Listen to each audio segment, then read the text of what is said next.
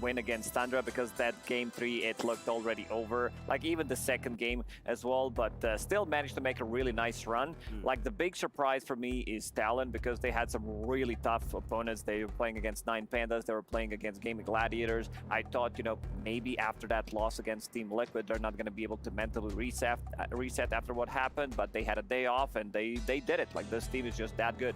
Yep, this team is really amazing, and one of the teams that are incredible, of course, is Team Spirit. They found themselves into the grand finals of the Riyadh Masters for the 2nd consecutive year in a row. And one of the ways they did it is from not just really good Dota, but clutch Dota. And that, of course, brings us to our ALJ play of the day that happened yesterday. This guaranteed them the spot here. Oh, well, different play that we have here. So, Purge, talk to me about this, if you do remember this game. Gaming Gladiators and Talent Esports. This right here, if I'm completely honest. Do you remember this play? Do you remember this is the Disruptor that has an Aghanims. He pops out here. You get the perfect Ravage. You hit 3 heroes with Tofu, who just recently picked up his Ag Scepter here, and they ended up killing 2 cores right off the bat here. And this is a game where they were just behind the entire time, so this play was absolutely massive for Gaming Gladiators.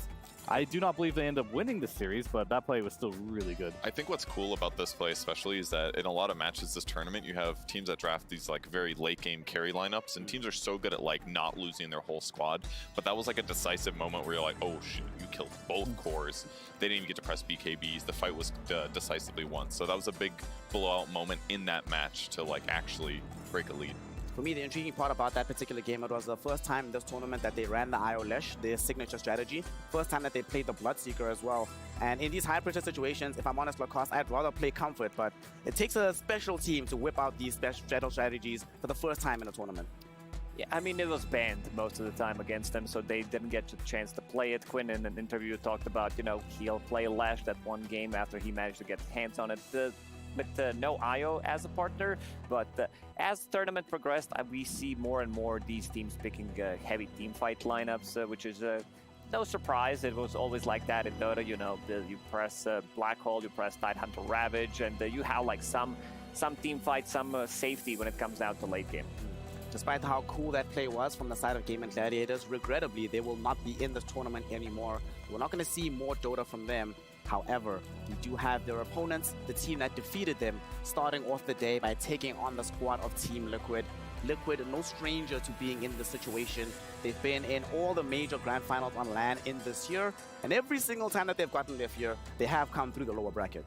Yeah, and I think what's really cool is like all 3 of these teams right now are none of them are dominating. All of them kind of got here off of winning game 3s. Maybe they shouldn't have won a certain game and then they won it, and Liquid's no stranger to that. The only reason they even got into the grand finals was because of that, you know, one Talon game we did see where Zai Broodmother did rat it up. The game versus that I heard earlier as well against Team Spirit, it was very close as well. Team Liquid could have taken it at any moment, so these teams are really evenly matched. I'm just thinking, you know, old EG squad, the NA squad, they were always 3rd place. Yeah, there you go. And, you know, what's happening with Liquid? Are they the 2nd place squad? It seems like so far this year, it's been the 2nd placement for them all over the place. Well, the last time that he was on EG, I remember at TI5, famous interview with PPD, who said the moment Team Secret were out of the tournament, they felt it was theirs to win. So hopefully Team Liquid feel the same way. And that, of course, brings us to our LG match to watch of the day. It's the finals day, so it's not going to be a surprise what the match to watch, the match to focus on. It is, of course, going to be the grand finals. Team Spirit, the final boss of this tournament right now, Purge. If you're in their shoes, they've already defeated Team Liquid. Are they more scared of a run back against Liquid, or more scared of a resurgence Talon coming into the grand finals? I don't think they're that worried about Liquid personally, because it felt like I thought they'd be limited from their kind of different picks. They're like maybe lower hero pools, what it felt like. But in their series against Liquid, they proved that completely wrong. They just picked the heroes they wanted. They convincingly outdrafted them at least 2 of those 3 games. And the 3rd game wasn't really that close. It was kind of just like Liquid getting stomped. So I think Team Spirit's can be really confident in the grand finals, no matter who they face. Well, one of the teams that might wind up in the grand finals is arriving right now. It's Talent Esports. Right behind them is Team Liquid. Must be interesting to be on the same bus while you're on the way to this arena for such an important matchup. And this is also a run back of Lima. At the Lima Major, the first big LAN of this year here, Team Liquid knocked down Talent Esports into the lower bracket, met them again at a top 3 matchup, and ended up dispatching this team. However, things are a little bit different here because at Lima, they dominated both of those matchups. Here, there's a very strong argument that they should have lost in the upper bracket, so they're not going to be feeling nearly as confident in this lower bracket final. There was a huge disparity of skill, I'd say, in Lima. Like, Liquid could beat Talon back then with a stand-in, like with their secondary coach, right? And that's not good news for Talon, but as we saw today, they've been using their full roster, and then Talon beat them in the upper bracket. So Talon has caught up to Liquid, and I think this match is going to be very close, and Talon is looking really strong. We're not used to seeing them a ton, like playing up in these like last days, but when they get here, they normally look pretty good, and they're looking pretty sharp. Let's take a quick look at what that last matchup looked like between Talon Esports and the side of Team Liquid. This game, insane stuff, Lucas. Talk me through it. This game, like, how on earth are you supposed to run this back and expect to be able to, like, one time in 100 this happens? So I'm still feeling good if I'm Talon about the game.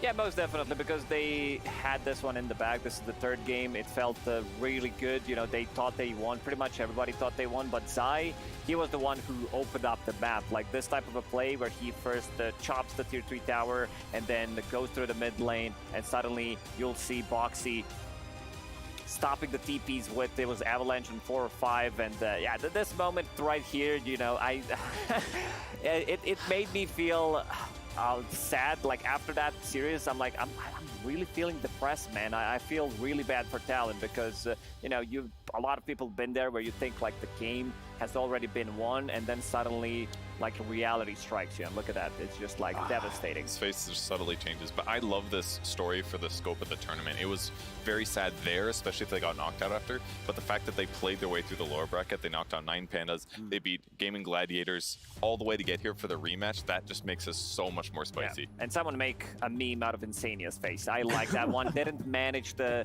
you know, screenshot it while I was watching the stream, but yeah, someone send it to me, please. Please send it to all of us. My favorite part about this, though, was how Zai was just ice cold. 9 other players in that lobby, everyone's losing their minds. They're all absolutely going nuts, but Zai is just... Yeah, he's pretending. It's like another day in the business. When you're the guy making that big play, right, you know everyone's going to get hyped up. It's up to you to stay cool and just perform, and you know, you have to be the guy everyone's going to crowd around, so he can't be jumping either, you know? Yeah, that's true. He has to be the one that's like just taking it easy, taking it calm. This is easy. Okay. Yeah, just easy, you know? Speaking of Zypurge, when you see this guy play, right, one thing that impresses me the most about him isn't just the fact that he plays such a wide bevy of heroes, it's the fact that he commands such respect in the drafting phase. There's pretty much no team at the tournament that hasn't gone out of their way to try and limit his hero pool in particular. Yeah, I think it's a reasonable thing to do. I mean, Liquid's been prioritizing Nisha and Mickey pretty consistently in the first phase. One of them will get picked, either whether it's the Snapfire, but they've been doing a lot of Monkey King with varied success. So that kind of leaves like Zai as the player to ban, and that kind of works out for Team Liquid because Zai is the person that is kind of used to playing from behind. So if he doesn't get his ideal offlaner, they're going to be fine with it. So the pressure that gets put on him due to banning, I think is something that Liquid's okay with. Yeah, and Lucas, also we see Boxy, one of the players at the tournament who is first in terms of hero diversity, play the widest set of heroes. That must be such a huge benefit for a 4 position to just be able to play anything that the team needs. And Boxy has been really stable as a position 4, I would say, in the last 1.5, even 2 years, because his Dota like performances so far has always been good. You know, because he's a strong laner. He's really up there, I would say, with Saksa, who's you know, Saksa didn't play at this tournament, but he always comes to my mind because the way they lane together is just so obnoxious to play. He puts a ton of pressure on the enemy carry hero. Talk to me about Nisha Fear, the mid laner, came in from Team Secret after the grand finals of TI 12, or TI last year, 2022. What do you make of him here on the side of Team Liquid? He's always shown that's an incredibly... He's a threat. He's a big threat. And I think we saw specifically when Liquid played against Gaming Gladiators, Nisha in prime Nisha form, just like completely taking care of Quinn with this TA 2 times in a row, having one of his 1v9 performances. Nisha's always going to have those 1 or 2 heroes of the patch that you feel like you just cannot give him a perfect game for it. And you got to keep an eye out for it. Yep. Snapfire in particular has been a major threat throughout the course of this tournament. And of course, he did manage to utilize said Snapfire to deal with Talent Esports in Game 2, but just whenever I watch him Purge, I'm just always, what's the word I want to use?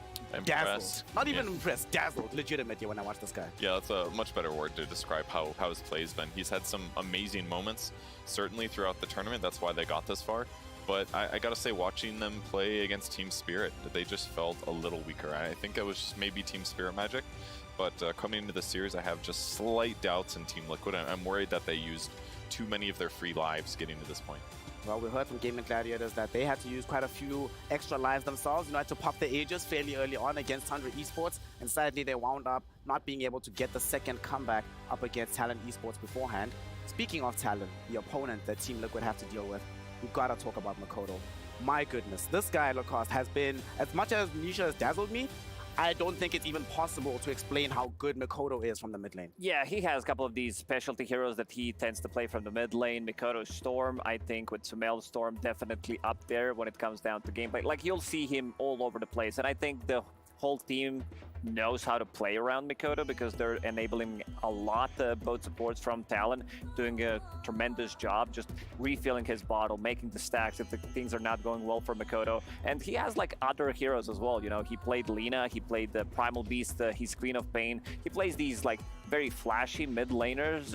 It's not that he's playing something that's like super stable. Mikoto, very aggressive as a player and one of the best laners in the world. I think he had like one of those niche level performances yesterday as well. He played so good against Gaming Gladiators. His Ember first game was like untouchable for the vast majority of the game.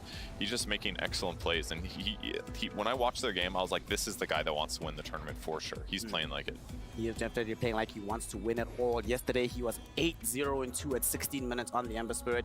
Team Liquid will certainly have to make sure they have a viable response into this Ember. But as this moment was happening, Fear, the guy who was standing up, popping off, who arguably was a little bit unfocused, 23 Savage.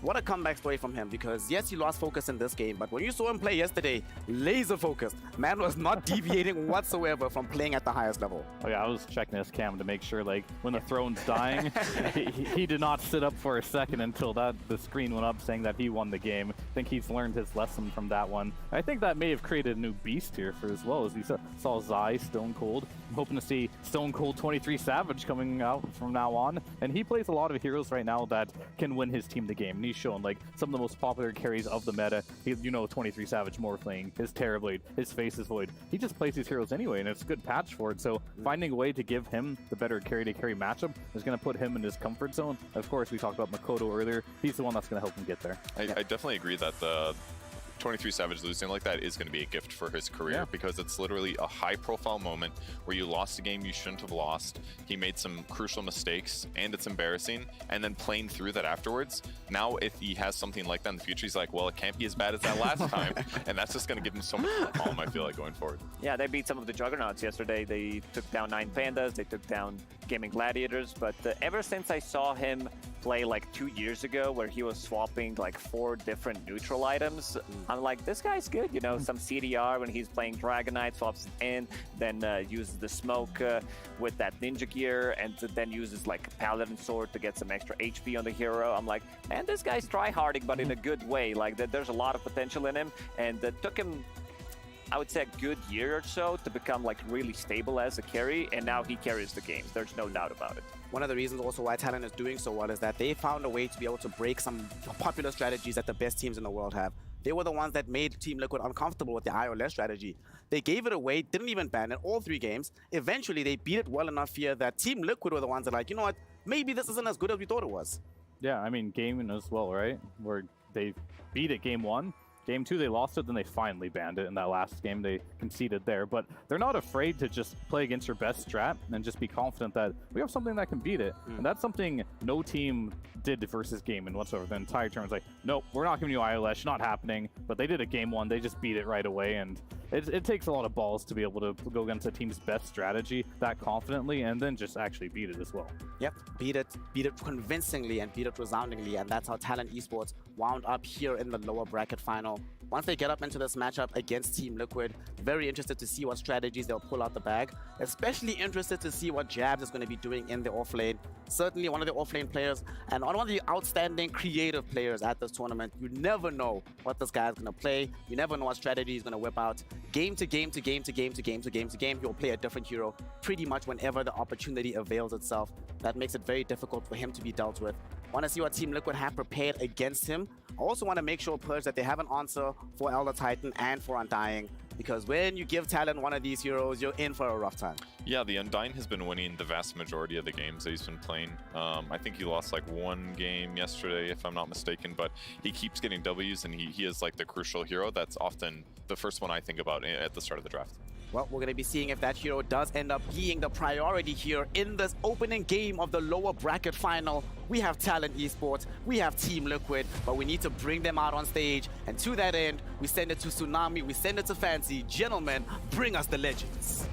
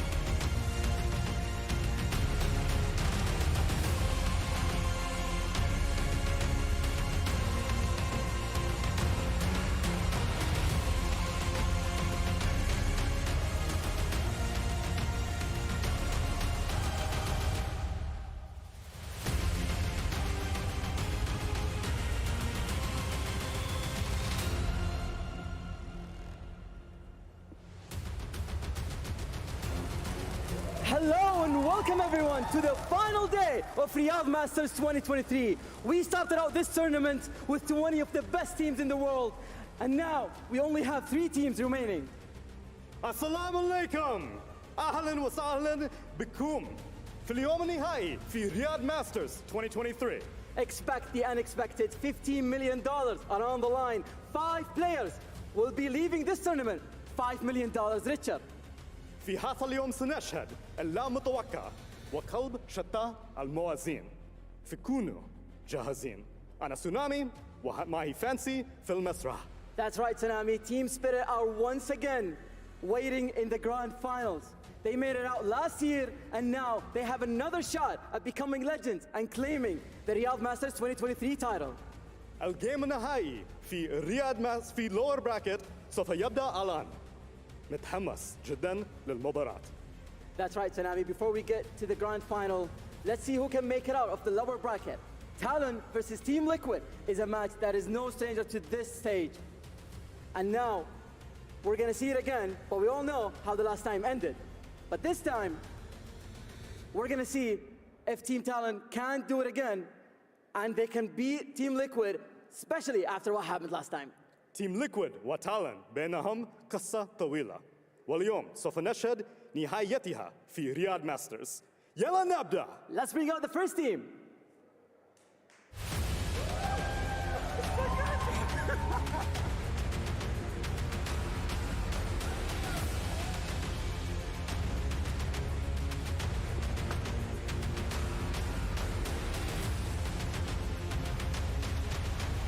Team Liquid!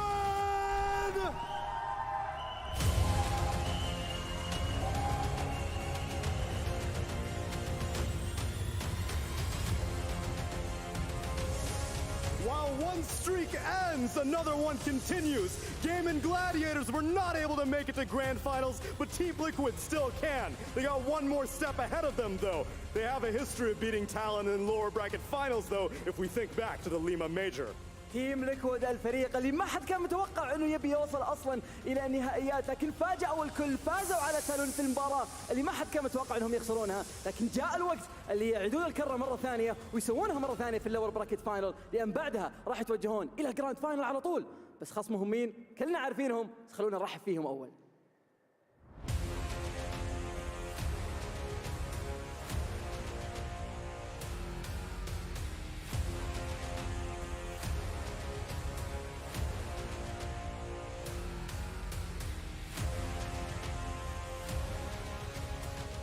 رحبوا معنا بفريق تالون.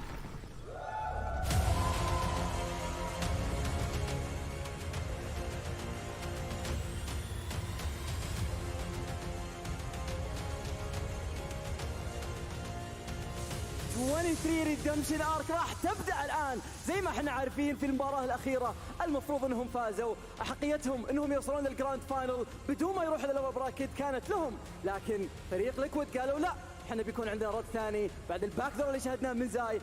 فريق تالون اخذوا يوم كامل بريك، ارجعوا للور براكت وقالوها هم في المقابله، احنا ما يهمنا احد، احنا جايين نكسب البطوله بالكامل. Start believing in second chances because you're in one. Talon faced off against Liquid in the upper bracket final, and you could have simulated that game 1,000 times, and you'd never know who would win. مستحيل اننا نعرف مين بيكون الفائز. تيم ليكويد في اخر مره ادائهم في الجيم وصلوا للجيم الثالث، حاولوا انهم يفوزون، الباك دور حق زاي انقذهم في اخر لحظه، وزاي قالها بنفسه، احنا المفروض ما فزنا، احنا المفروض ما نكون متواجدين في نهائيات، لكن تالون كان عنده رد ثاني وبالاخير رجع لهم مره ثانيه في اللور براكت. Well then, there are only 2 more opportunities that we're going to do this fancy. One more time. Gentlemen, get to your computers, get to the game, and let's start this lower bracket final. على طول نبدا الجيم النهائي في اللور براكت وعلى الاستديو. Shukran like a tsunami we're fancy as we are about to get ourselves into the lower bracket final. Talon Esports taking on Team Liquid. Both squads have been here before. This matchup has happened before. But when the stakes are this high, Purge, when there's potential for $5 million on the line, you can take nothing for granted. Yeah, you can't. You have to bring your best performance. You have to throw everything else that happened that's hurting you away, and you just got to focus on picking the best heroes and playing the best Dota. Yeah. Any surprise picks that you've seen here, Lacoste, that could be whipped out by either of these squads that you feel has been very solid but not necessarily picked enough?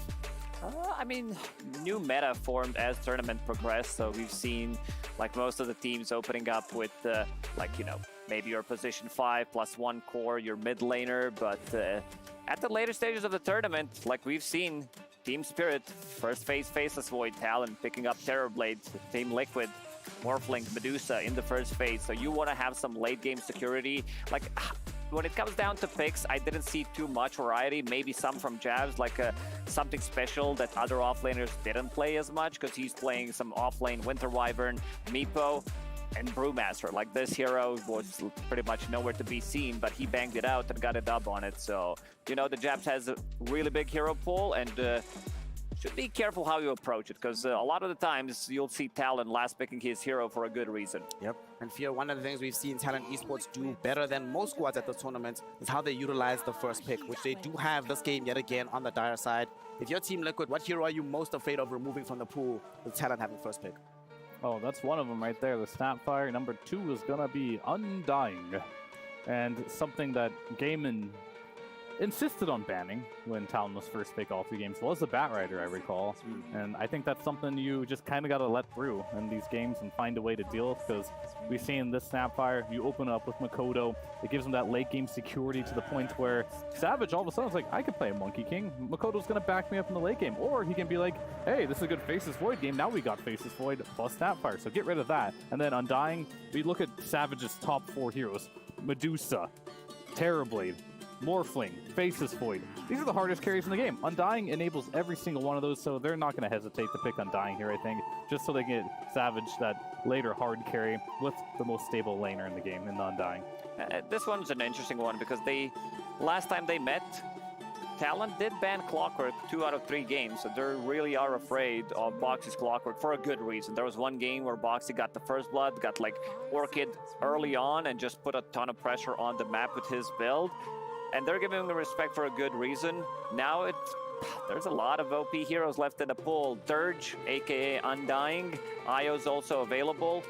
I know that there's Broodmother as Brood well. and Bat as well. Talon doesn't play Broodmother. Team Liquid, I know we've seen what the hero can do, especially against Talon. So let's see if Team Liquid wants to maybe lean towards it. And the last time they played was 3 days ago, and in that series they actually played Undyne 0 times. It was banned twice in the second phase, so cool to see the meta evolve since the last 3 days. This was snap pick. This is like instant. Like, Yeah, I mean, you know that they practice this one.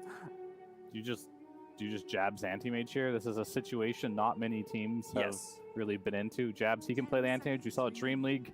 He was winning with it. It looked good. This is by far the best offlaner versus Medusa in the lane. As long as you compare him with the POS 4, that is quite strong.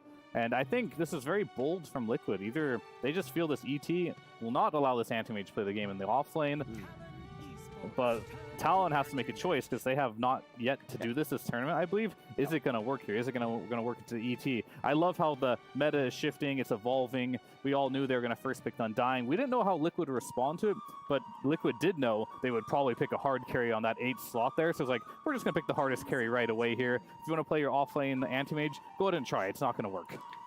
Is there a possibility for Team Liquid to shift this Medusa now to the offlane? Because That used to be popular. But is it good? It's a place we're in Dota where you can be talking about Medusa offlane versus anti-mage offlane. I mean, it's a cool development because AM has been played one other time this tournament, and it's banned 27 times. And that's basically every time that somebody picks Medusa in the first phase, they're like, ban the AM. So the fact that Liquid knows how dangerous it can be and still picks it saying, okay, let's try your AM, let's see if we can beat you.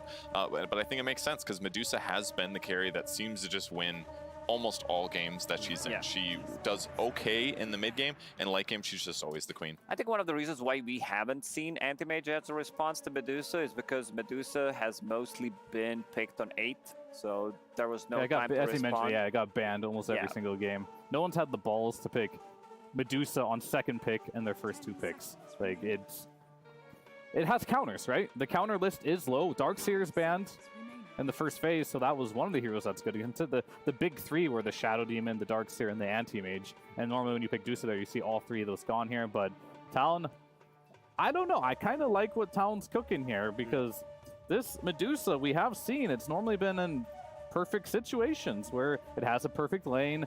The lane, there is no Anti-Mage in the game. There's no Darkseer. But now there is going to be one of those heroes that can make Medusa look really bad. And now the onus is on Talon to do just that. They need to make sure this Anti-Mage makes this Medusa look bad. Because this matchup isn't actually that good for Anti-Mage in the late stages of the game. If Medusa's free farming, gets that fast butterfly, and all of a sudden this offline Anti-Mage isn't going to catch up. But if Anti-Mage is off to a good start, like this matchup, I've seen the games where Medusa is just like, just get me out of this game. I want to start a new one. He gets the like Vanguard power treads, diffuse the blade. You don't get to play the game. What's interesting about this anti-mage purge is that they played it 3 times historically for Jabs. 3 times in Dream League, twice against Team Liquid, and they won both games, so they must be well practiced at this by now. Yeah, I mean, Jabs is one of the first players, I believe, that started playing offlane AM, so he's kind of the perfect player for this moment on that. And you talked in the pre-show about Jabs playing weird heroes. I actually feel like that hasn't been the case the last couple series. He's been playing traditional heroes, he's been going traditional item builds. So I'm like slightly paranoid that this is going to bring out Jabs' inner wild self. He's like, offlane AM and it's justified? All right, guys, I'm going to do it. Maybe it'll put him on the back foot and like take him off of his like conservative play path. If there's one guy at this tournament that likes to play carry from the offlane, that's definitely Jabs. So he's like, I'm good to go. You know, he's ready to play, especially against Medusa. If this is going to be offlane anti-mage, as probably should be, I want to see Q on some like playmaking position 4, something that can secure this lane for anti-mage, because Undyne's not really a playmaker. And also Mikoto, I think he doesn't need to be greedy in this one, because you're going to have 23 playing some of the carry. You'll have offlane as well with the anti-mage, so anything that can make space from Mikoto from this mid lane. So I think like heroes like Temper Assassin, they're out of the option. Yeah. And I think if you are Liquid right now, we talked about the offlane possibility. Sai has played this before. Dusa is no stranger to 7.33, right? And if you put Talon in a situation where they pick another carry too early, I think you can flex to this offlane Medusa. I think people are going like Phylactery, Travels into like Agadums and just playing more of a utility role instead of playing the hard carry role. And then if you have an offlane anti-mage that's not even fulfilling its purpose of shutting down a Medusa, that could be a mistake. So I want to see Talon just wait with their carry pick Yes. all the way to the end. But Liquid, they do have the overall last pick, so bans are going to be super important for Talon here, and I think you just need to save your carry for as long as you can on Talon. I see no stuns. I see no control from Team Liquid. Heroes like Quap definitely comes to my mind. Storm Spirit's banned out. But I can see like anything elusive from the mid lane. Matchup against Pango should be good. A lot of people like Storm. Primal Beast is also there. Storm's banned, never mind. Yeah, Primal Beast. We've seen the interaction against Pango. Looks really good. There's literally nothing that can stop Primal Beast from charging in. I can't help myself. If this was the Chinese region, they would be picking Wind Ranger and buying Diffusal Blade through the mid lane just to double down on the magic. Triple down, yeah. I just am not sure that it's necessary. A lot of teams have been playing against me. Obviously, they'd rather play AM, but they've been playing some agility carry. They fit a Diffusal in, and it looks fine, like adequate. I don't think you need to go all in. Like, I think if Talon was able to get Pango in this position, they would have definitely done it because they're like, okay, well, it's good with Diffusal Blade. They don't need to do anything weird. I think with the Wind Ranger here, I don't even necessarily think they have to buy Diffusal Blade. They can, but you can just go damage items, and that plus AM I think should be enough to deal with the Medusa. Well, the Makoto hero is going to be coming out. He has won a spectacular game with this hero already. And focusing on these bans here, obviously Talon removing the heroes away from the side. No I matter think what. it's time to shift this Medusa to an off lane right now because you're playing into Shadow Demon, AM, like Wind Ranger potentially with the Diffusal Blade. I don't think it's necessary, but it feels like it's a rough game for Medusa. Yeah. They got 2 out of the 3 heroes that counter Medusa the hardest in Dota, being Shadow Demon, Anti-Mage, Darksteel luckily banned, otherwise they may have taken that as well. So it's not going to be... So Medusa's going to get tested this game, let's put it that way. The resolve of Medusa will be tested here. Is it that good where it can play against every counter in the game and still succeed? Is it a possible flex pick? These are things we haven't seen from this hero yet this tournament, but these are questions Liquid are definitely asking themselves. I love the line pick though. Lockdown against AM and Wind Ranger is really necessary. It'll make it a lot easier for them to get kills. You have to be careful you don't get spell reflected, of course, but I think Lion is perfect for the circumstance to set up kills for Boxy. Yeah, let's see how Talon approaches this next banning phase because they got to figure out where Medusa is going to go. One thing I love about the line pick as well here is that because they have second pick, it still hides where the Medusa is going, so they can decide later on in the draft what to do with her. I think what's really impressive as well, yeah, you can hide where the Medusa is going, but even if it is their carry, they have a really good lineup of enabling just one really farmed Medusa. And I kind of look at Talon's heroes, and I just compare the 4 heroes, looking at the left and right, and the left heroes look a lot scarier to me because, like, you have a lot of single target on Talon right now. Anti-Mage single target, Wind Ranger single target, Shadow Demon single target. Then you have like this massive AoE teamfight lineup on Liquid. So Talon might be going a bit too deep, and as we talked about trying to counter this Medusa, where their lineup doesn't look like it can take the fights very well, and it brings a lot of questions down to, can they make Medusa just shut down so hard to the point where he can't get to these timings? Because if it was a 5v5 fight, I'm going to take Liquid's lineup at the current point in time. And if I'm looking at Talon's lineup, if they pick another carry on top of this, carries generally don't solve that issue for you. So let's see, Underlord gets taken out by Team Liquid. Talon, one of the few teams left that have played that for Jabs. Jabs just played anything, whatever. Enigma getting taken out by Talon. So if we do need more teamfight here across, what stands out to you that Talon could go for? And maybe can they shift this anti-mage to a carry? Potentially, yeah. I mean, looking at the ban from Team Liquid, they banned out Underlord, so there's some possibility where they feel like Underlord would give them exactly that, a little bit more of a global presence. Into Medusa, I feel like there's a good chance to pick up hero like a Tidehunter, which would solve some of the issues. So you have like team fight, you get Anchor Smash on top of Medusa, like you build into items that Medusa doesn't like your Initiator, you build into Heaven's Halberd later on, if this is going to be the offlane Tidehunter. Zai has just been focused to hell and back, my god. Yeah. Talon showing just massive hate to this guy. If they want to go with like safe lane hero, another hero that comes online really fast that gives them team fight on Talon, I think hero like Monkey King could work, but there's a Tidehunter that we mentioned, just a bad matchup against Medusa, and until Medusa gets like Silver Edge, and then you can actually burst him. So Talon, they'll need to reveal where the heroes are going to go. Yeah, the teamfight lacking is making me a bit worried for them, and their disable as well is just not good. It's Shackle Shot. So if they do jump on Medusa, like her ability to land her, to start her ulti is pretty high. She can deal with the zombies easily. If there's a Tombstone down, you can hit Tombstone. They do go for I the like Monkey that. King, though.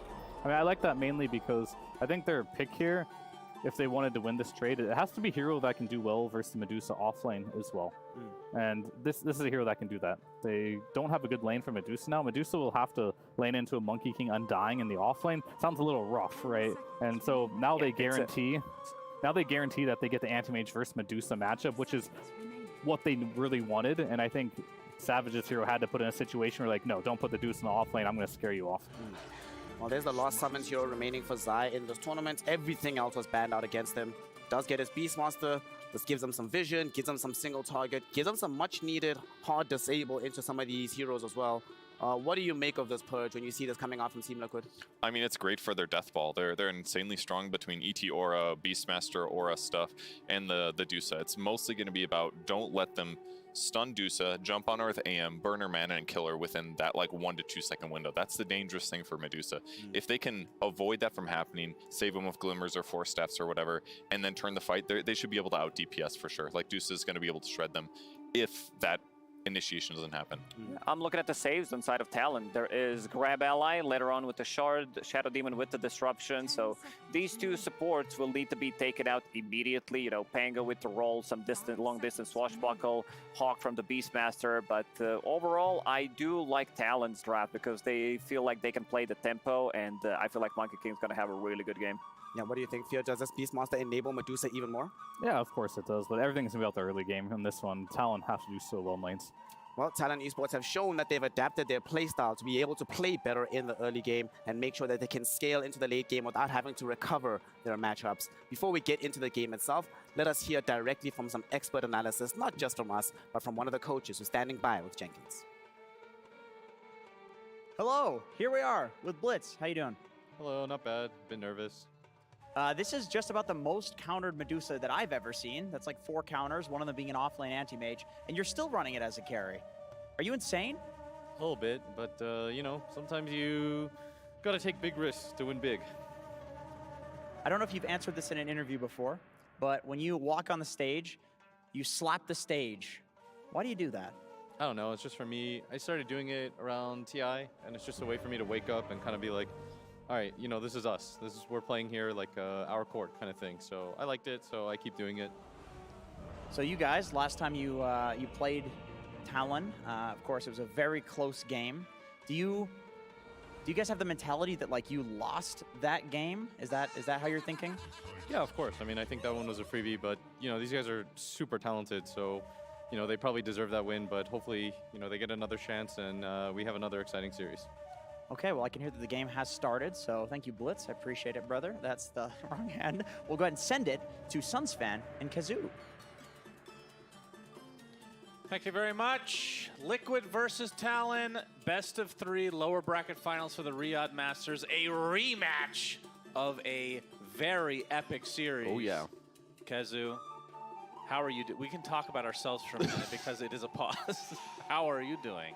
Doing great. I'm looking forward to some good Dota, as I think the panel touched on a bit of the draft. But at this stage in the tournament, sure, one team may have a slightly better draft than the other, but all of these teams have proven that it doesn't really matter. They're all good enough to win some of these games, and what I see from Liquid is that they've stole something that Spirit did against them yesterday, where Collapse played this Beastmaster against their Monkey King Undying. He went for the Boar build, where he spawned double Brian.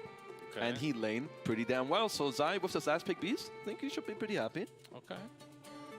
How are you doing today? I'm tired, actually. Probably so are Talon. Yeah, that's why I wanted to bring it up, because yesterday the games went super, well, it wasn't the games themselves. The servers were taking a dump the entire day.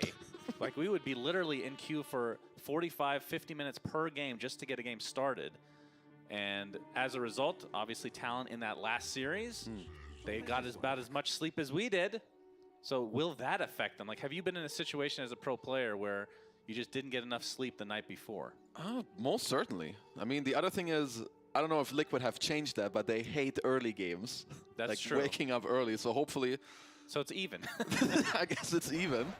And maybe they were even watching that game last night anyway, right? They obviously would have been. At least some of them, or at least to some extent. So overall, I mean, both teams are going to have a long day ahead of themselves, especially the one that's going to win this matchup. Oh, yeah. to then play the finals later against Team Spirit. Yeah, and that, We're waiting. I think regardless of the matchup, what that ends up being, it's going to be a really cool series. Yeah. Because, I mean, a lot of storylines with Liquid coming from the lower bracket if they were to win this, to face off against Spirit again, and then Talon getting an SEA team in the grand finals of such a prestigious tournament. I mean, has that even been done before? Has SEA ever made a finals for like a huge major type tournament? I don't don't feel like think so. SEA's best major placement was that Fnatic at TI6. They Was got it like top 4? top 3, I think. Top 3, okay. If I'm not Either mistaken. way, yeah, SEA very hungry for It's a about that tournament time. victory or even just a grand final appearance. And we are underway now, smokes on both sides. Let's talk about the lineups because Jenkins brought it up, so did the panel. Yep. I was convinced Medusa would be off lane, which I guess either way it's countered, right? It's a pretty counter Medusa, but this is another thing where I think the Pango, Lion, and Beastmaster come through pretty nicely. So Lion is going to counteract the SD counter a little bit because you can just zap away the Illusion Slayer with Hex and also the Shard Mana Drain. You have Pango to help out with the team fight, and Beastmaster, of course, to try and help Mickey like through this mid-game timing. But Talon have played this anti-mage versus Medusa countless times, maybe even the most out of any team. Yeah. So these early laning stages for both side lanes in both lineups is like incredibly crucial. So we should, let's talk about the anti-mage because it's only been played once in the entire tournament, which is a little bit surprising to me because this was like the counter to Medusa when she was beyond broken. Yeah. Now she's just Broken. kind of broken. Pretty good, yeah. But yeah, being able to first to that and then ban out whatever the hell you want to protect your lanes. We'll see how this works out for Jabs and company, but you're right. It does feel like it's going to be a tough Medusa game. It is just like the nature of the longer tournaments go. Like even yesterday we saw Spirit open up like Faceless Void on 6-7 as well, where Medusa was not really picked on first pick or 6-7 like this, but Liquid going into this game with a strategy.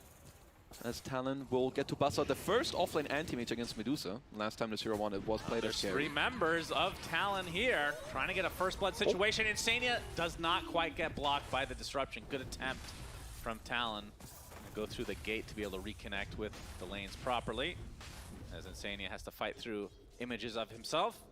But we'll live through the day. So, okay, again, back to the anti-mage. Yeah. Because it is the cool here. I cannot believe I'm calling anti-mage cool. Offlane anti-mage is cool. Yeah. You don't have to feel bad saying it. Do you buy Diffusal? Because that was a thing for a while. You can. Like so you're gonna go for like some Wraithband Vanguard and then you kind of go from there. You check if you go Treads Manta or maybe you want to go Treads Diffusal if you want to go for some crazy good mid-game timing. But I do think that Liquid were aware that this AM can come out because AM's first few minutes of the laning stage is incredibly important, and I think that's also a big reason why they cover it with this Elder Titan. Right. Yep, ET, of course, always going up in popularity the deeper you get into tournaments because he just gives you so much space and Roche control and just massive team fight. And, of course, dissuades the other team from picking Agi heroes in a lot of cases. Yep. We will be seeing the Monkey King, of course, from 23 Savage. But, yeah, we'll see how the laning stage goes for each respective team because, I mean, do you think one team or the other needs to get off to a better start, or do you think the drafts are close enough that it's not as crucial? They're pretty close, and it is important for both teams to have a good start, but it's more like if one team has like one very decisive side lane, like I would say if this anti-mage dumps on this Medusa down bottom, Talon are in an incredibly good spot. And what Liquid need to try to have happen for them is that bottom lane goes like somewhat even or maybe they win it. But the one I'm looking at is Zion as Beastmaster. Like this hero in your early and mid game, he is gonna be your carry if he has a good early game. Because he will help you with all the towers, help you push the game forward, help you take Roche. He's 23. Yeah, wanted to go on Boxy, but Boxy Brian felt it inside him. Yeah, the boar is dead. Mr. Brian has died. Pet number 1, I believe. As I'm seeing a lot of default couriers in such a prestigious tournament deep inside. And you know, all these players have a lot of money. Begs the question, why have they not purchased any cosmetics for these couriers? Yeah, maybe then they wouldn't kill them so often. That's true. true. They would care more about the it. little babies. That's Makoto. Haven't really talked about this lane, but the Wind Ranger versus Nisha on the Pango. And relatively even right now, 12-5 to the 11-2. I do think, okay, let's say if you were the captain of this team or the coach for Talon, Would you buy Diffusal on AM and Wind Ranger, or No. neither, or one of? If you buy it on any, it's like your Monkey and AM. But I think one of them is enough. I don't think you need it on Makoto. 3 Diffusals. You don't need to buy the few. I mean, you can buy 4 if you want. I do like, you want a bit more lockdown. You want this Atos, Gleipnir, and maybe some mid-game BKB as well on your Wind Ranger to kind of just keep it going. Where also one thing I need to mention is Makoto in the matches yesterday, and maybe all the last matches before as well, he's been popping off. Like multiple 10-0, 8-0 games. So I'm also looking at him to maybe, try and push forward. Yeah, he's been destroying. And you can see Q. This is another pseudo counter to the Medusa. Maybe not so much at the moment because the illusions are not super powerful. But the more stat items you buy, the more powerful those illusions will become inevitably. Yep. And you kind of can't. I mean, there used to be an old strat where you would just not buy stat items. You'd buy just right-clicky, BKB type things. I mean, we kind of see that a bit from Go by Medusa, but rapiers. Yeah. The fact that you get the mana shield inherently now makes it a lot different, I feel like. I mean, they did kind of look at it with the covering of Boxy. I think it's going to be his job later to make sure that Mickey just doesn't get destroyed by these illusions. Because I would say all 6 cores in this game are pretty happy. Like, when you are playing this anti-mage, you want to get to this Ring of Health into a slightly earlier Vanguard. And yeah, just every single core kind of getting what they want here. And if you're from Talon's perspective, obviously they did play against Liquid the other day, and it was, I know it's been talked about to death how that transpired. Do you think that this experience is going to help them in this best of 3? Because so far, in the 2 best of 3s they played since, they have crushed. Like, it has not really been that close. I feel like it can only help them, especially after they played well. After what happened to them, I think it only made this team stronger, like some anime power, as I've never seen this. Insania spawned his Spirit and ran it through the Twin Gate, and now it's coming from top back to bottom. Yeah. I thought we saw that this tournament. We did? Yeah. Well, I didn't. That's some nerdy stuff. I love it. Yeah, he's going to get a ton of damage. Of course, he can only do it so often. He also you want to line it up with the creeps as well. Yeah. He did spot out Ollie, who's making a nice move down bottom. Of course, the 84 damage, good. The 5-minute moves with the siege creep. It's also nighttime. You've got the blood grenades going as even 23 Savage. We've got the whole family down here. Yeah. Unfortunately for Insania, not able to actually utilize that extra massive damage. So Talon wasting a bit of time trying to chase him out. This is definitely very good for Talon. Like, if you have a small opportunity down here where Jams gets to farm more than Mickey, or like he gets to speed up his Vanguard, like once you have it, you can slowly bust out this Medusa out of the lane, and you can already see Mickey. He's kind of going back and forth. 6-minute rune. Nisha is going to use his ult to secure the Arcane. Well worth it. Pretty damn good for him as he gets the Arcane rune. So he's just going to be chilling a little bit, and I would say Zai as well. We saw this yesterday, or let's see. Helm of Iron stacks Will. are up along with the Tombstone. Blood Grenade used as well as Boxy TPs in to control 23 Savage. So not really a very good attempt here from Talon. The Helm of Iron Will this early on, it just does a lot for Beastmaster. It like more than doubles your armor as well. So Zai going to be A-okay up here. Nisha probably going to be waiting for his next ult with the Arcane rune. And that was one of these first tier 1 towers. Like, this is another reason why Pango is so great with these summon heroes. You can easily rotate up top and maybe help Nisha take this Talon tier 1 safe lane tower later. Yep, as the 7-minute wisdom runes are about to spawn. And ooh, Insania trying to go for a steal. There's a disruption, of course. Yeah. Lots of TPs. Couple TPs, so Insania is spotted, won't bother trying to get that wisdom rune. He's going to get surrounded. Echo Stomp coming, but canceled by 23 Savage. So making the rotation over. First blood. 7 minutes. First blood. I actually forgot that you could kill people in Dota until now. But I think this is something that we do see in these like extremely important games. Yeah. Teams are just a little bit more passive early on. That's 23 with a nice TP. I wasn't too sure if that was going to be worth it, but does get himself the first blood. Of course, this does open up the top lane a little bit for Zai, which we touched on earlier. But he's been having a phenomenal tournament, and Beastmaster, if this hero gets off to a good start, he is scary. And you can see the wraparound here. Mickey might be in some trouble. Scan connects at the very end. Yeah, true. And you can see the rest of Liquid now on the way. This might actually turn into a little mini fight. And smoke from Insania on the backside. Q. Will end up popping and get some vision now. It is nighttime as a lot of damage being applied to Mickey. A lot of mana drain as well. But Nisha coming in with the Rolling Thunder. Echo Stomp, and now the save from Q. And Jabs will be able to blink away. They will be able to kill the Tombstone. Stapler. And Q will go down to the briefcase, man. It's all business here for Insania. They bring a lot of heroes down here. So they only get the 1 kill. And Talon get nothing out of it. It's honestly good. Ooh, 23. Oh, I may have spoken too early. 23 Savage getting control. Boxy's going to die.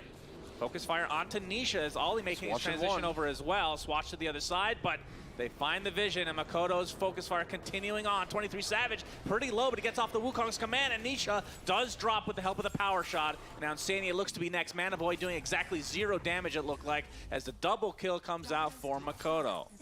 Big moves by Talon here. It looked like Liquid were going to have a great smoke down bottom, right, to help defend the tower. Well, you have Zai pushing up the top lane. Level one Mana Void is one of just an awful spell. Yeah, it's Truly pretty awful. it's pretty awkward, right? If you get it on the Medusa later without the mana, that's pretty good. But I love how Talon are playing, like this fast pace kind of tempo. I feel like in the last few days we've seen a bit of a switcheroo when it comes to the early game. Lots of twin gates, even from like just your carries. As both these teams, they play a lot of Monkey King. They know what's up. Yeah, and it's kind of cool to see that. I mean, this patch has been out for quite a while in terms of not like the letter patch, but the big patch, the new Journey patch, or whatever the hell it's called. With the gates, because the gates haven't been changed really at all, and we're still seeing teams adjust and create new strategies around it. As it looks like both tier 1s will be traded, the top and bottom respectively. Oh, Talon off to a good start. Do have the net worth lead, and Jabs off to a very, very good start. Of course, we've mentioned he's got the Vanguard. Getting closer to Treads. I don't know if they're coming or if he's close to them, but either way, like Medusa being kicked out of the lane earlier now than perhaps usual, with on top of the nerfs, like now your split shot is only level 2.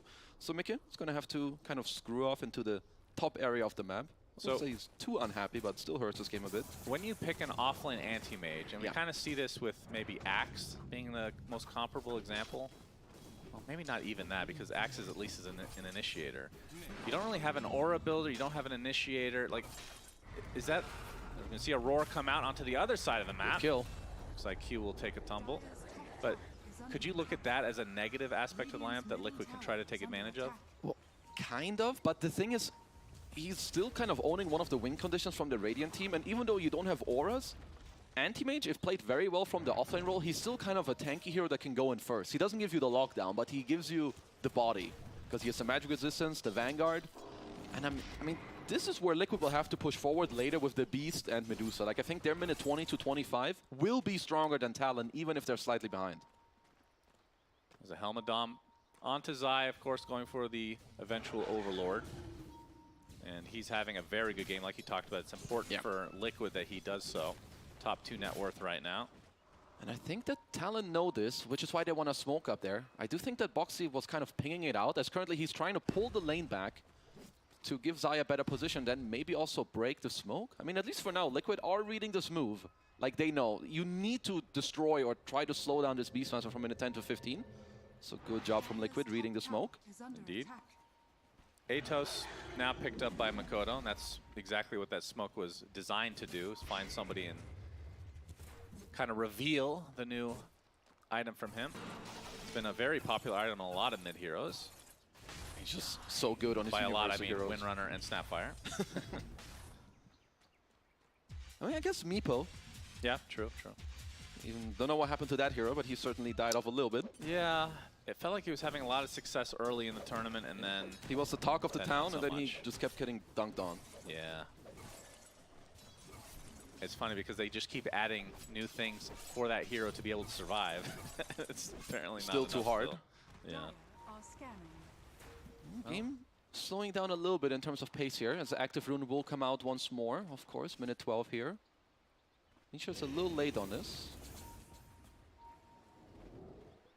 Even 23 Regen here. rune for Makoto. Still has the shield rune activated. Very slow-paced game to start. Liquid are fairly happy with the state of the game. I think if it doesn't like go more out of control in terms of the net worth, if they can get more levels and you get to this Helm of Overlord, you get to the Diffusal Blade timing, and you kind of try to force a Roshan fight before Talon gets some of their core item timings, I think they'll be pretty happy. Even with a slight net worth deficit, your tempo and pace later is going to be really strong. And then for Talon, what's their game plan? Are they waiting for, I'm assuming some BKBs are on the way, or at least trying to be developed here? I mean, they're still quite far away from some of those. I would say when you play the offlane AM like this, you're looking for more skirmishy fights, like 2v2s and kind of 3v3s. Maybe around this nighttime, you can look to make another one of these smokes with Mikoto. Maybe you get the AM in there and you try to invade somewhere. But I don't really think they're necessarily on a big-ass timer themselves on Talon. It's just more about making sure you get the most out of the map, since Liquid are kind of just doing the same. And from Talon, it actually, BKB is a bit of an awkward item, because there's Roar, there's Stone Gaze, there's Earth Splitter. Like, but you kind of have to get it against a Lion and Pango. I think Talon, oh, there's the smoke that we touched on. They did also bring Jabs into this one, so I do like it. He's also drawing out that if there's a fight, maybe you guys should come over with Monkey and SD. Yep, Zai, I believe he's spotted. The boars reveal themselves, but they find the Elder Titan first. Tombstone. Shackle into the focus fire. Tombstone placed as well. It's going to be an easy pick-off onto the support. Obviously, they'd rather have gotten Zai. So I think Liquid not too sad about that happening. Both teams pretty happy with that. You get to use your heroes with Talon, your Atos, you get a kill, you get some experience, but at the same time, Liquid get to protect the king of the game right now, which is Zai on his Beastmaster. Triple stack Ancients. So, I mean, we said it in the laning stage, but even now, all 6 cores are incredibly happy in this game. There's only 500 difference between number 1 and number 6. How often do we say that? Never. Barely ever, I think. Both teams seem to be okay with just trading. Just farm. Okay, you farm here, I'll farm there. We'll do a gank occasionally to kill a support, but everybody else is very happy. Yeah, like here it's more about, so both teams are fairly happy with the state of the game, but it's gonna be on Liquid within like the next 4 or 5 minutes, or in rather like 3, 4, 5 minutes to speed it up and really like just pressure up the pace of the game. We're gonna have a smoke from Liquid onto 2 members. It's gonna be, I believe, the Diffusal reveal. Yeah, and the Haste Rune as well on the Nisha man, who's queuing up a Blink next. I do like that. You want to have the counter team fight around the game. Into all these illusions, the Monkey King, the Anti-Mage. Man, both teams so good at knowing when these smokes are out. I guess if you're Jabs here, you probably just go Manta style. Like maybe you just make sure that you can continue to play the map here if you're Talon, and I think you just try to go for the scale. If you, let's say you all in some Diffusal Blade, I could see that idea as well from Jabs, but then it kind of means that they're going to be looking to fight in the next couple minutes, and I don't know if that's going to be that easy here into this Liquid draft. We might finally have a push here onto the tier 1 mid as Liquid have the Helm of Dom creep. Or is that an Overlord already? I think that's Dom. He's close to the Overlord. As Liquid, we've seen this plenty of times now, kind of around the time where you would like to go Roche. You try to take the enemy safe lane tower, you try to take the enemy mid tier 1. Now they can slowly rotate back up top. As it is nighttime, Roshan is up here. You missed one objective when you said all that. What did I? Tormentor? That's right. Yeah, 50-minute Tormentor, guys. 4 minutes away. It's Torment time. Manta is picked up now by Mickey. So Echo Maelstrom is going to be the choice here by 23. It's going to help you play the map and help you with some of the scaling as well. Jabs did queue up the Manta style, does now have the Yasha, so it is, I would say it is quite clear how Talon will want to play this game. You're going to have a Tricore, you're going to look to scale, and Liquid, sure, you're not too happy if the game drags out, but you're hitting some of these crazy timings where you're going to want to shut down the map a little bit, take some outer towers, get his first Aegis on the map. And Mickey will be going for a Butterfly next. It's going to be a good one. For the side of Talon, Jabs, of course, again, if you're just joining us, offlane AM. We'll be going for Manta himself as he's going to blink out just as Nisha uses the ult. So no connection found, and again, just dodging fight after fight. And it's not just Talon. Liquid has been doing the same on the other side. It's not the easiest for both teams to kind of catch each other, right? You can see that they're playing very well on the map. They're evading moves. And Boxley doesn't have a blink yet. Nisha doesn't have a blink yet. So once those come out, it will help them. But Talon, probably fairly happy with just what's happening on the map, right? Jabs continues to farm top. Dodges all the rolls, but here you've got the 70-minute Roche from Liquid, and it looks like Talon are looking to TP. This is a hard contest for sure, so you're going to have to bust out some really good gameplay here. Yeah, they don't have Pango roll, they know that, but Roche already at half HP thanks to Zai. I mean, if they surprise them, there's no Mickey here. Yeah, that's true. Power shot's gonna reveal everything. Are they actually gonna stay in the pit? Will they commit to Roche? No. They're gonna back away. Flesh Golem popped by Ollie. As a Swash not really gonna connect on anything here. As the fight kind of scattered. So both sides just very hesitant to actually commit to anything as Mickey does TP in for a Roche off on Roche #1, which is not that common. Well, so Talon are delaying this fight. I would be surprised if Liquid back off here after all of it. Flesh Golem was used. Tombstone is actually on cooldown as well, so... Yeah, and now Nisha will have ult in 5 after all that. It's still on Liquid to take back the area and try to take this fight. I do think they are stronger, so let's see how Talon will respond to this one. Smoke from Liquid, trying to find somebody. Just one pickoff might even be enough as Ollie getting slowed by Brian the Boar. Echo Stomp is there, and down he goes to the Black Dragon. Looks like that will be Roche, but I just love some of these plays. Like, even for Talon, this is not a very high percentage play, but there's definitely scenarios where if you catch Liquid slip in there, you can catch him by surprise and maybe take this Roche, but either way, you only lose one guy. Jabs go straight back to bottom, Makoto goes to mid. They're both happy, and Liquid, they get themselves as Aegis. Roche #1 going the way of Liquid. Aegis on Tanisha. And he's got a blink, so, I mean, I would assume that means they're going to want to fight. A lot of times we see the Aghanim Scepter after the defusal for the mid lane Pango, but opting to not do so. So going for the more initiator route, utility. Both teams playing on each other's wards. Sneasha. Oh, you steal a token there? All right. Easy token steal. As I do like that you're going for the blink here on Nisha rather. Like, you have some of the scaling already right now, right? You've got the Beastmaster who's very strong. You have a super fat Medusa as well. It's more on you like to really try and catch Talon around the map because they're still incredibly happy. We've talked about their scaling and it's not really ending. Ollie. Yep, he's spotted and killed very quickly. Not the nicest thing when you play Undying and you just run into some summons and a Beastmaster Roar. Makoto even just using Focus Fire to farm out the Ancients. So it's really showing you the state of the game. You just want to keep farming, get the scale going. Yeah, such a change of pace from what we've been used to in this tournament. And I wonder if it has to... Do you think it's more about how deep they are now and how important these games are becoming, as opposed to just the lineups inherently being this way? Because I feel like other than the AM, like we've seen lineups like this before, and the aggression has just been non-stop in a lot of the games. It's both how deep you are in the tournament, but also the nature of the lineups and the fact that you're just playing against some of the best players in the world. Like, Talon tried to go for more aggressive plays, but Liquid dodged it, and same way, kind of the other way around.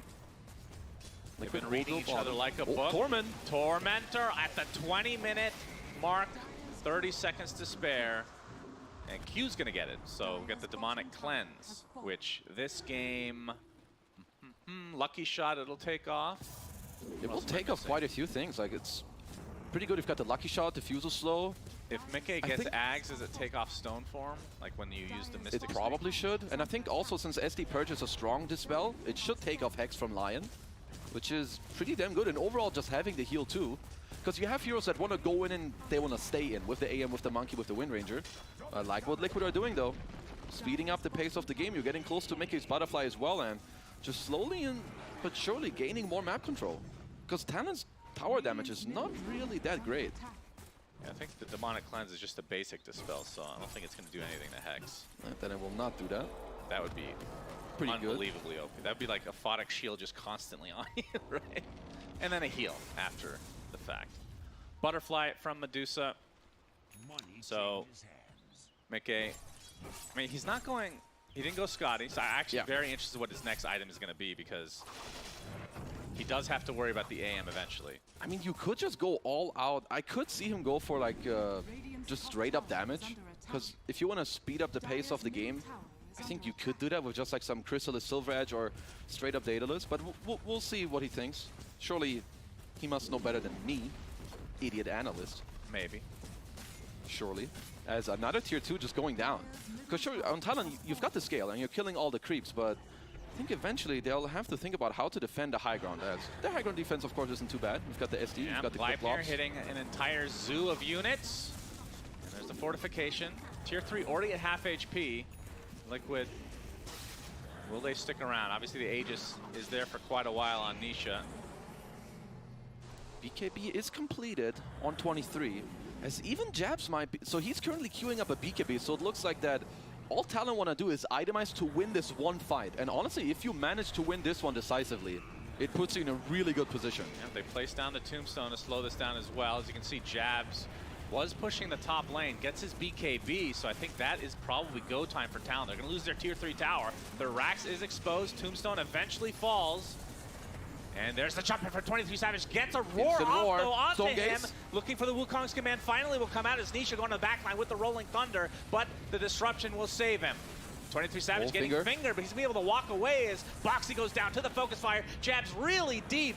Gets off his BKB and will not die as a result. So after all that, 1 kill on a support. But Talon do defend. Well, Talon get to hold. Okay, it looked a little bit dicey actually. It's 23 in that fight. He did drop kind of low. Jabs went really deep. I assume he tried to assassinate Mickey. He went like mega deep. I think he was on the supports at first, and then he was kind of trying to man up on Mickey, but this butterfly, sure, you've got some BKBs to man up, but it's not that easy to hit into Mickey here with a really nice roar from Zai. Even before the Wukongs comes up with a beautiful shackle from Makoto. And you can see Jabs, he's kind of like in the backline here, but his damage isn't the best yet. He needs another 1-2 items here on this anti-mage. Yeah, missed 50% of his attacks there against Mickey. Unfortunate for him. And back to the farming, although we have a smoke from Talon.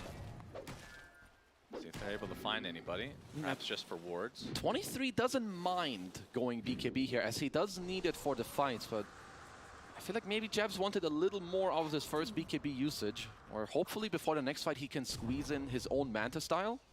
Because he will be a menace in this game if he does get to like Manta Skadi or Manta Basher. Oh, I thought he had Manta. Okay, so he switched it up to get the BKB first. Like they were all inning this defense. Oh, Gleipnir finding Zai. Shackle shot is there. His but BKB's flying out. He gets Demonic Purge as well as Makoto getting beat down by Gilbert the Golem. And here comes the Rolling Thunder from Nisha. Not finding any connections yet. It's 23 Savage ready to go on the trees. Looks like they will find the Undying. So Ollie will take a fall. 3K lead for Liquid. Got a lot of big items once again. Zai's got the BKB. You have, Mickey has got his Dragon Lance. It's going to help you with some more high grounding early stats, and the Crystal is queued up next. There's a 3K lead on Radiant, but in terms of their strength, I think this is more... Oh. Sania dies randomly. Oh, nice play by 23. Like getting this kill and cutting this wave right as Liquid just want to run down mid. Really heads up play. Zai, you can see he's TPing to the other side. Oh, they scan him out. They get a Hawk coming out here soon. They get the axes. There's the Hex. 23 Savage is too deep. Gets punished for being... Oh, did he pop BKB as well? That looked yes, he did. Oh my goodness. All right. Mistakes made from 23 Savage, all to assassinate the position 5 Elder Titan. Well, it looked good until Liquid just kind of have the read that, you know, they want to keep farming, split pushing. He's going to be here, and they do catch him off guard now. 4K lead, and I don't really see what stops it now from going up the high ground. Even if 23 respawns, right, they must have heard the BKB. Yeah. I do believe they did. Now BKB up for Makoto. As, I don't see what's stopping them. I mean, they don't have the Aegis, but they can definitely poke. Surprised they're not going through the mid lane, though. Well, I guess the summons are going through the mid lane as Gilbert whacking away. He's doing a serviceable job for his masters. 5K lead for Liquid as now the Monkey King is back. Gilbert. But, oh boy. That's a full focus fire just for the Golem. Down it goes. 250 gold the way of Makoto. But they know this BKB is down, at least I assume so. We'll see if they try and fight on the Liquid side. I mean, there's a way where you just play the map cleanly here, at least for Liquid. You're going to hawk up Roche and see, you know, the moment it spawns, you're going to force a fight there again. Because your Roche fight is still disgusting. You've got the Bongo Boots on Insania, you've got all the Beast Auras. And Mickey, even though he's playing into counters, I would say with his item timings and the heroes he has around him, it doesn't matter that he's countered, because they need more items on the Dire side. You need MKBs, Manta Styles. Even 23 is queuing up a Diffusal Blade, so they're really going all in to try and win this one fight later in the game. It is a pretty late spawn from Roche. Just under 2 minutes now. And Talon, they're going to smoke up and try to take a fight. which they haven't been able to take any fight yet. Closest to that was that high ground defense that we just witnessed. Is They see Mickey. He's actually alone, but does have teammates in the jungle. Oh, focus fires there. Mickey gets off the stone gaze. There's the shackle to connect. But now the teammates are able to come by as Jabs getting off his BKB, but the roar from Zai is going to be used onto Makoto as Boxy getting pursued by Jabs. That's going to be the first here to likely die. He does drop. Wukong's command on the backside. Going to get canceled. Going to use it now. Finally, rolling thunder from Nisha. Not going to be able to connect too much. Gets out the roll up. Trying to kill off Jabs here as 23 Savage doing a ton of damage. They kill off Mickey. They kill off Zai. And that's going to be a buyback onto the Lion as Jabs trying to get more out of it. But this is an AM. They need the Monkey King. They will be able to get Insania as well. So a big fight for Talon. That's 4 kills and a buyback as they will eventually, or... Spoke too soon, perhaps. 23. No. Decay is there. Looking for another one. Strike finding Boxy as well. This is going to be a dieback for him.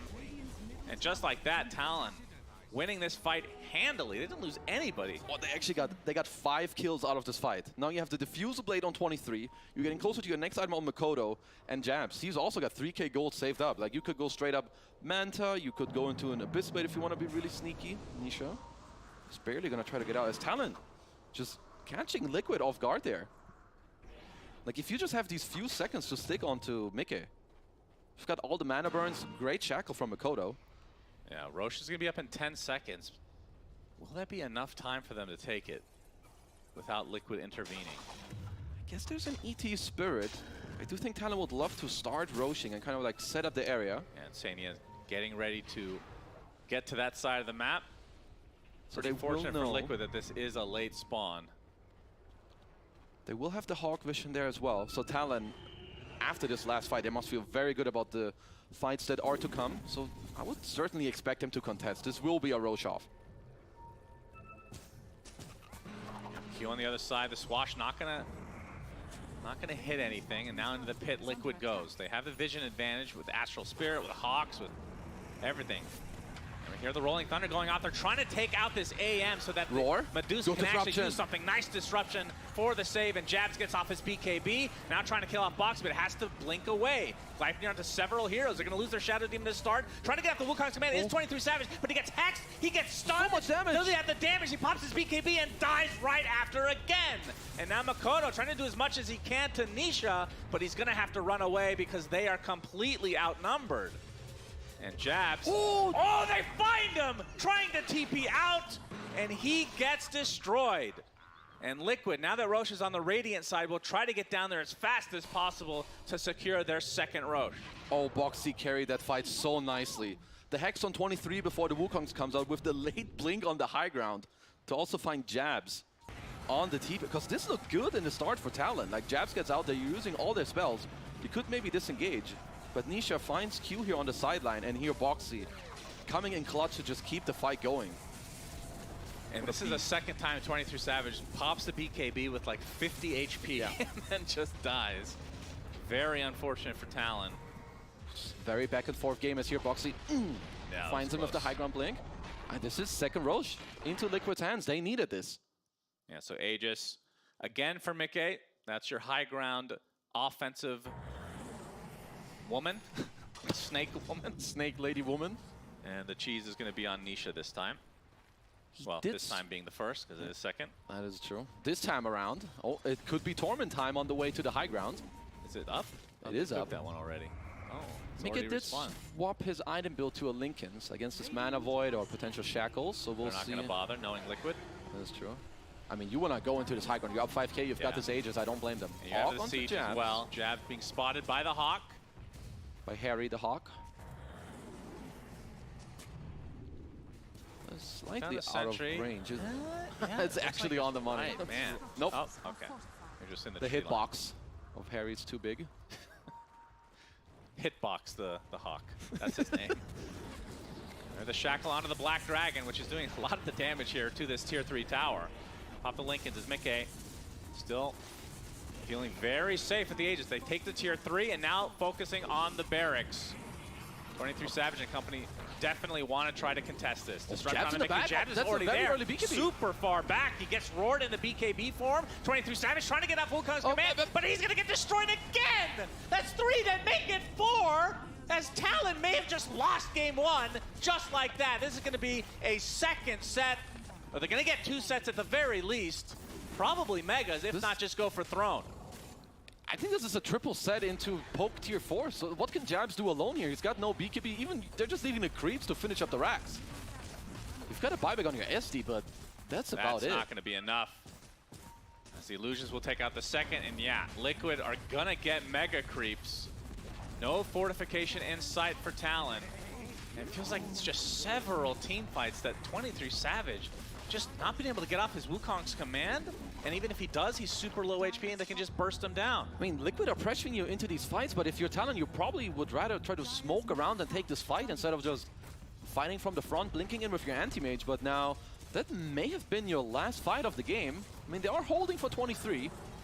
Yep, they're trying. 10 more seconds. AC online. AC for Daedalus. Zai. And yeah, Daedalus for Mickey. This is going to be even harder as the first tier 4 falls. Mickey and company resetting a bit to get these items in their inventory. But again, Aegis has 2.5 minutes. So much time for this second life. They can just keep going. Talon here, ooh, good Hex. Yeah, Disruption is there. Nisha get us off the Rolling Thunder. 23 Savage is going to get stunned eventually. He's there. The Echo Stomp going to connect. And they're going to be able to take out Makoto immediately. No way to get back into the game. Stone Gaze doesn't matter. GG's called. And Liquid, in very sudden fashion, just win this game, number 1. This is what I love about Pro Dota and Tier 1 teams. You pick this Medusa early, it gets countered. Instead of shelving it somewhere else, you pick heroes that will enable it to still win the game, because they played these timings really damn well. I do think Talon were in a good spot, but definitely messing up 1 or 2 fights there in their defense. Yeah, I mean, the fact that, I mean, you just said it. I'm going to repeat exactly what you just said. The fact that you can first 2 pick Medusa, they pick all these counters and still win. That is, I mean, first it was ballsy to do that. Yes. And to actually execute successfully, pretty damn impressive. And Talon going to have to rethink their strategy. I mean, the game was really close throughout. It just feels like 2 or 3 fights in a row where like 23 Savage or somebody just can't initiate properly, they get bursted, and that's the fight. I would say it's slightly easier for Liquid to fight at that point, but if you're Talon, I would say going into the next game, what they will have to focus on is when we have our timings, how do we actually want to fight? Like, when is our actual timing? Do we need to smoke around? What do we need to do? Because these 2 teams, I mean, obviously they know how to play Dota, but Liquid, they showed up in this game. And Nisha ends the game 7 with 7 kills and absolutely owned on that Pangolier, as I believe the panel is ready to break down this sudden end to game number 1. A sudden and swift end to game 1 puts Team Liquid in the driver's seat for this lower bracket final. We wind up in a situation where, although Talent Esports were trying to play very fast, very aggressive in the early game, unfortunately, Fear, as is often your prediction, Monkey King unable to carry the game in the end. Yeah, well, the Monkey King was a hard pick at that point. Like, I'm not sure what they could have done outside of just stomping all 3 lanes, which I think is what Talon really relied on in this particular game. Because if you look at the lineup, I said a bit in the pre-show here that they have such a good lineup for protecting a Medusa and playing around a Medusa, where Talon, I think the mistake kind of happened around the Wind Ranger mid into the Shadow Demon. They're really putting all their eggs in one basket here, trying to shut down this Medusa, and they forgot to check the other boxes that a good draft needs, and they just didn't have the team fight. They didn't have a lot of things that you would need. All you have to do is like try and all in the Medusa here, but this Medusa has lots of stuns to back it up, as we saw Boxy, Nisha, and Zai both protecting this Medusa throughout these team fights. Yep, and Purge, one of the issues that we saw in this game for Talent Esports, although the anti-mage could deal with her a little bit in the laning phase, throughout the game, didn't really feel like you could feel Jabs' impact on the entirety of the game. Yeah, it's harder when the enemy team groups up as 5 is basically what happened. I mean, Team Liquid did a great job avoiding ganks on their Beastmaster early. Elder Titan died for one of those ganks. And then they just did this like death ball thing with all 5. So yeah, if Jabs is on top of Medusa and hitting her when she's stunned, it's a great opportunity to burst her. But if the whole team is there, there's more consequences to that. And we saw that 2 clips ago where he jumps in with BKB. That's just not a good target then. The balls on Team Liquid, man, they first phase Medusa, there's anti-mage response, there's Shadow Demon response. They still played as position 1. We gotta give them credit for that, because I think a lot of the teams would just crumble under this pressure, because in the last 3, 4, 5 months, this has been, a pretty bad matchup for Medusa. And one thing I really liked about this is Meke, he really stepped it up as Medusa. He bought second item Butterfly, which gave him evasion, then your Monkey King Anti-Mage. You know that these right clicks, they're not going to get through. So this is a big item timing. Then he had Dragonlance as well, had Crystallis, understands the matchup, doesn't want to build a bigger mana pool, instead just wants to have damage and the big timing go together, use this Beastmaster aura, use ET aura, and just finish the game from there. And the cool thing about the Dragonlance, he just wanted to stand as far away from the towers as possible. That way, when they were 5-man deathballing and pushing towers, that little extra distance, it makes it even harder for Talon to team fight. One of the things we saw as well is that this Medusa, she was picked second pick. Normally she is picked when you have first pick, you can protect her on the 8. In a way here, Fear, do you think they maybe got debated on the side of Talon into over-focusing on countering the Medusa? Yeah, I think that's basically what this draft was. Makoto, he went all in. They went for the Shadow Demon, also all in, and then the Anti-Mage, and they just ended up with a lineup that wasn't well-rounded. And this can work. You just got to win all 3 lanes. But we saw once you group up with the Auras, play around the Medusa, it doesn't really matter. You hit that butterfly timing, and the game is just way too hard. And Medusa now being bumped up all the way up into the first phase, not on that 8 pick, but when on second pick, teams are picking it. I don't remember the last time Medusa has lost a match in this playoffs, if it even has happened. So it's getting scarier and scarier. Is this hero just going to get first pick now after a game like this? So, like, it's getting pretty crazy. Yeah, I believe so. I think we might see a situation where team just like straight up first. If they have first pick, they take Medusa, and that's it. Because, I don't know, like, we've seen these late game carries getting prioritized in the first phase, sometimes waiting until you have the 8th pick. But after seeing how things played out so far at Riyadh Masters, I would not be too surprised. And one thing that Blitz said in the pre-game interview, like after the draft just started, like you have to risk it to make it big. And they kind of risked it here and they made it. Yeah, it's always cool to see that risk happen in the best of 3 because it completely changes how the day goes. Imagine if they get ganked like 1 or 2 more times in that safe lane when they dove the tower. Medusa gets behind, the Medusa starts getting solo killed. The day's different, that strategy's gone and Team Liquid's like, all right, we got to do our second best strategy. But now the fact that they won with it, on the other side, Talon's like, do we have to now first phase ban Medusa? Do we have to try to do this ourselves? It's a really spooky situation to be in down like this. Yeah, I just want to say real quick, the only game that Medusa's won in the playoffs so far was when Aster played against 9 Pandas. That was it. Damn. That's one game. Only one game lost in the entire playoffs. Well, it looks like Medusa is going to be the carry hero of the entirety of the playoffs, certainly of Game 1 here in the lower bracket final. And of course, that does mean that the STC play will belong to Team Liquid. Let's take a look. This is the engagement that really did solidify the fact that Team Liquid would end up winning the game. This is around the Roshan pit. If they can win this fight, Purge, maybe you can mount this comeback, but it's a little bit too hard. Their team fight tools aren't there in the same way Team Liquid has. Yeah, but they defended the Anti-Mage really effectively. That part was nice, and then after his BKB gets popped, it's kind of like, oh, these 3 heroes are wailing on me, and there's not much solution, so he has to disengage. Boxy plays an incredible fight. Keep an eye on the line there. Already was useful against Jabs, now useful to help kill the Monkey King. Just playing the outskirts of the fight, ready to go. Pangolier had Defiant Shell here. As a result, very, very tanky, more armor than normal, which basically just means that at this point, Team Liquid gets to pick up the stragglers once they're down a carry. What a blink. And then Boxy finds them too. Yeah, Boxy, what a player. Honestly, one of the things we've seen in comment here, the more we've gone into this playoff run, Lacoste, hasn't just been this Medusa looking very strong, but Lion, my goodness, what a hero in the 4th position. Yeah, most definitely. I mean, we've seen a lot of openers coming out from like different teams in the upper bracket where they're like, Lion +1, Lion Beastmaster, Lion Darksteel. It feels really good. And I don't think we've seen it throughout this game, but level 15 talent on Lion where he gives mana to Medusa, probably something that they like looked into as well, but we haven't seen it being like really used, but something to have at the back of your head, just to have that a little bit of oomph. Yeah, I mean, speaking about that Lion as well, it was really good against the Shadow Demon too, because you make 2 illusions of Medusa hard to kill. Lion gets the shard, kills both of them right away, so even made their 5-man even stronger. Yep. One of the things we have seen in the tournament in the playoff bracket has been that when you have first pick, you have some strong carry hero on your 8. This time around, Jav went for the Anti-Mage Purge. Could they have done better if, let's say, they'd gone for the 23 Savage Terrorblade, for example, something that could help them fight and have a good lane with that Underlord, with that Undying? I mean, it kind of helps them fight, but it's not the best fighting carry if you have an Anti-Mage offlane and a carry Terrorblade. Terrorblade basically has to go sit around and hit creeps for a while before he gets maybe Scotty timing or something. I think it would have been just a little bit too dangerous. Like, I don't think they would have had enough tempo, and I just think I don't think it would have been that safe. Well, Game 1 is not necessarily a very safe game for Talon Esports, and they find themselves on the back foot. hoping to try and recover the series against Team Liquid. The upper bracket matchup did end up going the distance, so they have some pretty good options. They definitely know they have what it takes to take Team Liquid all the way to the third game. Before we get there though, we do have an audience sitting around enjoying this lower bracket final. To that end, let's hear from them and how they're enjoying this matchup with Jenkins on the ground. That was awesome, guys. Thank you. I'm here with some Talon fans. Hello. Who are you? I'm Ian from the Philippines. And you? I'm Russell. Where are you from?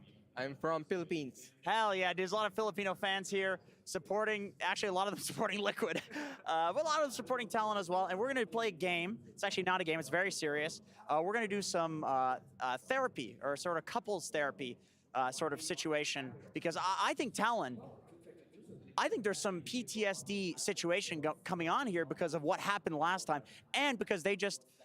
Okay, here's what we're gonna do. I'm not gonna keep going. You guys are the therapists, and I'm gonna be Talon, and you tell me what you would say to try to get me to calm down and relax after that game. Okay, you guys good for this? Yeah, it's good. Good. Okay. We picked 4 counters to Medusa. 4 counters, and it didn't do anything. What am I supposed to do? I feel like I'm losing control of my life. I think you just had to ban Medusa the next game. That's it. So you're saying it's my fault. I need to ban Medusa. I shouldn't have let it through. Yeah, you just ban it. That's the only solution to that. If we can't beat Liquid when we are throning them, if we can't beat Liquid when we have 4 counters to Medusa, how are we going to beat these guys? They're the bane of our existence, man. No, actually, not every time that the plan is, not happening according to our plan. But since we have next game, I think we can come back. Very good. We just need to think positive on any negativities happen in our life. All right, that's a good therapy line. That was a good one. All right. That may be a little more PMA. Okay. We're going to go some final PMA stuff here. I need a battle cry for Talon to hype them up to win game 2. A therapy battle cry that will remove all that PTSD right out of their systems. Let's go, Talon! Let's go, Talon. Let's go, Talon. Let's see a game 3, ladies and gentlemen. Back to the panel. Even if you're not a fan of Talon Esports, we certainly would like a game 3 out of them so that this lower bracket final is as hype as humanly possible. Second game played by Mickey on his Medusa, thus far undefeated at the Riyadh Masters. We need an answer. Is the answer potentially banning it out, Lacoste? Potentially. We don't know who's going to have the first pick in this one, but I would not be surprised if Talon does have first pick and they just snap pick the hero immediately. Because this seems to be the hero of the tournament, nerfed by the way. 4 or 5 times in a row, still in a pretty good spot, I would say. The top carries did get nerfed as well, so it was like Medusa was like good before, then the Morphling was like outrageous, and now Medusa's again kind of top carries what it feels like. And it also just feels so good in like the ultra late game. It just takes a lot to deal with her. Her rapier team fights are just better, and we see so many late games because of the nature of the tournament where teams are less likely to like all in earlier, and it's just the best late game carry, it feels like. Yep. I think like a few years back, like even through Dota history, when you had like Spectre anti-mage on the enemy team, just by playing against these 2 heroes, it always felt like you're a bit on a timer. Like it feels like if it goes to the late game, there's something in the back of your head where it says, you know, we're gonna lose this late game if it comes down to that. Like this 50-60 minute games, you know that these carry heroes like Faceless Void definitely up there at this tournament as well. So maybe try to look to get that Faceless Void online. Yeah, one of the things I'm a big fan of here is how teams play with experience, right? Talon Esports, of course, the most experienced team with playing crazy late game situations. Liquid didn't let them get there, but Liquid also extremely experienced in these lower bracket final scenarios. So Talon Esports, what should they do to try and make Liquid uncomfortable in this high pressure scenario? Well, it's going to be difficult for them to do that because I think Liquid, as you mentioned, they've been in this situation a lot, and they're normally the ones emerging victorious from this situation where Talon have yet to get into the grand finals like this. So what can they do to make Liquid uncomfortable? Well, that's a hard question to ask. I think what they're mainly going to have to focus on is just like getting their drafts right. I think they kind of got outsmarted in this one. I think them Nisha picking up that Pango right out of the phase there while banning the Snapfire really put them in a situation. They realized if you play this off-lane anti-mage, your mid needs to be some type of team fight, and they couldn't get that into the draft with a limited hero pool. Well, we're going to see if Talon Esports has what it takes to create a situation that's favorable for them as we enter our second draft of the lower bracket fight.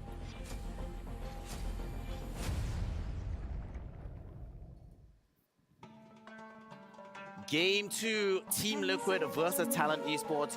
We are not going to be having any change up in the side order or the pick order purge, so a run back, but Talon doing the right thing. Medusa, get that hero out of here. Not going to see her in Game 2. And that's the other hero that I actually thought was a big problem last game, was the Beastmaster. He was able to go a boar heavy build last game because he was against Monkey King. He needs to slow him when he's being attacked. Normally you max axes, you clear stacks, that kind of build. But the fact that he was able to go boar, max out his aura earlier, just meant that he made the Medusa even stronger last game. So if I ran it back, I'd be like, probably ban Beast second phase. 5 bans on Azai's heroes in Game 1, Lacoste, and it still didn't help. He still gets to have an S-tier performance. Is it even worth banning out his heroes at this point? I don't know. I think you just might need to protect some of the heroes. I think coming into the draft, you shouldn't be thinking too much of Azai, because like he's gonna have a good game no matter what. It definitely feels like it. He's gonna find something in the bin. You know, he's gonna bang out some of the hero that no one has played out yet and be godlike with it. So it's very hard for you to just focus on Zai, but this also leaves, like, I think Lion plus, again, Darkshare is going to be highly contested in this first phase. Of course, Undying, it is up there. Dirge, always a guy to look out for. Let's see what Talon do. If they do go for this Undying, we haven't actually seen Darkseer in the last couple of days, have we?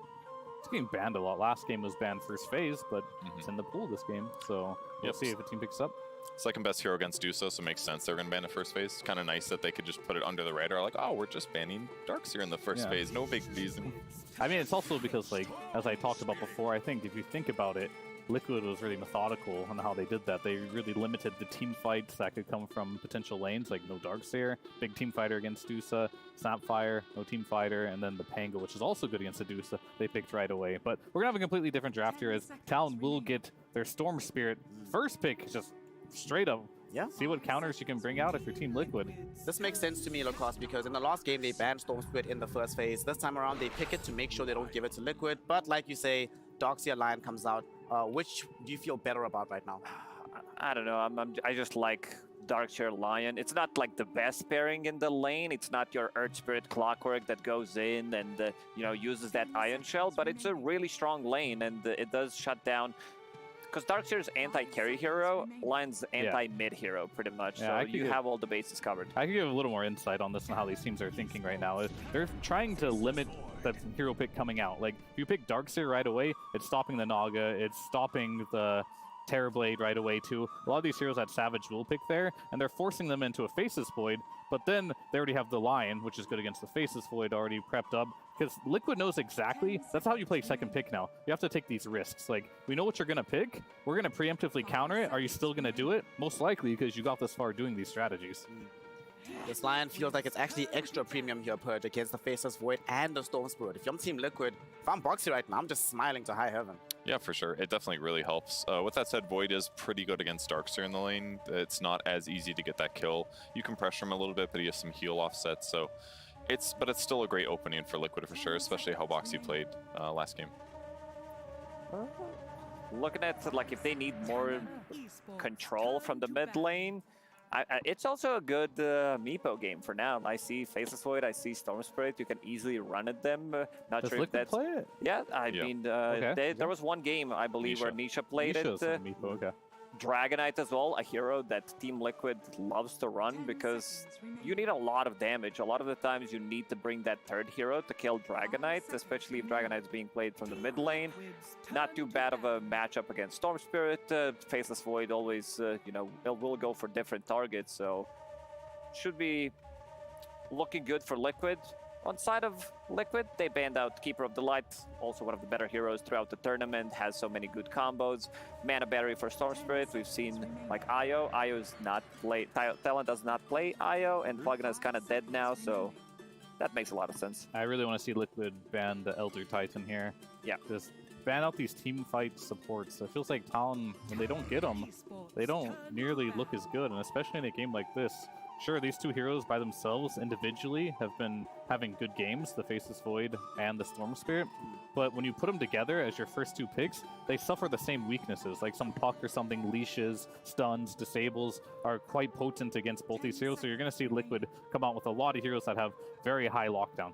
I like when Oli supports them with the silencer, like Faceless Void when he goes in, Storm Spirit as well. It does allow your Storm Spirit to have a little bit of a free reign in a team fight because you'll always have something to back him up. And overall, really good hero against Lion. Like, Lion can't really itemize until the later stages of the game, maybe get some like BKB, some A on this, whatever, to be more survivable. And the other supports they're maybe thinking of on the talent side would be Rubik and Tiny. That basically rounds out their staple supports that they go for every game, and Liquid will ban one more here before they're forced to pick. The other one I'm looking into is Enchantress because of the spell mechanic. A strong laner could secure the lane for Faceless Void, and again, you're laning into Darkseer. Even though teams don't seem to care too much about it, it's still a good counter. That's a good point. They actually did pick Enchantress out of the first phase against Quest when they played Darkseer, so... Yeah. I mean, I just want to take a minute to appreciate Liquid a little bit and how they've been drafting, because we've been here for a long time. We've been watching a lot of drafts. We've been watching how first pick has just been clowning all over second pick. But what Liquid has been bringing to the table coming into this series, they found a way, in my opinion, to make second pick look pretty good. They're putting Talon in an uncomfortable positioning here just by reading the meta ahead of time. And I feel like no other team has been able to do this thus far in the tournament. And they did this in game one. They stole Pango immediately out of the first phase in the second pick, and now they took the Enchantress, so they really utilized this second pick. We're going to get some burst damage into this bubble, as well as one of the most successful heroes at the tournament, Legion Commander, emerges. 25 games, 72% win rate. Looking pretty solid in general. Can I cope here a little bit? Of course. I want Mickey to, you see on Team Liquid, channel his inner Matumba man and pick Lone Druid. This is the best Lone Druid game I have ever seen with my own two eyes. It is so good, but the hero nobody really wants to play. You're playing for Storm, Void, Legion, Sky. It is hard counter in all four of them. I don't know if he will pick it. There might be better options out there. Maybe the hero's just not good enough, but I would be a big fanboy if they did it. That's a cool idea for sure. 0 wins, 2 games. And sadly, the teams that have played it are already eliminated from the tournament. It would be good, though. It would be fun. Nice to see new heroes in the playoffs.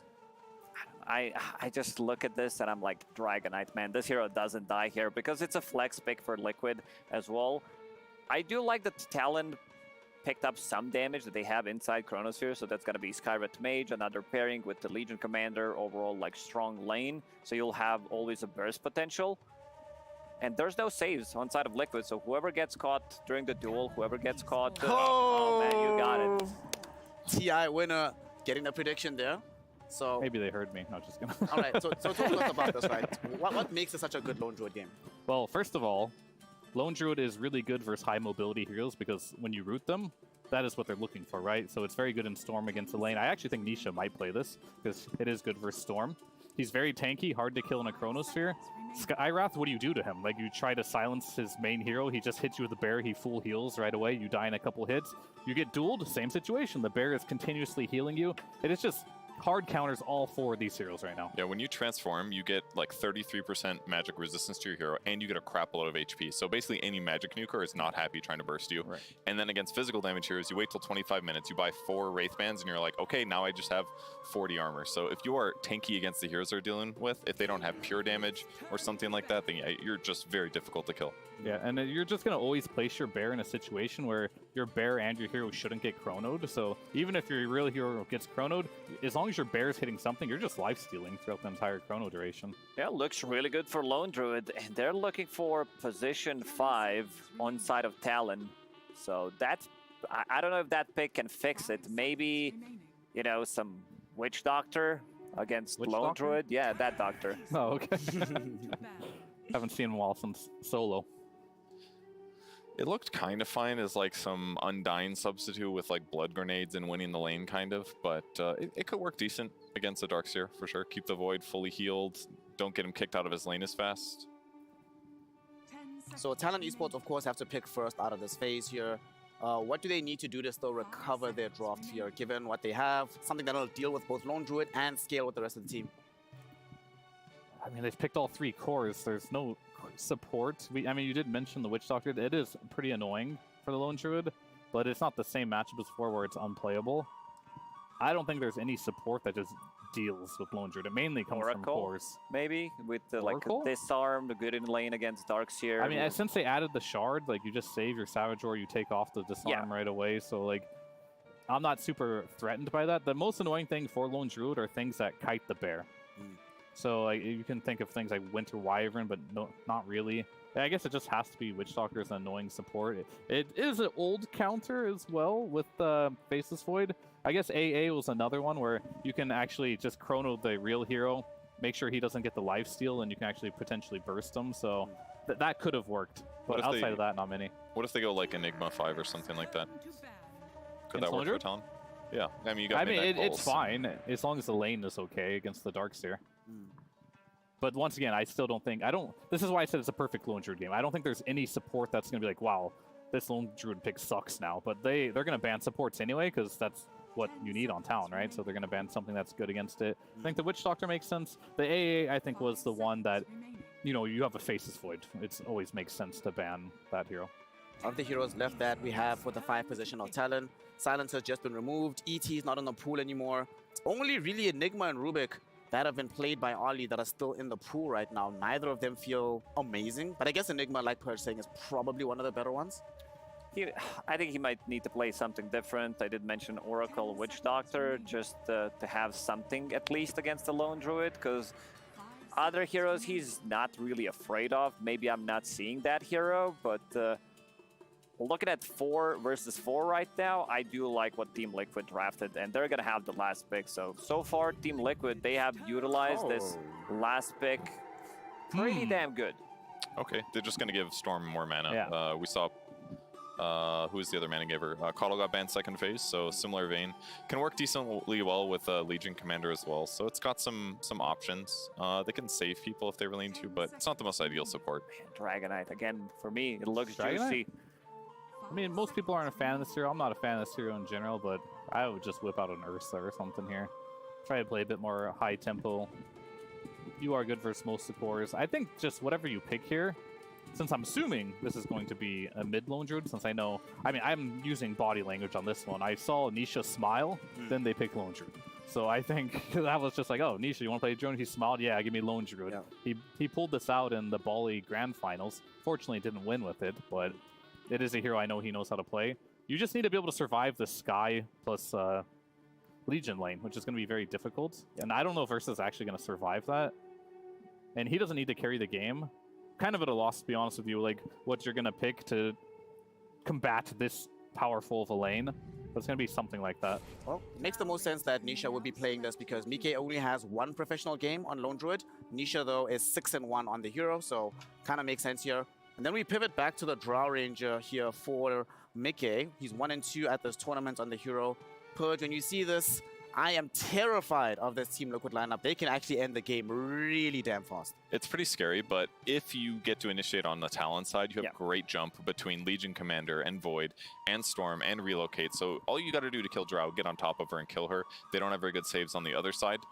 So if Team Liquid is ahead and they're like slapping towers with the Bear and the Drow Ranger, yeah, it's going to be tough for Talon. But if they can get vision and initiations and burst like a hero 2 at the start of the fight, they should be able to also win engagements. I think it comes down to whoever gets the first jump in this one, because Talon, they have really good heroes to do so, and there's not a single hero on side of Liquid that has any kind of save potential, so that's going to be a difficult one. Like, you get caught during the duel, doing the Chronosphere. I think this game is going to be much more even.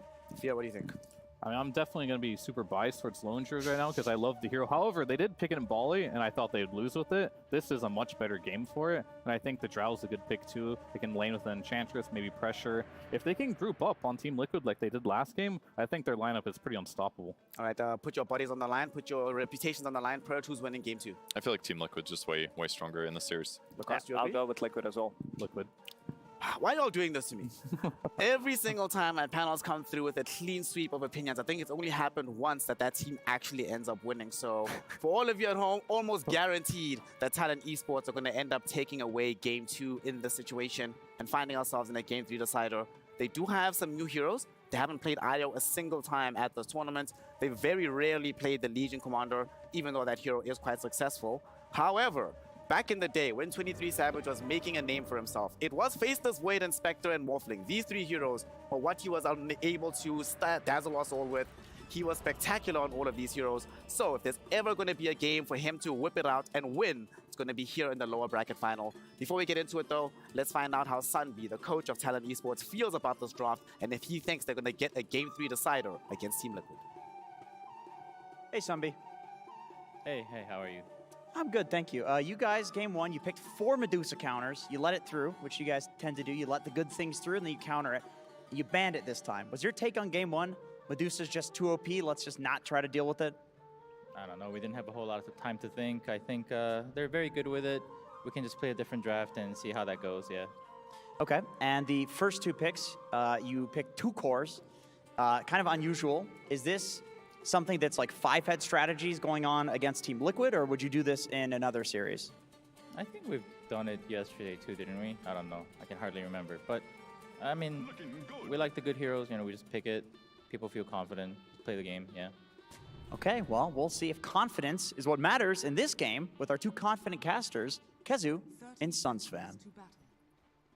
Thank you very much. Game number 2 underway between Liquid and Talon, and we have some juicy picks to talk about. My goodness. After a very, I want to call it a weird game number 1, it was extremely slow, very much not the case for the rest of the games that we've seen in this tournament, so kind of an aberration of sorts. This time, I think we're going to see a lot of action as let's talk about the bounty rune situation. As per norm, Jabs gets stunned, gets off the overwhelming odds, trying to take out Insania, but he's the one surrounded, and he's the one that will be eventually brought down. Pops a fairy fire, but the first blood will still go to Insania in the end. Tried giving it to Mikko. I think he missed on the high ground, as Insania will end up taking this first blood. We saw this yesterday from them as well, where they have this Darkseer. They leave Zai for like the first 30 seconds alone. Foxy helps his team to eventually get this first blood, but we've got ourselves a Liquid Lone Druid that fear darkness. He called it. Fear is actually a god. He's a god. That was, I mean, it's been picked twice in this tournament, so basically not at all. 0-2. I don't think Liquid's picked it yet, though. Yeah. What do you think of the Lone Druid in this game? It's a pretty good pick, and it's one of the timings that if you're Liquid, you've got to be looking for it. Lone Druid does well in the mid lane against Storm, and you also have Lion and Ench who can easily collapse there. So for Talon, in order to keep their early game intact, they're going to have to look at Mikoto to do well on the lane, and then also help him defend like this first big move from Liquid. And how does this matchup go? The Lone Druid versus Storm. I may have said it 10 seconds ago, but it is Lone Druid favored. Okay, good to know. Thank you. Slightly. Or I would say like some 60-40, maybe even 65-35. But the most important or the scary part is that Liquid have the playability to even help him after he wins the lane. And how does that mid lane go for Storm Spirit? All right, just, you know, it's all good. It's all good. Kezu, Vacuum's okay, done. vacuum into the Impale. Ollie hexed and brought down by Zai. So, good start for Liquid early on. As 23 Savage will be playing the Faceless Void this time. His initiations are going to need to be on point for sure. Yep. Cannot have some of the mistakes that we saw from last game. Level 2 timing abuse here from Liquid. One thing that could happen this game for Talon is, like, maybe you get some pressure down here, you bring your IO bottom and you do try to tower dive like Mickey or Insania early on. I think that's one punch back for them in this game around. I would say, like how Talon adapted, just take out the Medusa, take out the Beastmaster, because at this stage in the tournament, you just want to try to make it easier for yourself. But this early game, I would say, again, Liquid, they've got the tempo. And Talon's side, they do have a lot of burst damage, though. Once Jabs can get, I mean, we've seen a few Legion Commander games this tournament, and it's been banned a lot more than I thought it was going to be, in fact. But you have the old duel into Mystic Flare eventually that will delete just about anybody, not named Lone Druid, as long as he's in his true form. It's a lot of pressure from this bottom lane. Like, Drow Ranger does fare pretty damn good against Legion in the lane. You've got this double range, which is just annoying, because LC, it's a very snowball-heavy hero by nature. You want to do well in your lane, keep kind of going forward, try to slowly take the tier 1. And what do you think of the IO pick this game? It's not, I mean, there's obviously the IO Storm to provide mana, but typically there's a carry that makes good use of it. I would say Faceless Void is not exactly the prototypical combo. Honestly, I think it was hard for them to pick a support at that point. There were like 5 or 6 supports banned at the time, so I think IO was probably one of their better picks. It could allow them to help you play the map, but most importantly, if you like get a little bit of tempo on Makoto or Jabs, you can try to play through that. Like they need to find some early timings later with the IO to just tether through and help a core. And Liquid's push, just in general, looks insanely good once it gets online, especially with this Drow, which I think took you off guard in terms of it being picked. What do you think about that hero in this game? I mean, it's more that they're going to have to be playing on timings and I think helping your team out, because overall they have a lot of jump on Talon later if they get there. Like if the game is even as Boxy with a TP here to go against Makoto. Yeah, we'll get the Impale. Rune is secure from Makoto. Will it cost him his life though? Insania. One impetus does not miss. Down goes Makoto. That is a huge kill for Liquid. And for Nisha in that mid lane is cute. Getting slowed down. Multi-shot is there from Mickey to finish him off. And now Jabs. Careful. He's surrounded by 2 heroes from Liquid along with a Centaur that cannot be underestimated. Jabs attempting to TP out. Do they have the damage? Oh, very close call. Will get out. That would have been atrocious. Actually goes to the tier 1, so that's still gonna need some major regen. That's still very costly for him as he has to expand his TP tangles and salve, so pretty much 300 gold in order to get out there. But Boxy, he's just been doing a lot of good work in some of these games. The first blood early, the heads-up TP against Makoto, now going mid and also de-warding this mid high ground ward, applying even more pressure on this Makoto Storm. And he's already losing this matchup. Yeah, Nisha, level 5, so level advantage on the side of Liquid in the mid lane. You can see Boxy in the trees looking for a potential opening before Makoto hits level 6. He's not even remotely close because he just hits level 5 there. The fact that he's here this early, 1 minute before the power room. Yeah. I mean, this, I've said it before, but Boxy is giving me major Jarex vibes from how he's moving in the early game. He's so free, he's always in the right place at the right time, and they know where to play through. They de-warded the mid ward, they've got their own lane ward beyond the tier 1 now. And Zai is pretty much A-OK in this 1v2 top. Like, it's just a Faceless Void IO, not the most pressure. Insania down bottom.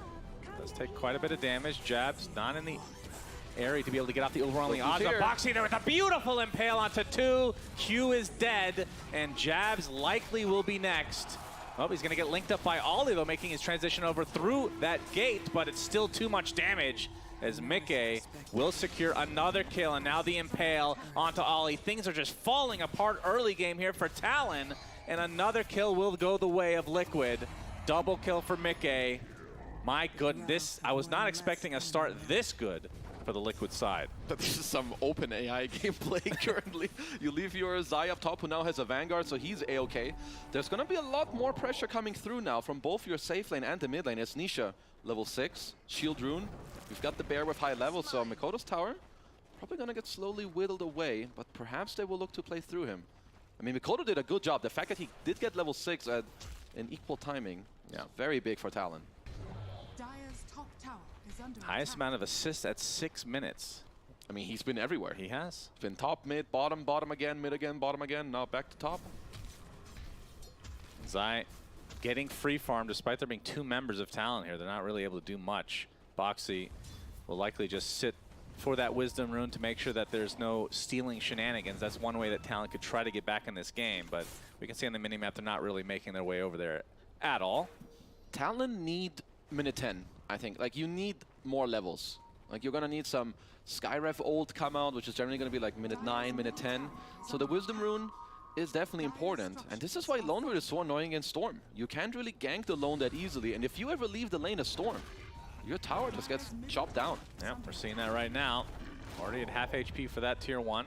Okay, what's the itemization from Lone Druid in these days? Like Mask of Madness, something like that on the Bear? It's just Mom Desolator, right? I think you just Mom Deso, you pace up the game. Then AC or something like that? Something like that, just sounds good to me. Basher, of course. Classic. Yeah. Makoto is level 6 now. We can see Boxy. Good D-ward by Talon. Relatively close by to try to get off an Impale or Hex. They can just take this tower without any commit. Yeah.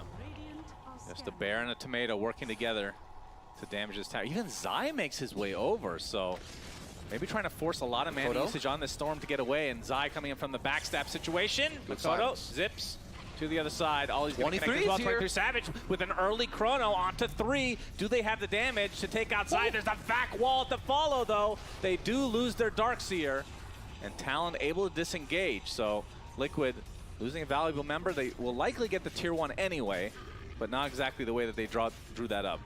Good rotation from 23 and Talon there. You were going to lose this tower, so getting a chrono out and getting like a turn kill on Zai, which honestly I thought it was going to be way harder for them to kill him.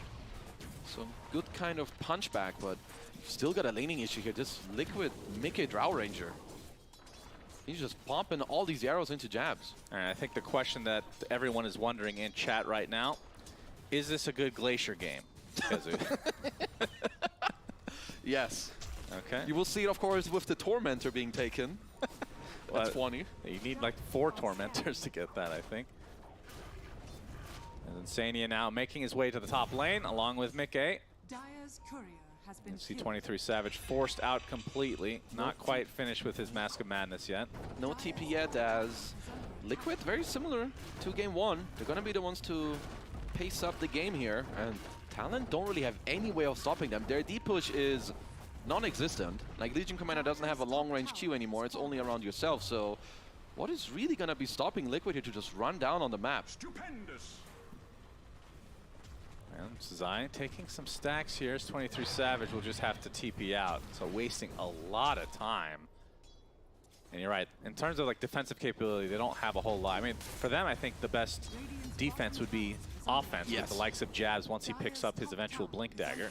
Yeah, Talon need to play an open map, try to push as many lanes as possible, and look for pickoffs later with Storm Zip into the Mystic Flare, like try and get some kills that way, and play the map with this relocate. Because there is no 5v5 fighting into Liquid. It is not possible. You need to catch him off guard and delay this game. Yeah, I mean, it's already a 4K lead for Liquid. We're seeing that Jabs actually builds his Blade Mail first, so delaying the Blink Dagger. So that would likely delay any action coming from Talon. They can still smoke through Makoto, so him getting this DD rune is very big with the current state of the map. Looks like Liquid want to go down bottom, or at least help Nisha a little bit. So breaking some smokes around the map, while Boxy is going to be able to sap some experience in the mid lane. I could see Talon go for a smoke after Q gets his level 6 here on the Skyref up top. Yeah, the Mystic Flare is going to be pretty vital for them to actually get a kill. They go without it for now with the DD, but if Nisha just pops R, he will not be dying to these 3 heroes, I think, unless 23 maybe reinforces very early on. Yeah, Bear right now has Phase Boots, Mask of Madness, as Insania gets caught by the Storm, but the instant Hex from Boxy's there into the Impale. Can they get the root? No. Makoto zips away, and now they relocate. It looks like Ollie will have to pay the price. Well, he does have a link in Jabs, but Boxy is there to counteract it. Impale, and the death for the IO. Now a tier 1 tower will be focused by Liquid and likely taken for free. Well, next tower on the map, as while they're taking the tower, even pushing out 23 from his own triangle. And I guess it ain't his own anymore. Gonna go back up to a 6k gold lead. I mean, the name of the game for Liquid. Take all these outer towers, minute 15, Dire Roche, very likely on the deck. You get the Death Zone, you go for tier 2s. Yeah, he's only 1 Mithril Hammer away from that Death Zone on the Bear. That thing is looking quite scary indeed. Even and if you, like you said, the Roche can come pretty early as well. Like, they can get every objective, including the Tormentor, if they want. But of course, we know that Liquid do not. So don't ask about the Tormentor again, because stop bringing it up. I'll bring it up. 5 minutes. That's Jabs. Yeah, you've just... Okay, so he's got the Blade Man to what? Help him farm some of these Ancients? But even if Mickey is just around, if they jump Nisha... He can't even take this. Yeah, he's going to have to keep pulling them out and around. Tormentor, not available. Walking over the corpse of the Tormentor from the last game. They see Mickey on this ward, but how do you ever make a move? Like, you need... Makoto needs to be smoked with Q at some point if they do find an opening, and then Ollie like comes in with a relocate. Until then, all Talon can do, play an open map, and try to get to this late game. Or even just later stages of the game. 'Cause there's also a pipe going to be coming out on darksteel, so you cannot fight into this liquid ball. Yeah, absolutely not. And what exactly, oh man, this blink is just, I feel like it's so needed on Jabs. He just hasn't been able to find the farm so far this game. He's bottom net worth of all the cores. Yeah, if he can try to slowly get there, as of course he's, yeah, not really the closest, but as long as the game is staying like this, they're doing okay. But we've seen this in game 1. Game slows down a little bit from like, what, minute 12 to 15. But then you get some of these major items. You get this Deso on the Bear, and this game will ramp up very quickly. Indeed. Insania getting close to finishing his Force Staff for the eventual Hurricane Pike, which we've talked about this before, but oh, Chronosphere from 23 Savage. There's the Mystic Flare. First of the game, I do believe, relocate a bit late.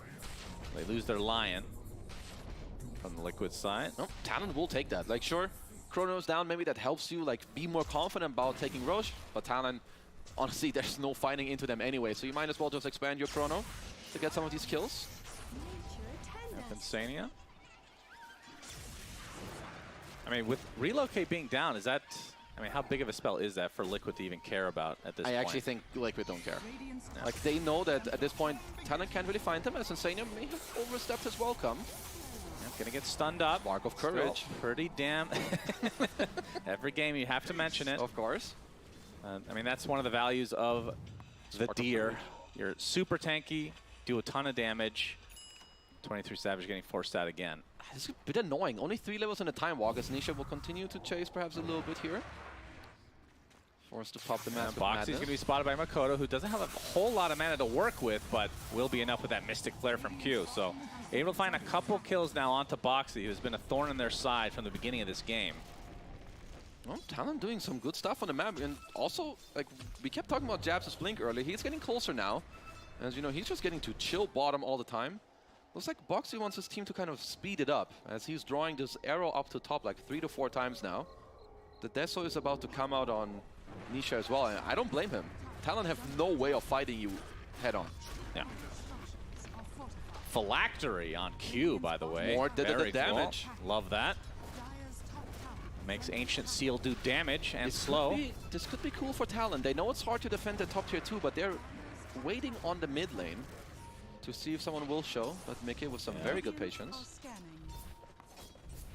Yeah, one Gust onto Mickey could spell Doom, but Ollie's there to link him up. Multi-shot. Gotta get do a decent amount of damage. There's a relocate coming out. So Makoto will be safe, and this gank not successful from the Talon side. And there's the blink. That is what we've been waiting for Jabs. And I feel like they have to get good value out of this item. Yep, we've got the Blink Blade Mail, of course with the Mystic Flare follow-up, but they still need to be careful about how you jump in. Let's say you jump in a bit too much, there comes the Pipe Aura, some Vacuum Wall, and you just get clamped down by this Deso Bear. Still not the easiest task. They are smoking up though. Yep, Talon are on the way. I don't think they're gonna make it though, this Bear. After that Mask of Madness, maybe they will. I think they'll make it. And they are quite low on some of these heroes. Yeah, he goes into the pit as well. It's going to speed it up.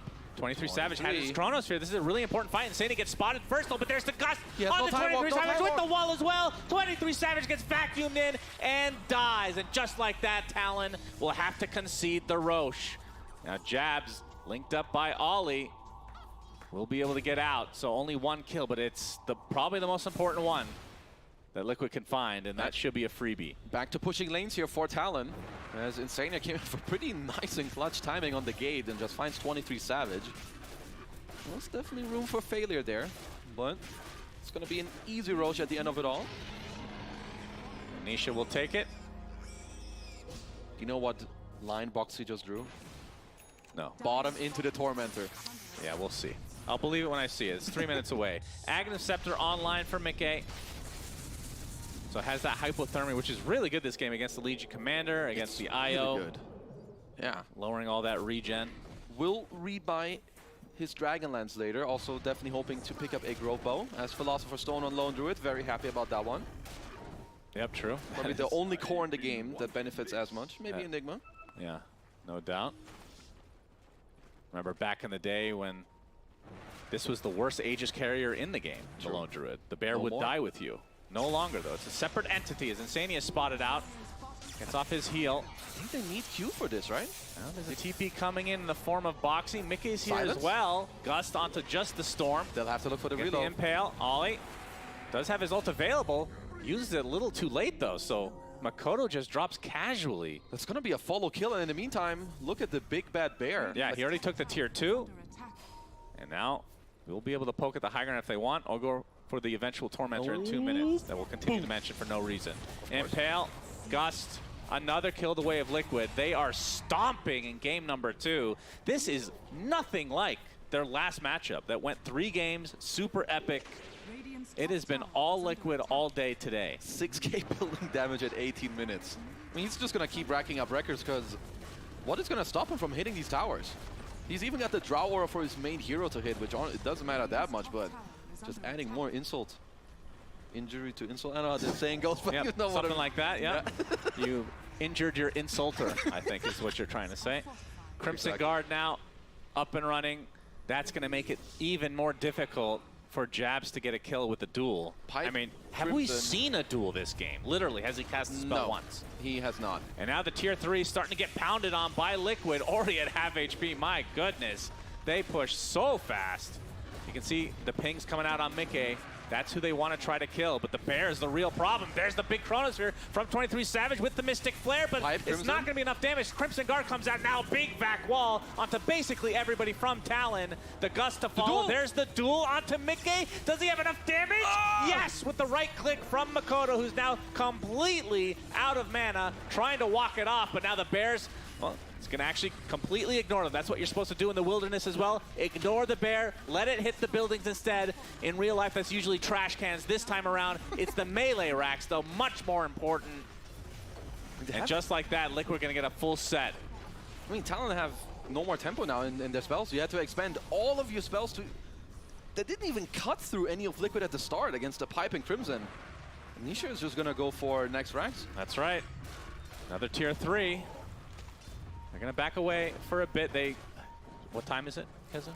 Torment time. That's right. It's Tormentor time if they want. Or they could try to get another kill. Makoto doing what he's done so well throughout this tournament, trying to push the lanes, delay, delay, delay. They've had several comebacks because of this tactic. But Liquid, they've done their scouting. They've played against it. 80 seconds on the chrono. Like, your spells are not ready for this. It could be Torment time, or it could be High Ground time. It's never Torment time for Liquid. It's High Ground time, baby. That's right. They got their Pine Cone ready to go to set up with the bear. Very familiar sight for him in the wilderness. And the tier 3 tower is going to drop. And now the second set of racks in peril as Talon trying to backstab with 2 members from behind. But the flank is going to be too late, even if they get several kills. They're flanking They've the lost creep 2 wave. sets of racks. Maybe they're trying to flank their own Tormentor. No. They are just killing the creeps, and now it's Torment time. Liquid looking to steal the most important objective on the map. Who's going to get the shard? It's worthless. Jesus, of all the shards. God. He can get a second creep to end the game. It's not actually that bad. I'm just kidding. It's actually okay. Oh, okay, it's just fake. It's hype. just not. It's just fake. That's my job. Fake hype boxing. Ooh. Nice impale into the Gust. Ollie with his ult, though, will be able to get him out. Not in time. It gets canceled. Ollie is dead as well. Oh, boy. In come the little friends. Shard on Nisha now as well. More, just you can get the dispels off, more movement speed, more attack speed. Yeah, I don't know. 23 Savage. Aegis expiring soon. 10 seconds. Oop. Yes. And now you're dead. Q getting run down by the bear. He gets, oh, there's the phylactery. Slow, Will that cool. save his life? Nope. Absolutely not.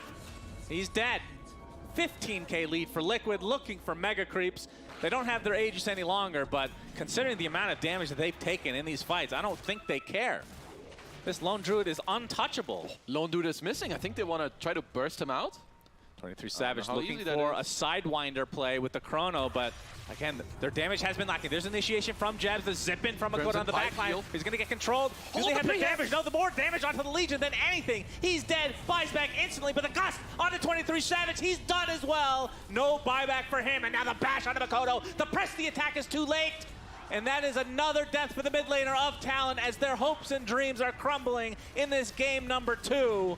As Liquid look to be taking mega creeps with ease. It's 20-4 for God's sake. They have too much. You've got all the auras, Drow Ranger, Solar Crest. Nisha's just going to town on these buildings. Tier 4's only thing remaining for Talon, along with these other worthless buildings, as GG's come out. Talon eliminated, and Liquid will get a rematch against Team Spirit, but this time it'll be in a best-of-5 grand finals. Wow, Liquid really showing up today. They just want this rematch against Spirit, as this game there was no chance for Talon at all. Credit to Fear for picking Lone Druid for Liquid. Well played, Fear. That Lone Druid, my goodness. What a pick. I think that I would assume it caught them by surprise I because think so. it dominated. I mean, the early tempo, you've got all the auras coming through. Boxy with some incredible movement in the early game as well. And Talon just didn't really get to fight back in this game, but still a top 3 finish for them. Yeah, pretty damn impressive. They shouldn't be hanging their heads. They played a terrific tournament, but Liquid, they've been to basically, other than Dream League Season 20, they've been to every grand finals of Tier 1 tournaments this calendar year. It's usually a losing effort against Gaming Gladiators. They don't have to worry about that now. And coming from the lower bracket, they've already faced off against Spirit. I think they're going to have learned a lot from that matchup as well. Well, they're going to say thank you to Talon for beating Gaiman out of this tournament. As now they get the grand finals against a new matchup. And that is going to be, honestly, this early tempo against Spirit, who then can try and fight back. Yeah, this is going to be a sick match. Yeah, I absolutely cannot wait to see it, but obviously a little disappointed this didn't go 3 games. Yeah. Talon, this second game just was not close, but what can he do? I mean, they did play a brilliant tournament overall. Like you said, top 3 is very impressive. They're trying to make it easy for themselves, but Liquid, I think they just had a very good strategy coming in. Talon didn't have the type of power to fight back, and that was one of the cleanest games I've seen from literally all 5 of the Liquid players. The fact that it wasn't like a final pick Lone Druid, but the Lone Druid pick just felt like it won the game. It was unsalvageable at that point. It was way too hard. Absolutely. So with that, Team Liquid will be going to the grand finals to face off against Team Spirit. Let's get an interview with them right now. Thank you very much. I am standing by with Insania of Team Liquid. Can we get a round of applause, please, for an amazing series as we crown our lower bracket final champion and you make your way to the grand final. Although this series seemed comparatively much more straightforward compared to the last time that you faced off against Talon. How did you guys revise strategies when you came into this lower bracket final? I think it's just a lower bracket buff. Oh, it's Lima all over again? Is that what it is? I thought Jabs was your lower bracket buff back in Lima, though. I just think we play better when we're in lower bracket. I think when we have the comfort of being in upper, we just don't play as well. زي ما تشوفون معنا انسانيه من فريق ليكويد. اعزائي المشاهدين سالنا السؤال الاول بخصوص المباراه هذه اللي شاهدناها في الابر براكت وكانت النتيجه كلنا عارفينها راحت الجيم الثالث وبالاخير تالون قدروا يفوزون الجيم الاول بس بالاخير اخذوها ليكويد لكن يوم رجعوا مره ثانيه لعبوا المباراه الحين كانت مره وان سايدد فايش تغير من الاستراتيجيه حقتهم؟ هذا كان السؤال الاول. الجواب كان يقول هذا تقريبا البف حق اللور براكت فاينل. احنا دائما اذا صرنا في اللور براكت وما احنا مرتاحين واشياء ممكن انها تروح علينا كلها دائما نلعب بطريقه افضل. I want to stick to LAN events in terms of your journey and your consistency. You had Lima Grand Final, you had Berlin Grand Final, you had Bali Grand Final. How are all these journeys different or maybe even similar compared to this Riyadh Grand Final that you're in now? I mean, the difference is there's no Gaming Gladiators waiting for us in the final. No, it should be a really exciting final against Spirit, I think. They kind of got us yesterday, and I hope we came up with some good ideas and we can take it back to them today.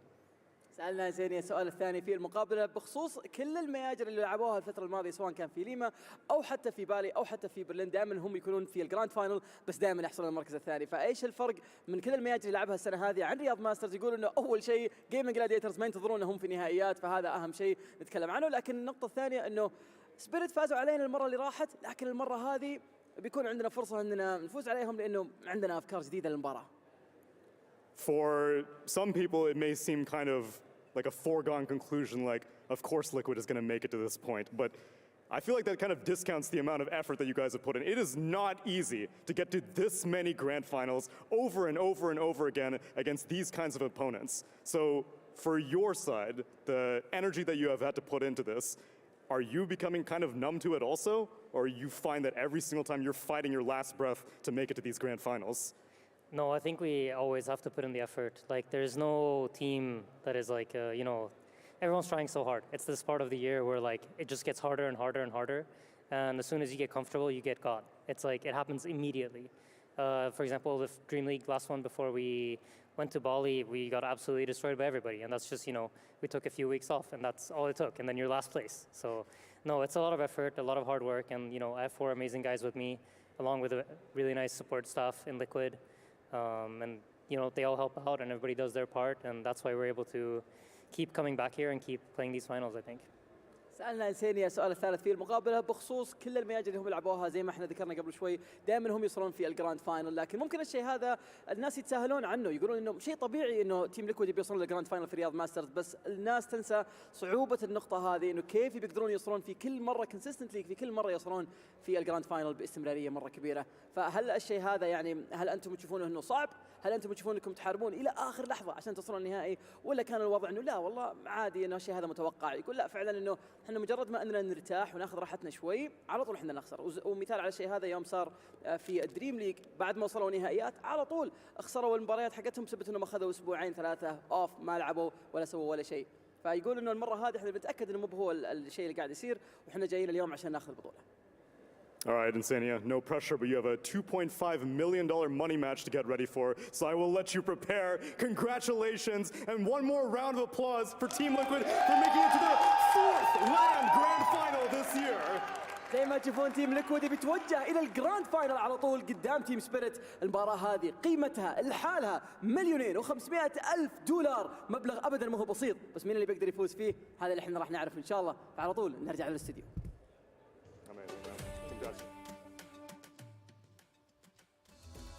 Shukran Laka, Insania, where Tsunami and Tsunami Fancy, thank you so much for a game that genuinely was incredible to watch. Not that it was that competitive, but it's always good for you to see a team come up with an idea, execute it to this level, and cruise themselves into the grand finals. That's what I was saying. I would have been really happy and their biggest fan if they picked Lone Druid. They did it, so I'll be true to my words. I'll be their biggest fan going into this grand final. And I think this is very reminiscent of, like we talked about before, I was very similar in EG in 2015. Team Secret was that one team that we just couldn't beat throughout the year.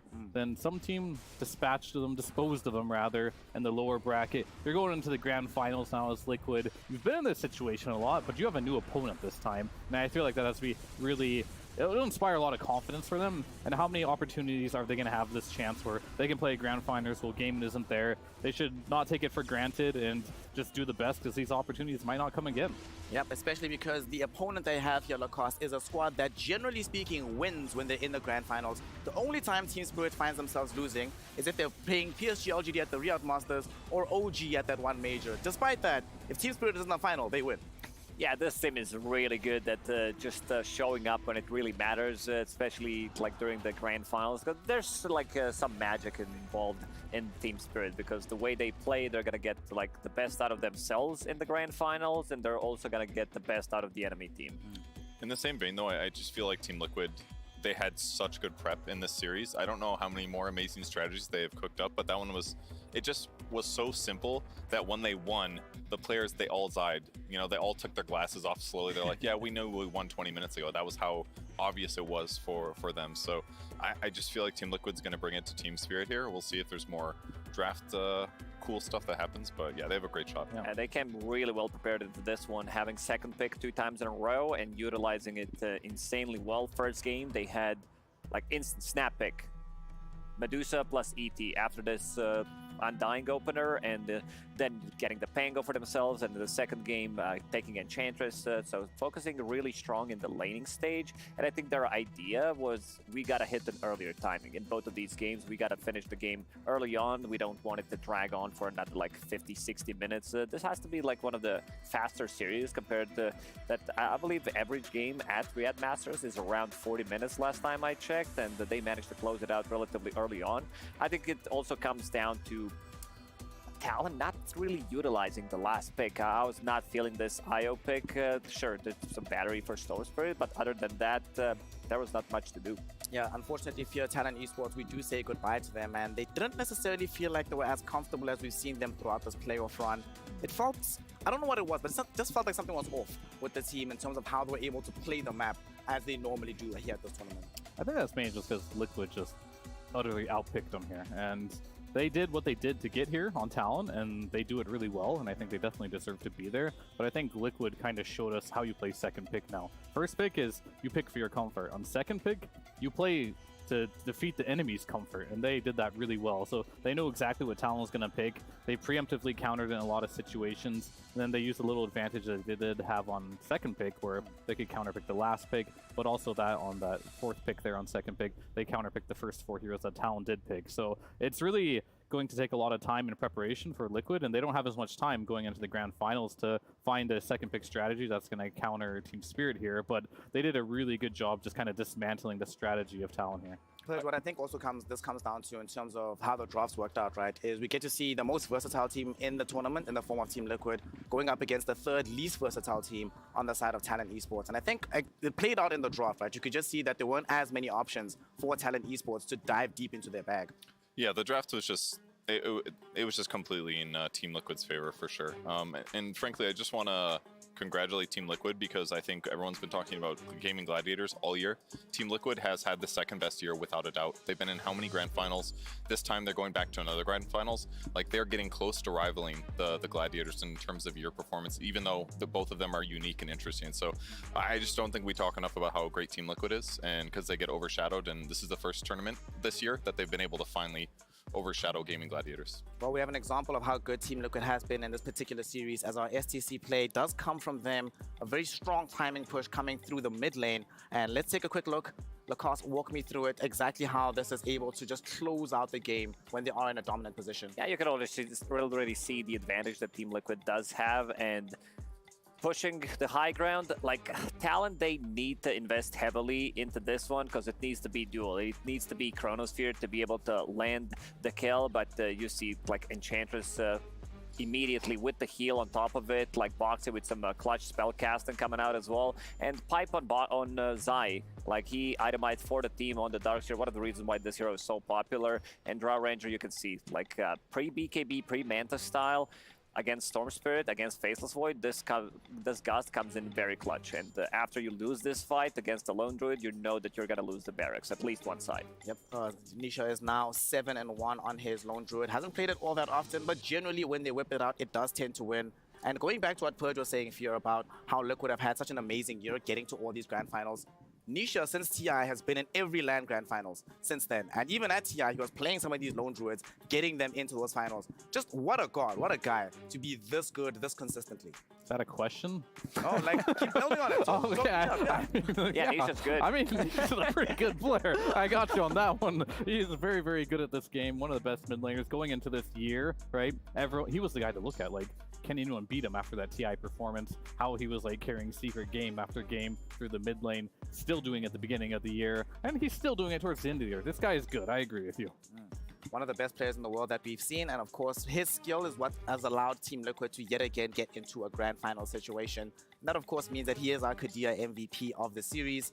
Great performance coming out of him. Good game on Pango in game 1, Purge. Great game on the Lone Druid in game 2. And the fact that we know he's super versatile, but he hasn't had to play that many heroes. Like, he's played a lot of them, yes, but he's only played like once or twice when the game is good for it. He's relied a lot on Snapfire, relied a lot on the Ember, a lot of Leshrac, but the fact that he still has 5 or 6 S-tier heroes behind that, must make drafting very easy for Blitz. Yeah, and he can win without any items either. Just Magic Wand, 2 Ironwood branches in that post-game screen. He had a great game. You guys thought he was MVP. I thought it was Boxy personally. And watching some of his clips back, I'm still more blown away. Just every fight he does something really cool. But by all means, Nisha is going to be headlining this. But I definitely want to give a shout out to Boxy because he caught Void in so many bad situations with this fraction of a reaction time. He's had a great couple series too. Yeah, I mean, I'm just completely biased, so that's why he got MVP. Yeah. Yeah, I think Nisha is the best player in the world. I've been saying it for like 2-3 years now, so let's go with Nisha. But joke aside, Nisha, like after he joined Team Liquid, I think he kind of adjusted his playstyle. He doesn't need to be that guy that carries the team on his back because you have Mickey, you have Zai, you have Boxy, Insania as well. You'll see different heroes. There are different players from the team carrying the game throughout the whole event, and sometimes it's going to be, some clutch saves coming out from Insania. Sometimes it's going to be Boxy coming out with like Orchid on his position for Clockwork or whatever. But this whole team, they just synergize so well together. In your opinion, Purge, is there a better 4-position player in this tournament than Boxy? Better than Boxy? I think Mira's at like a very equal level. Like Mira's fantastic on Team Spirit as well. He's impressed me a lot. I thought Omar looked really good in a lot of matches as well. He played fantastic. There's a lot of good 4 positions. It's just harder for them to stand out, I feel like, against these core players that are so integral and get put in these like really tough moments where they're like 1v3ing. So it's easier for them to fall under the radar just a little bit, but if you watch back the clips at slow speed, there's moments like that where they completely change a fight outcome. Yep. One of the players that's also changed a lot of the outcomes for Team Liquid is Zai as well. One of the strong leaders in the game. Game 1 playing Beastmaster, very strong performance from him. Game 2 on the docks here. We see more and more why fear this hero gets banned in the first phase. I'm not sure this should be allowed in the grand finals. And I think having a player like Zai is especially scary because he can play all the meta, but he can play the off-meta stuff too. And that's why he's really scary. You can't ban this guy out. But he also isn't like picking heroes that are just like really hipster and that he just wants to play for fun. He's going to play the meta, but if you ban out all the meta, he's got a whole bunch of heroes that he's going to pull out in that last pick. And having players like that is invaluable. Yep. Unfortunately, and speaking of off-laners, Jabs on the side of Talent Esports, despite his creativity at this tournament, despite the wide bevy of heroes that he has played, they were unable to get past the juggernauts of Team Liquid, which means that they will be going home and Southeast Asian flag will be going down here at the Riyadh Masters. Before they say goodbye though, we have a final word coming in from Jabs himself, the off-laner of Talent Esports. Let's hear what he has to say about his journey here at the Riyadh Masters. Thank you very much. Yes, I'm standing by with Jabs of Talon. Jabs, I actually vividly recall that probably around 2 years ago, you had joined me on the stage in Stockholm when you were on Fnatic. And I remember that it was another incredibly difficult loss for you, but I feel like I've seen so much growth out of you and your teams over the past 2 years. While you were not able to get the victory here, I was wondering if you could maybe walk me through what this past year or even 2 years has been like for you as a Dota player. I think I just like grow up a lot as a captain and as a person too. So I'm trying to be like better and better. But like this loss is kind of tough because like I think they just prepare better than us, and I really think that they came to the game and their plan is just like way better. So I think like we lost. While that did happen to be a loss in this game, a lot of people were expecting that after the upper bracket loss that you guys would have a very difficult time recovering. Like seeing your reaction, consoling 23, you are a rock for this team. How were you able to keep everyone so solid moving forward in that first lower bracket series that you guys had? I don't think it's only like it's a 3-4 that game because like I could have pushed out the lane before that too, and like we all could have like pushed out the lane. So 3 is like carrying out the whole game, and one mistake is gonna happen, and like if it happened, it happened. So we continue to play the game next game. That's an amazing mentality to have. And Jabs, like if a game like this happens, it happens. Ultimately, your next journey is going to be looking forward to the international, the only Southeast Asian team to directly qualify for it. How are you planning on spending these next 2 months as you look forward to that and maybe even relax a little bit?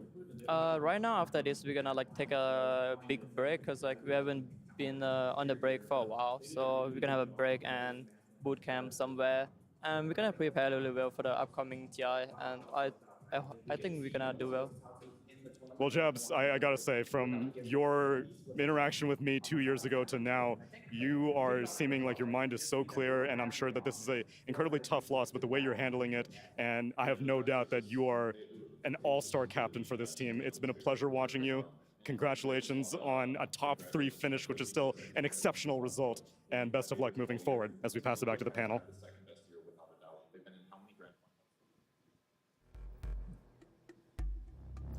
Thank you very much, Jabs, and thank you very much, Tsunami, for giving us that amazing interview. Very sad day to say goodbye to Talent Esports, but they made this tournament very, very entertaining, and they'll just be going back. They're going to hate to see that replay over and over again. People are going to spamming them with it, but like you said, it's probably going to be good for their career. TI around the corner.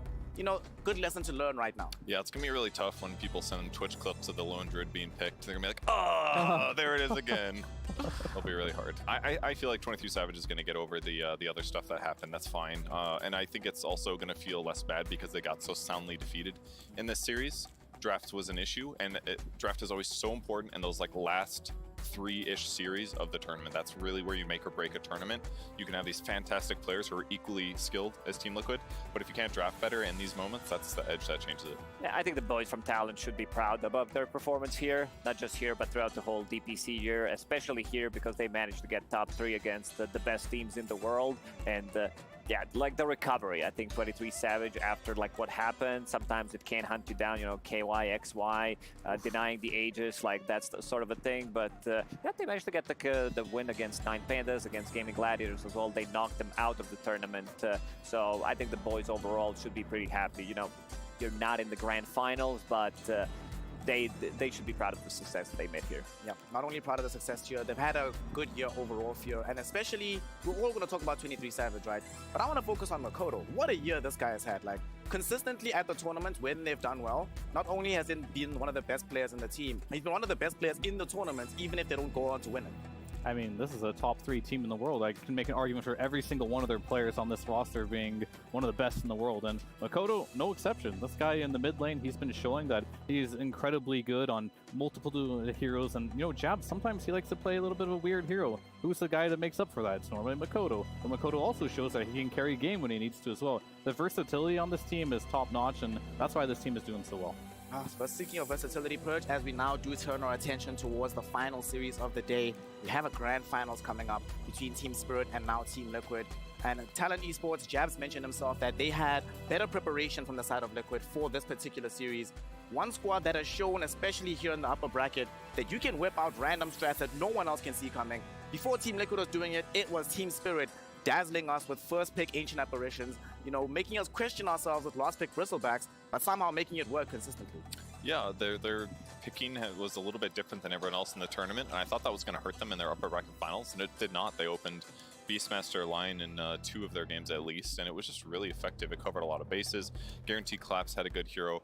You know, it's not the traditional opener that other teams went for, but hey, if you're getting wins out of it, if you get that last pick tutorial hero that does counter the game, it's the recipe for success for Team Spirit. I really liked how in Game 3 they utilize collapses like it, like, because he dominated. That Game 3, that was not close at all. They were running inside their base like 15-20 minutes into the game, diving almost to tier 4 towers, which is something that doesn't happen, especially at Riyadh Masters, because the games are slightly longer. But Team Spirit, they figured them out. Same thing happened. Liquid figured out Talent, how to draft. So I want to see how much Liquid is going to be able to punch back when it comes down to drafting against Team Spirit. What do you think the adjustments are going to be here? We saw how good they prepared for Talent Esports. Was there enough time to prepare for both Talent Esports and Team Spirit for the Liquid boys? Not necessarily, but they will have a little bit of time. But what I think is good here, though, and what we're seeing is a meta evolvement. I think all the past data that we have from the upper bracket, even 2 series back, it's all out the window. Like, we're seeing a lot of new things. First phase, Medusas.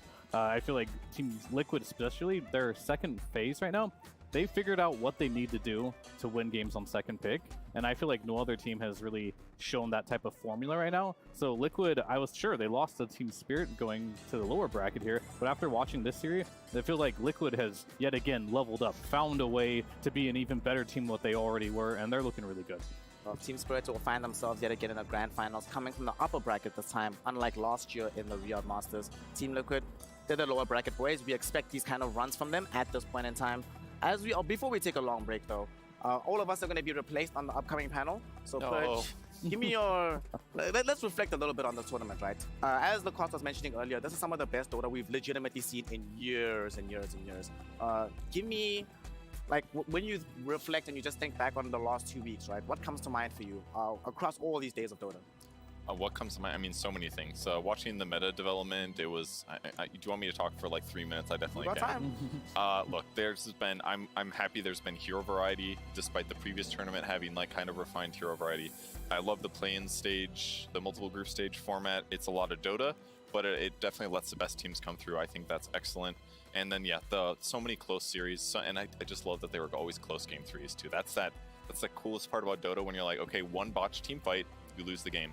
And then when they just kind of like barely make plays back and forth to prevent the other team from closing it out, it's just so cool. So yeah, just a lot of things. Great tournament. Been a great tournament. Lacoste, who's been your favorite team to watch, even if it's not one of the squads in the top 3? Actually, give me a team that's not in the top 3. Who's been your favorite team? Nine Pandas for me. I think this team has a lot of potential. They showed it at the tournament, bombed out, lost to Talent Esports. They had their number yesterday, but overall, strong team coming into TI. I'm feeling that this team could go really, really deep into the tournament because they have. It seems like Ramses was the missing piece after. Needing a carry after Lima Major, they needed something, and so Solo plus Ramses, they reunited the dad and son story. It's finally coming back together again, and Kiyotaka, he's just a different beast on a mid lane, definitely, even up there for the MVP of the tournament as well for me, because the guy just plays everything, and he plays it so well. Speaking of level ups, one thing that we have seen across this tournament, the story of Law of Fear. All of us had reservations about this player coming into the tournament, right? At this point in time, it must feel really good for him to be able to say, guys, just look at my performances. Tell me I don't belong on a TI winning team. Oh, absolutely. I think Laurel has leveled up more than any other player at this tournament. He's definitely... I used to watch Spirit games and I'd be like, this team is going to win or lose depending on Laurel's performance, right? And sometimes that's just how it was. But as it's gone on more and more, he's been just not only been winning the mid lane, he's been the reason why they've been winning the game, carrying the games by himself. So I think he's definitely really stepped up for the team, and that is something that Spirit has needed all year long. And what a better time to do it too, one of the biggest tournaments of the year by far. So this is, we saw at the end, Yatoro just pick up Laurel and just give him a big hug and lift him off the ground. It's like, yeah, you're staying, buddy. We stuck with you the whole year. You finally came through, and Spirit's looking really good, and he finally is fitting the mold that they wanted him to fit. And it's interesting because we've seen oftentimes Eastern European can be a fairly volatile region. If somebody comes into a successful team and doesn't perform instantly, very easily they get booted to get a more stable, old school player. But Team Spirit's one of the few teams that will reliably stick with a player up until they get good. Yeah, I mean, that was definitely the trope that existed heavily 6 to 10 years ago, maybe in sometimes more recent, but lately that hasn't really been the case. BB Team is maybe another great example of a team that it was a power team. Usually what happens, you get a power team, doesn't work. One of the players leaves. They're like, I'm too good for this, They stuck together. Team Spirit's another one where they just were solidified. Obviously, they gave it a good run with Toronto Tokyo after they won TI, but yeah, both great teams, and I'm happy to see them not only staying together but also getting better afterwards. That's that crucial part that's really fun to watch. And Lacoste, what do you think has changed? What was it about this tournament that allowed our top 3 to be an international affair and not just the usual Western European run of 2023? I mean, something like a stand-in situation that happened with Tundra as well, but I believe it comes down to Eastern Europe because they really stepped it up. They had 3 teams in the upper bracket quarterfinals. They had Bonga Boots team, they had 9 Pandas, and they also had Team Spirit. So I think these inter-regional matchups that they play, because they also get to practice more against Western Europe, is what makes this team, teams from the region, very strong. Well, we are about to get into our grand finals very shortly. When we do, it's going to be some incredible Dota 2 action between Team Liquid and Team Spirit. I'm going to do my panel a favor. I'm not even going to ask them for predictions. I just want them to watch and enjoy the games that they get presented to us. Sadly, that does mean our run is over, boys. I got to say, it has been a pleasure, gentlemen. This year of Dota has been, it's my first year actually being on camera as a host in this fashion. So it's been an exhilarating experience, obviously getting to travel the world, getting to work with people I've admired for a very long time. Y'all have made me feel very welcome. I really do appreciate it. Purge, you've taught me a lot. Thanks, Purge. Everybody, spam it out in chat. What a guy, what a legend. Lacoste, your insights are always very great. Your pun game is always excellent. And Fear, I feel like just standing next to you makes me gain MMR. I've learned a lot about the game. I've learned to hate Monkey King, of course, because of you, but also my perspective on Dota has improved just having you around. So thank you very much, gentlemen. I've appreciated it a lot. That's a powerful aura to have. I would buy that. Got to stand a little closer. Yeah. Always fun working with you, Snare, and the rest of the panel. So everybody, we are going to be going to a fairly extended break because Team Liquid and Team Spirit have to prepare themselves for a grueling 5-game best-of-5 extravaganza. I'm almost certain it's going to go the full distance. Team Spirit versus Team Liquid. Thank you all, everybody at home, for giving us your time and attention for this lower bracket final, for the entirety of the Riyadh Masters, and thank you all for joining us for the finale in just an hour or so. Come back, stick around, get some water, remember to love yourselves and to share your love of Dota with us very shortly for the grand finals, the end, where we crown some new legends here at the Riyadh Masters.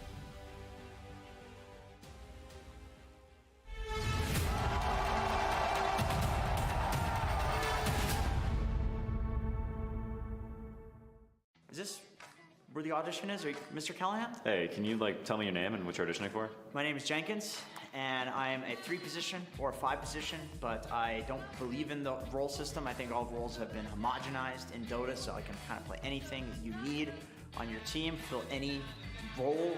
The water fits the mold, as they say. The water fits the container. I'm the water for you tonight. I have a TP. I can refill your bottle. Oh, you didn't get the rune? I'll refill your bottle for you. Oh, you're 1v1ing Sumail? It's not going so well? I got a smoke. I'm coming to gank. Yeah, that was... Yeah. So, whenever you make your decision, just let me know. I've sent you a Steam friend request, Discord, Twitter DM, just accept any of those and they'll already be there. So, thank you for your time. Hi, my name's Lacoste. I'm going to be auditioning for a mid lane. Hey, thanks for coming in. Please refill my bottle. Please refill my bottle. Stack the Ancients. Stack the Ancients. I'm losing really hard. Yeah, no, I've seen enough. I've seen enough. Quinn, bro, please. I can do so much better than this. I need this opportunity. I haven't played competitive Dota for 10 years. Please, bro, just one more chance. That's all I'm asking for. Yeah, don't call us. We'll call you. Hey, can you tell me your name and what you're auditioning for? SVG here, auditioning for the position 5 role. There are an insane amount of stacks waiting for you. Just remain calm. Okay, lane is bad, but got a lot of stacks for you, my man. All right, I'm gonna come gank mid. Quinn, I know you're a 3-time champ pro, but I'll be honest, I've ganked mid way too much for you at this point. Let's just keep it realistic. I'm gonna do what I do, you do what you do. We'll see you on the other side. All right, guys, let's just go Roche. Okay, guys, I'm begging you, please, can we just Roche once in this game? What a waste of time. You know what, Quinn? Why am I auditioning for you? Actually, now that I'm thinking about it, you should be auditioning for me. I'm done carrying this team any longer. I'm done.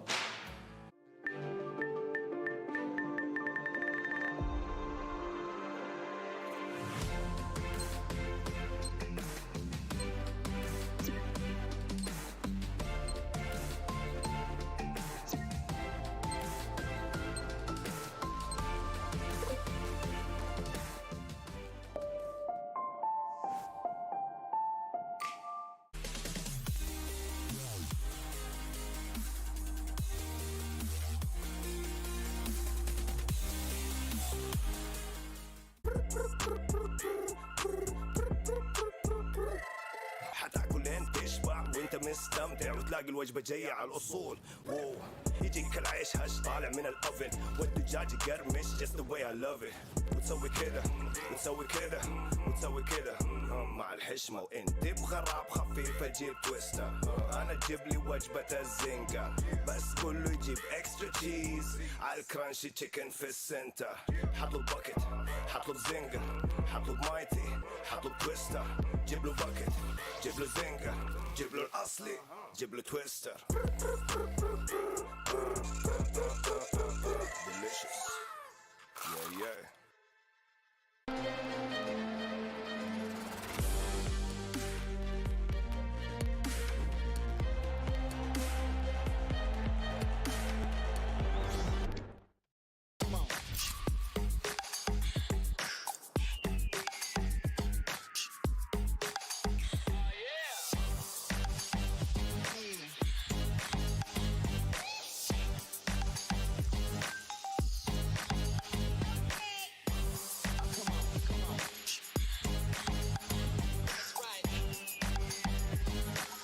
all-new Honor Magic 5 Pro. Freeze even fleeting emotions in just milliseconds. Take marvelous night shots with lightning-fast exposure. The display reveals more details in bright areas with an astonishingly long battery life that just keeps going. The latest flagship chipset brings you exceptional performance. Unleash the power of magic. Honor Magic 5 Pro. There is a place where you can elevate what's hidden inside, where you can reframe yourself. Sonomi means the new you. The you can step into.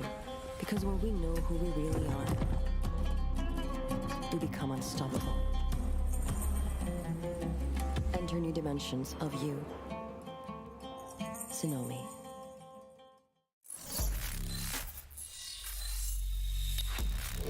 Open your eyes. When you look into my eyes, tell me what do you see? Tonight I'm gonna show you the wonders of the mall. Hey, I got nothing to lose. I got nothing to lose. I need warriors. So is this what you want to be? You wanna walk? Show me what's up there. Now we ready to bust in. Take every day, leave 'em with nothing.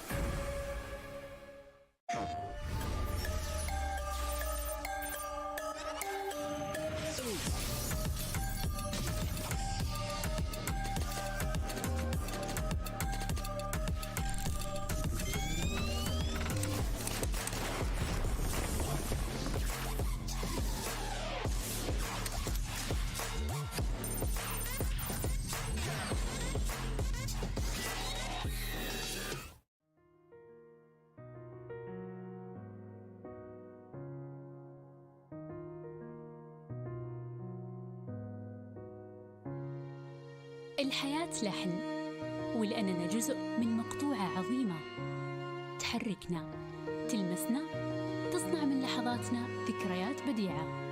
لأن الوجبة، التجربة، المغامرة، حياتك بعد جديد في هيلتون الرياض.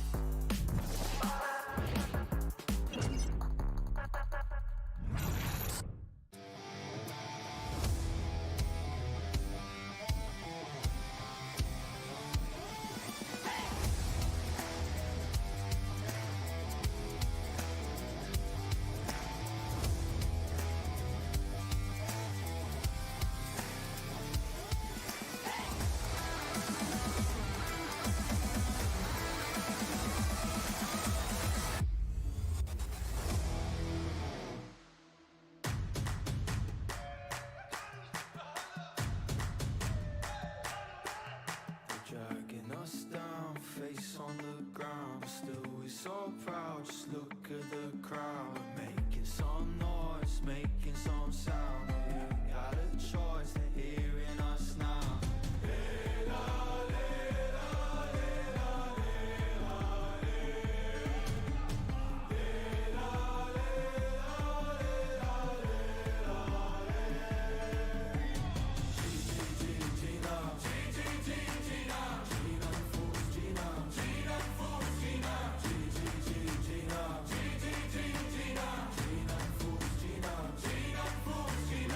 Paradise through dirt in our eyes for us.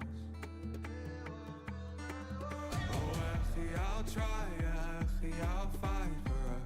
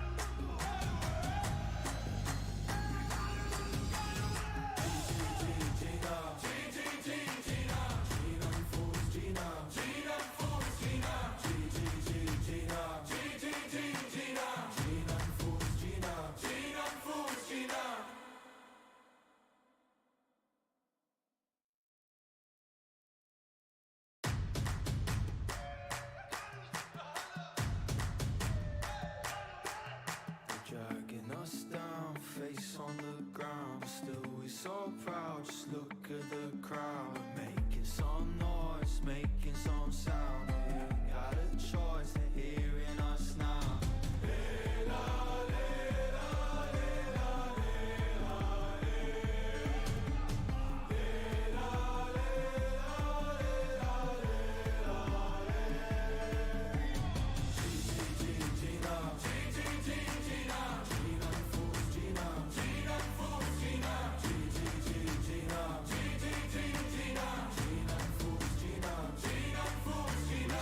Paradise through dirt in our eyes for us. Oh, actually, I'll try, actually, I'll fight for us.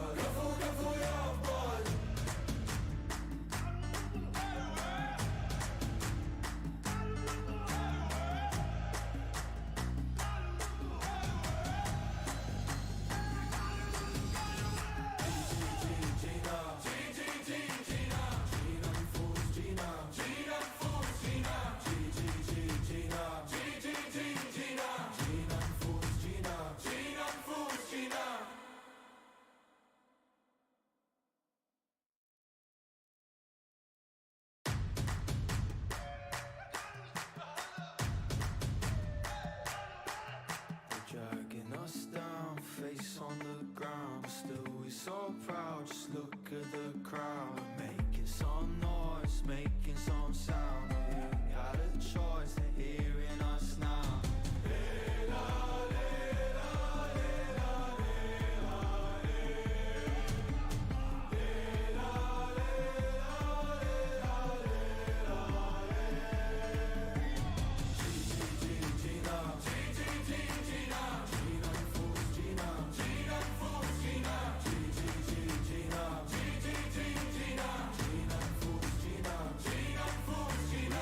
Paradise through dirt in our eyes for us.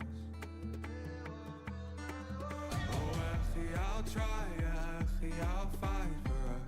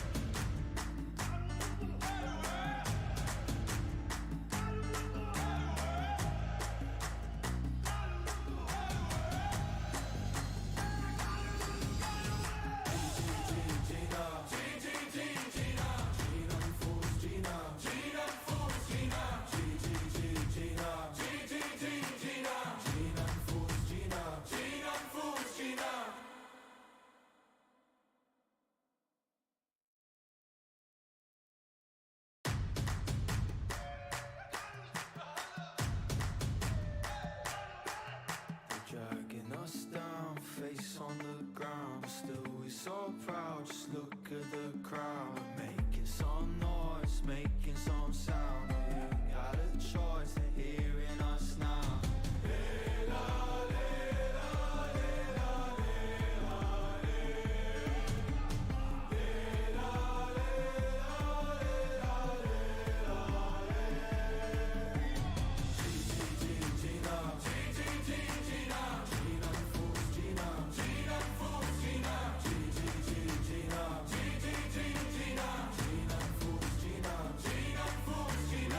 Paradise through dirt in our eyes for us. Oh, actually, I'll try, actually, I'll fight for us.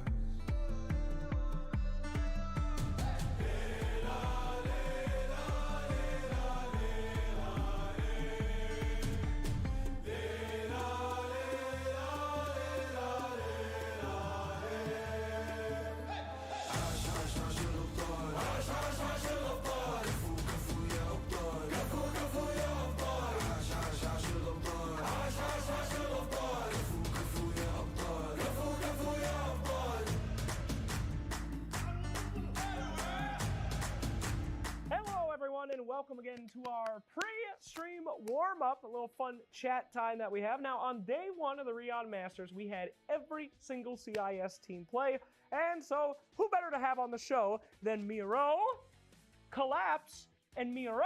Now, can we talk about this? Are you guys evil twins or something? Like, what's the deal with the names? Did you plan this?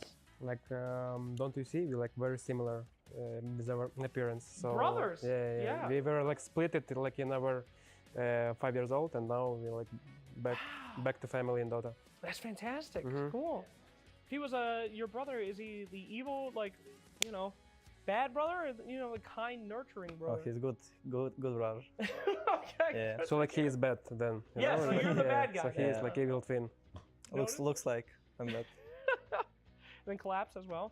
You know, the middle child. So sorry. Family. Okay. All right, guys. Well, I just want to talk to you about CIS Dota, CIS region in general. I'll be real with you.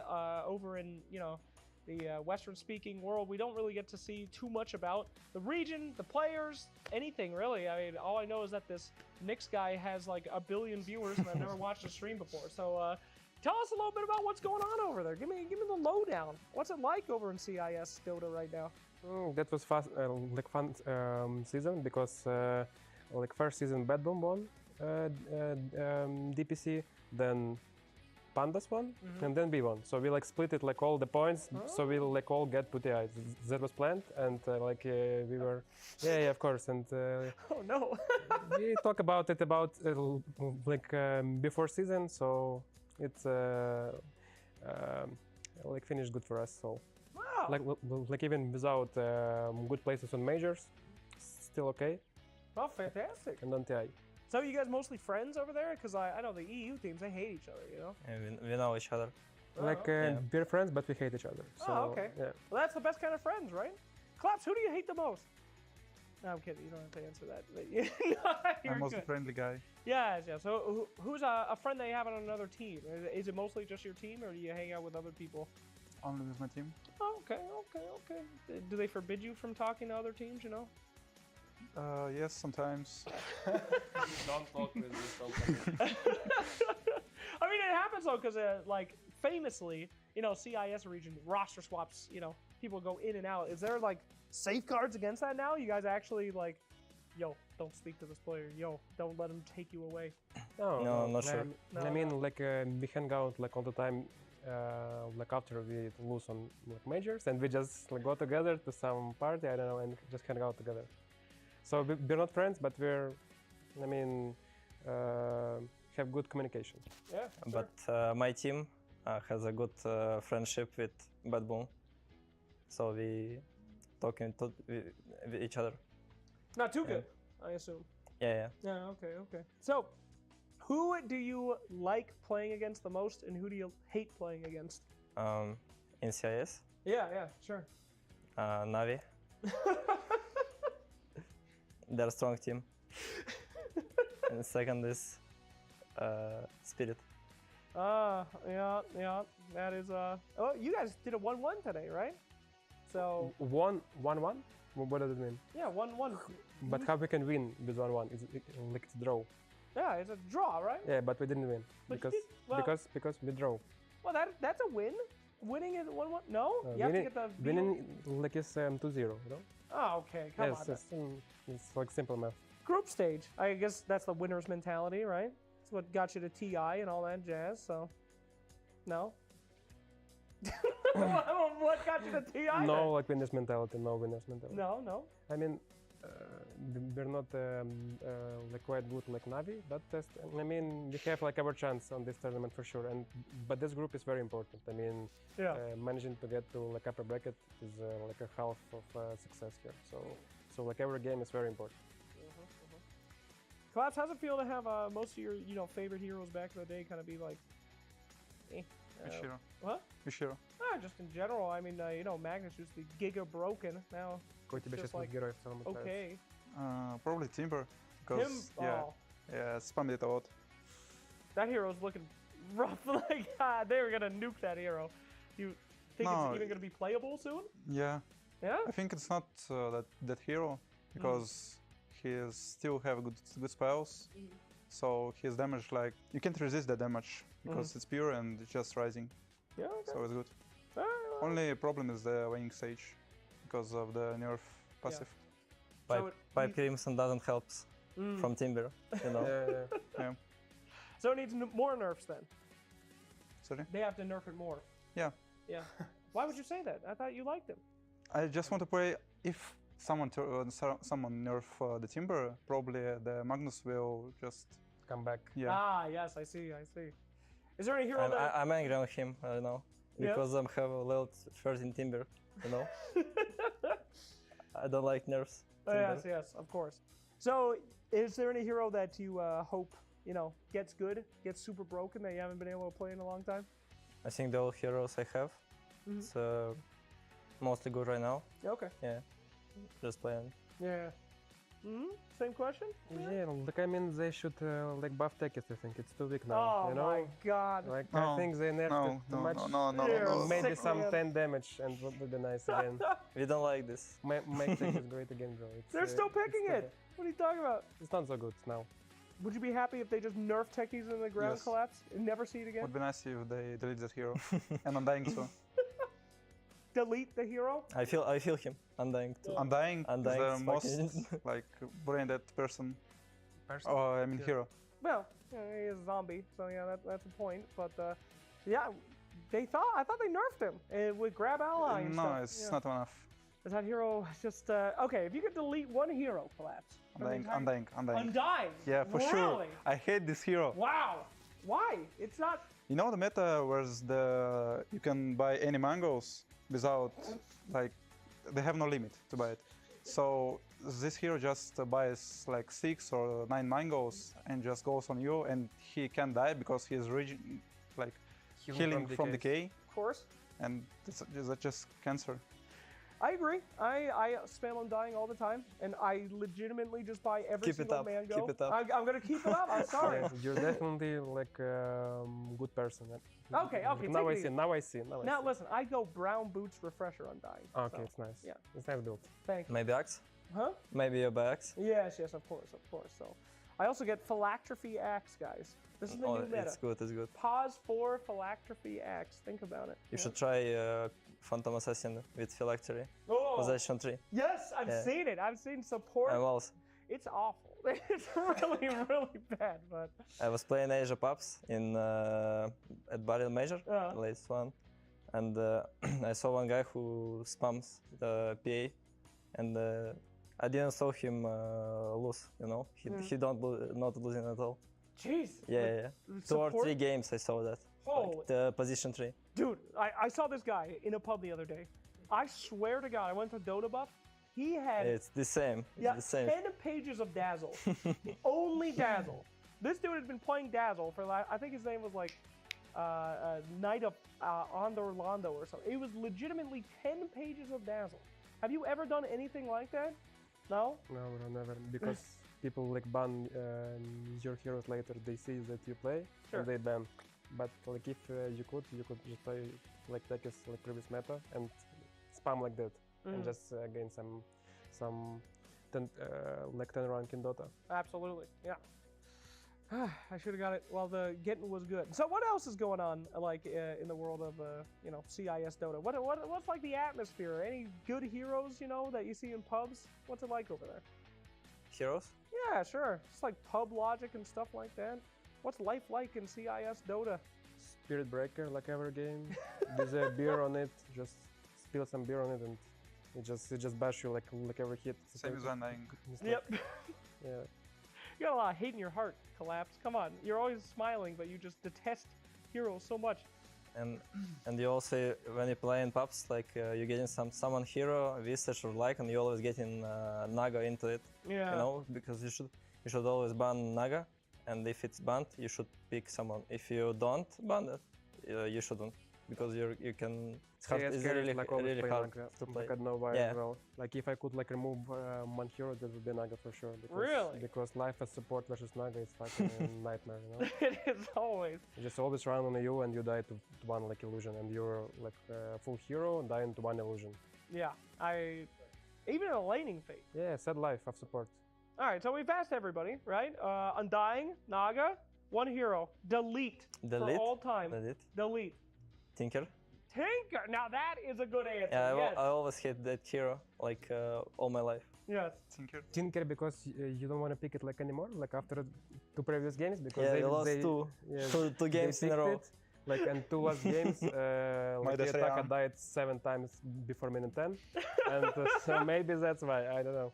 You gotta go cold turkey. No, they're not gonna keep trying. Oh, okay. Maybe. Yeah. Who knows? I think everyone in Dota would agree with you that Tinker would be a great nominee for Delete Forever or Nature's Prophet. You know, annoying. No. No. We love NP. For what? Oh, he just does everything. You know, he can be support, carry, offlane. You know. Oh, you actually was asking us to buff hero, you know? Yeah. I would like ban for, I mean, блять, короче, апнуть Фуриона, up Furion, buff Furion, you know? Yeah, buff Furion, yeah. Because you don't like new mechanics, so you just max teleport now and do nothing. It's very good build actually. I mean, it's good build, yeah. You get in trees, level 3 max and taking teleport.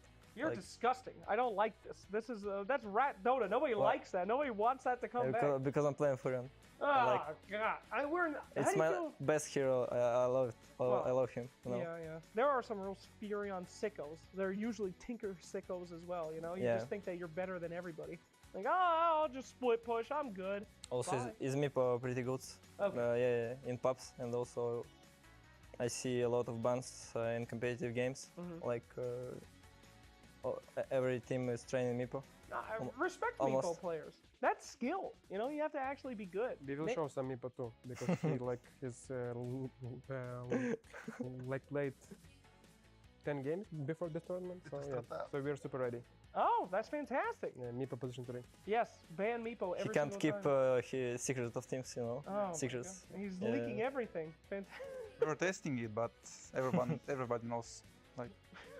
What do you think about the Agnum Scepter with Meepo? It's broken. Yeah? Yeah, Good? it's broken. For sure.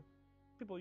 I found some counter heroes to that. Oh! It's OD and Shadow Demon. Wow. Because they use... If you Astral the big Meepo, so they split like after your Astral. Oh! Yeah, so it's easy to counter. That makes sense. Okay. Well, thank you. I will definitely use that against the Meepo Smurf that is in my game almost every week. Appreciate you. Not that I play OD. OD position 5 though. We can make it work. No worries. All right. So, what do you guys think about the current patch in general? Do you still enjoy it? They kind of changed it a little bit. Does it need a complete rework? Are you sick of it yet?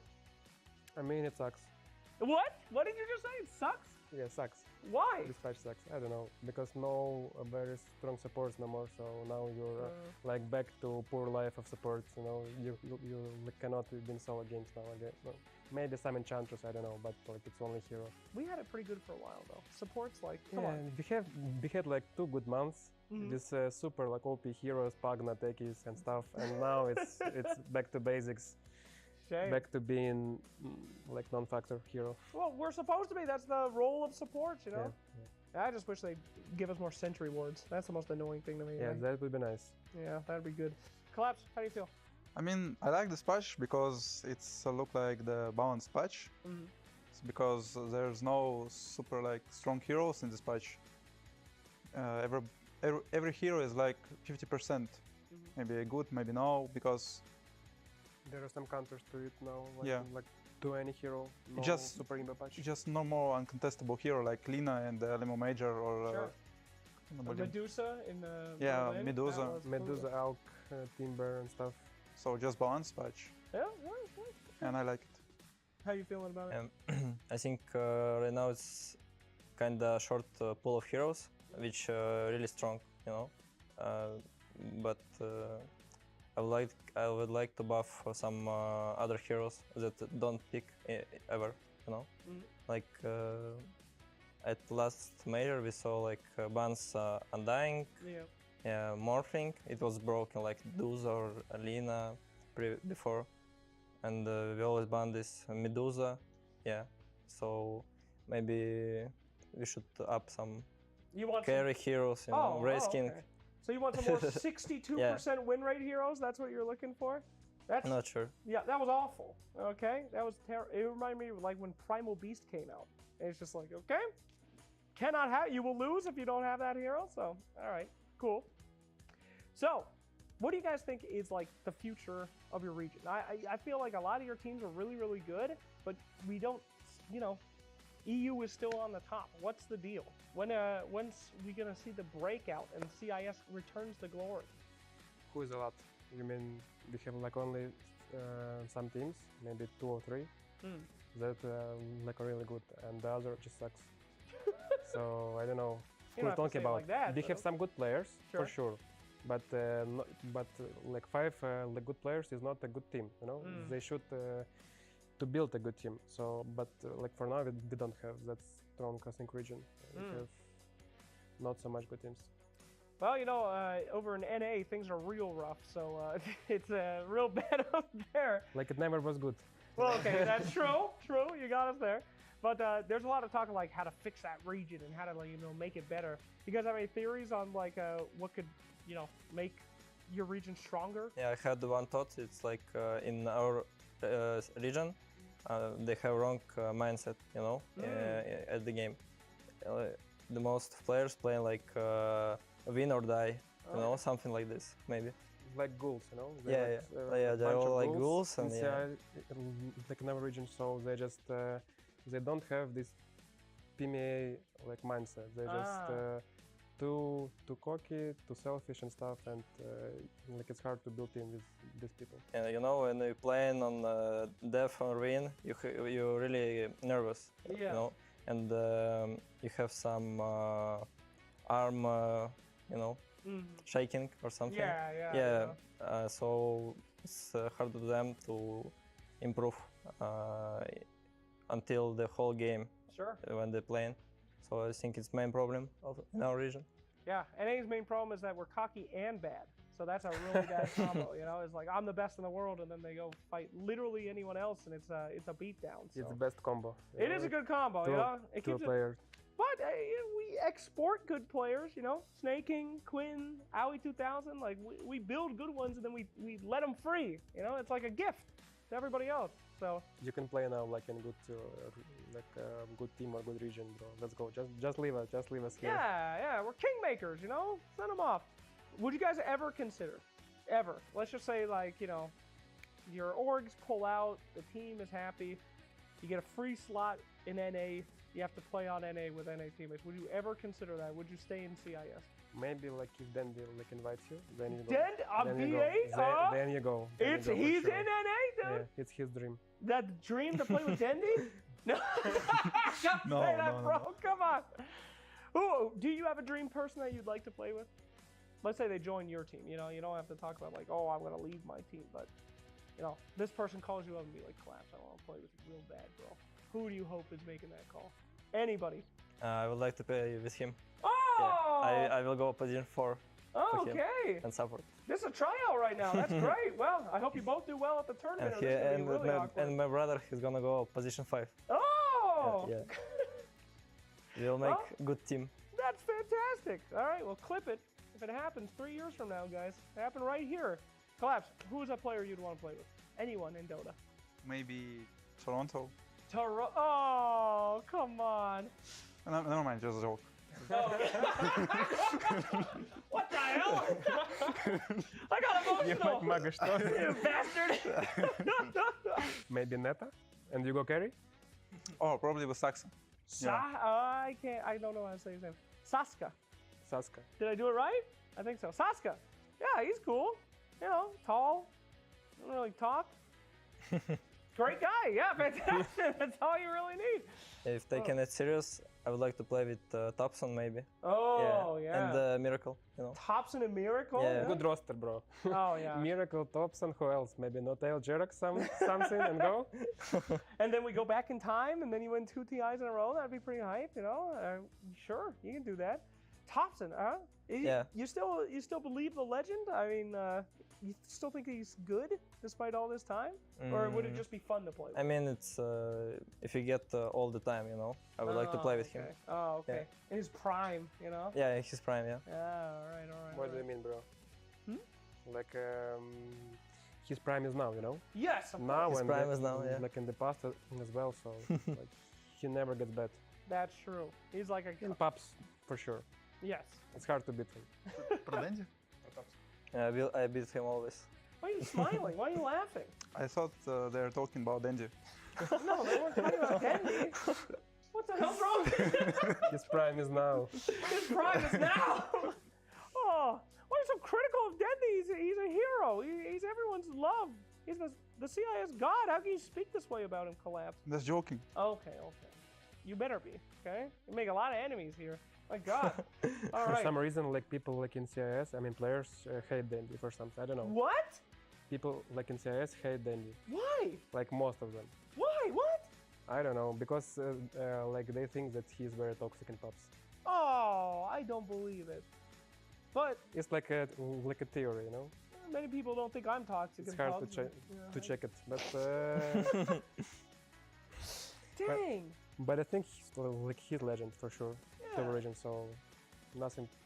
I mean, it must be hard. Did you guys see like a difference after you guys like, you win TI and then you're just like, I know more than everyone in this game now. Like everyone should listen to me because I won TI. So you're in a pub and you're like, yo, look at the ages, bro. Click on it. That's me. Did you get a little bit of that after you won? Yes.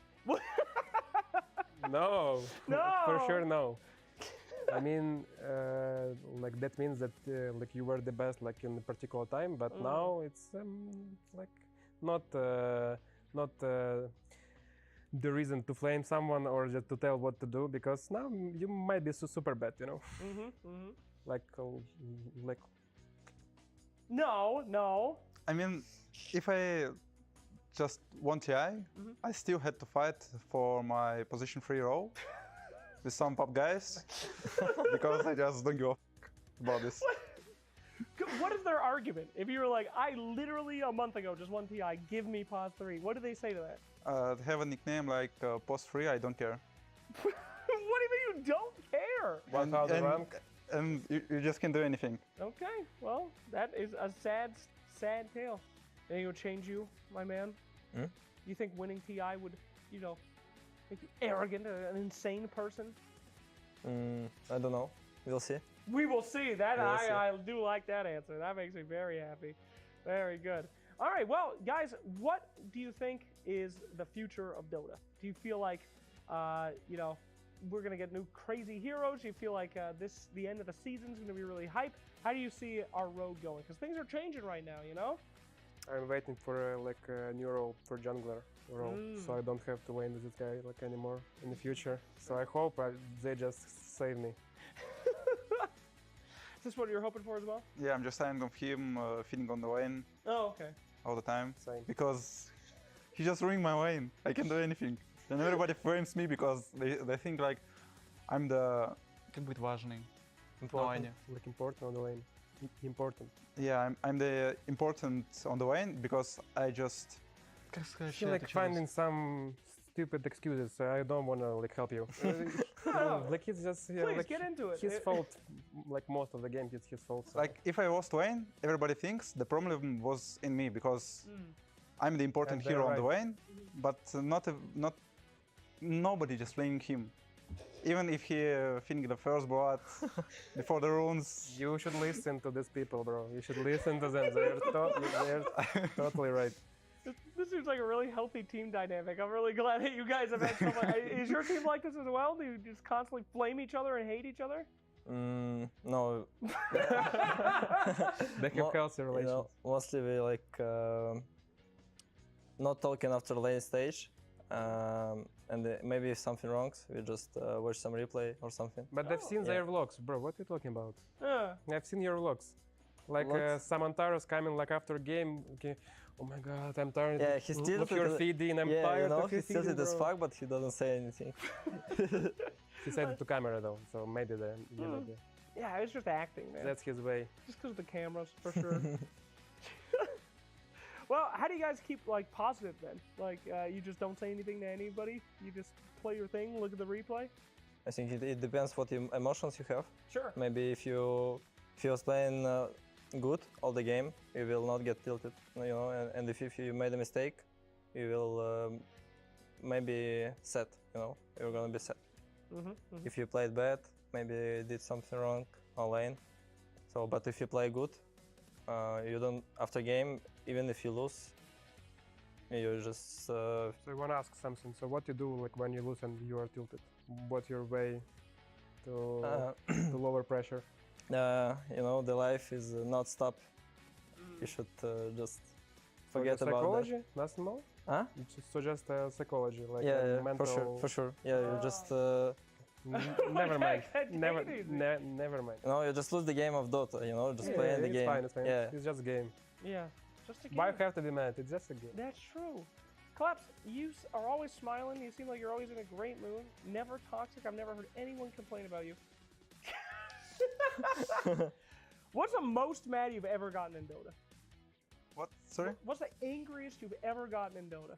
Every time I'm playing Asia Pop, I guess. Why? Because I can't play. Everyone just running at me, saying like, "Oh, my Collapse, I kill you, I kill you, I kill Collapse." Is that good? Don't you like that? You know? No. Well, I think it's because of the hero you play, right? You know, you play off lane, you need your lane to go well, and people should not rotate to go kill. You know. If I play Magnus on the Asia Pop, it's like 5 Eos, 3 4-stars, and just if I blink, 5 times I get healed, and then just died. Well, that's because your reputation precedes you. You know, they respect you. It's good.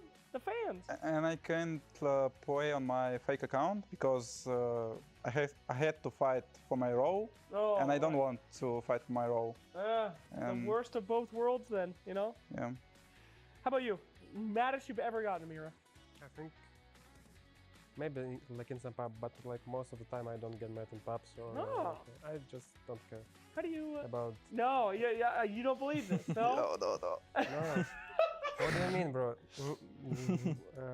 Like at least I don't like break my table like after some lose in Dota. So like yesterday it was a mess in our practice, you know. He just breaks keyboard, you know. Breaking keyboard? Just breaking table.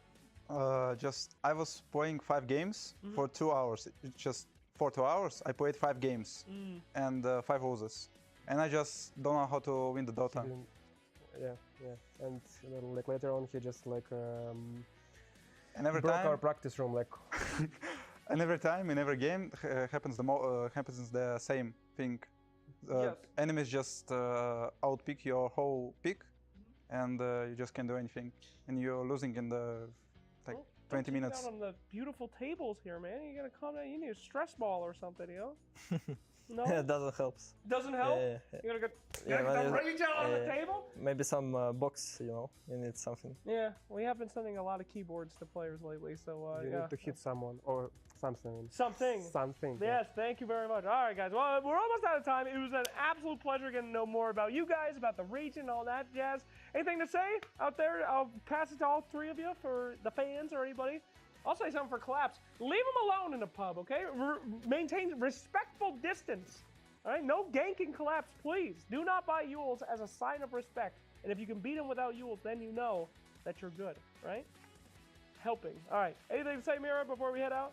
Yeah, I wanna say thanks to all our fans, because even after we lose majors 3 times in a row, they still support us and send us some good words, and that is like really keeps you in good mood, like even after lose. So thank you guys, thank you support. That was great. Collapse. Anything to say? Thank you guys. I was just kidding. Buy Yules against this guy. This dude sucks, you know? Go on, gank his lane, destroy him. All right. Yeah, I also want to say thanks for our fans. And this year we got a lot of followers in social media, you know.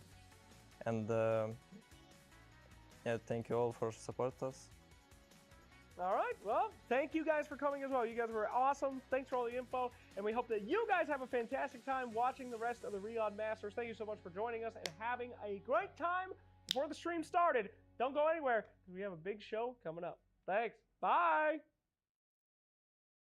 Hello, everybody. I'm here with Zai of Team Liquid. Zai, thank you so much for joining me for a quick chat about, I guess, this year specifically. There's one thing that I've been noticing that it's kind of taken me by surprise is that I'm not really seeing patch-dependent teams anymore. I feel like in years past, there would be many rosters that are strong during one balance patch, and then even like a letter patch, a BCD drops, and all of a sudden they fall off the face of the earth. Meanwhile, for you guys, Gaming Gladiators, a lot of the Western European teams, we had a very dramatic patch drop in the course of this year, and you guys are still at the top of the game. Why do you think that's the case? I mean, there's a couple of reasons. I think one of them is just like the competitiveness in our region specifically is so high. I think it's like, if you fall behind, you're gonna notice really quickly, and you're just gonna have to improve quite fast. I think like, maybe if you play in a different region, you can maybe coast on certain strategies that maybe aren't as developed as others. But I think if you try to run something in Western Europe that's not like optimized or ideal or whatever, you're not gonna win any games. And I think it's so competitive, so you kind of have to win all the time. So you can't really afford to play around that much. You kind of have to be focused on, just getting results pretty much.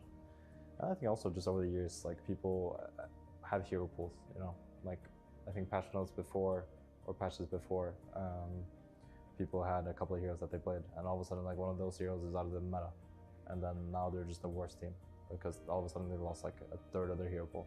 But I think now people have kind of developed over the years, and even though they can pick stuff up that they played a couple of years back or a couple of months back, and kind of just quickly implement it into the current one. So I think people aren't as hurt by heroes going in and out of flavor, I guess. That's a good point, because versatility is something that I have not heard brought up when I spoke to other players about this topic. I'm sure it's in the back of their head, but most of the time they speak to the fact that, well, your team would be a great example of how there's also a much larger support staff on Dota teams these days. It used to be just like 5 players, and then occasionally you'd have a coach, and now coaches are guaranteed, and now you guys even have an analyst. How much do you think that improves the turnaround time whenever a new patch drops, how quickly you guys are able to adapt to it? I mean, it definitely helps. It definitely helps. And like, the more eyes that you have kind of looking at the state of the game and kind of, bringing in ideas to the table and stuff, the quicker it should go for you to adapt.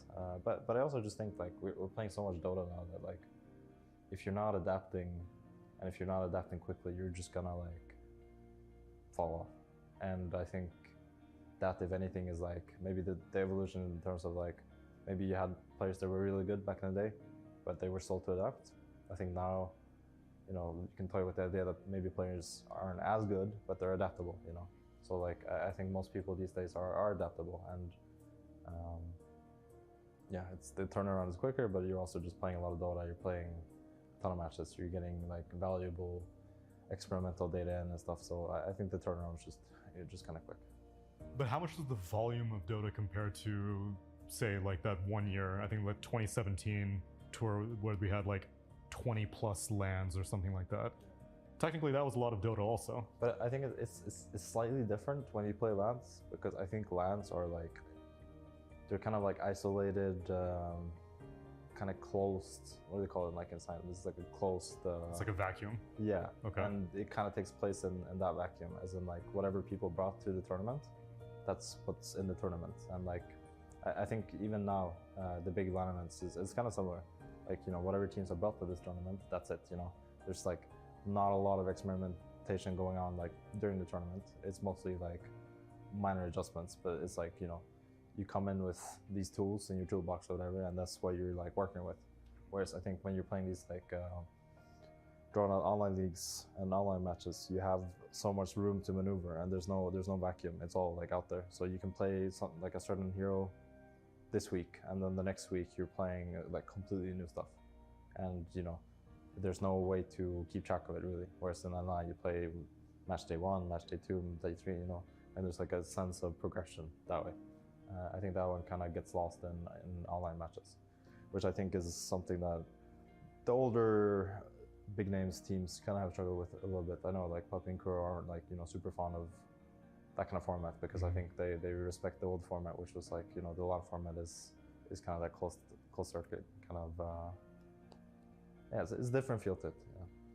You've thrived in both environments. Is there one that you have a preference for?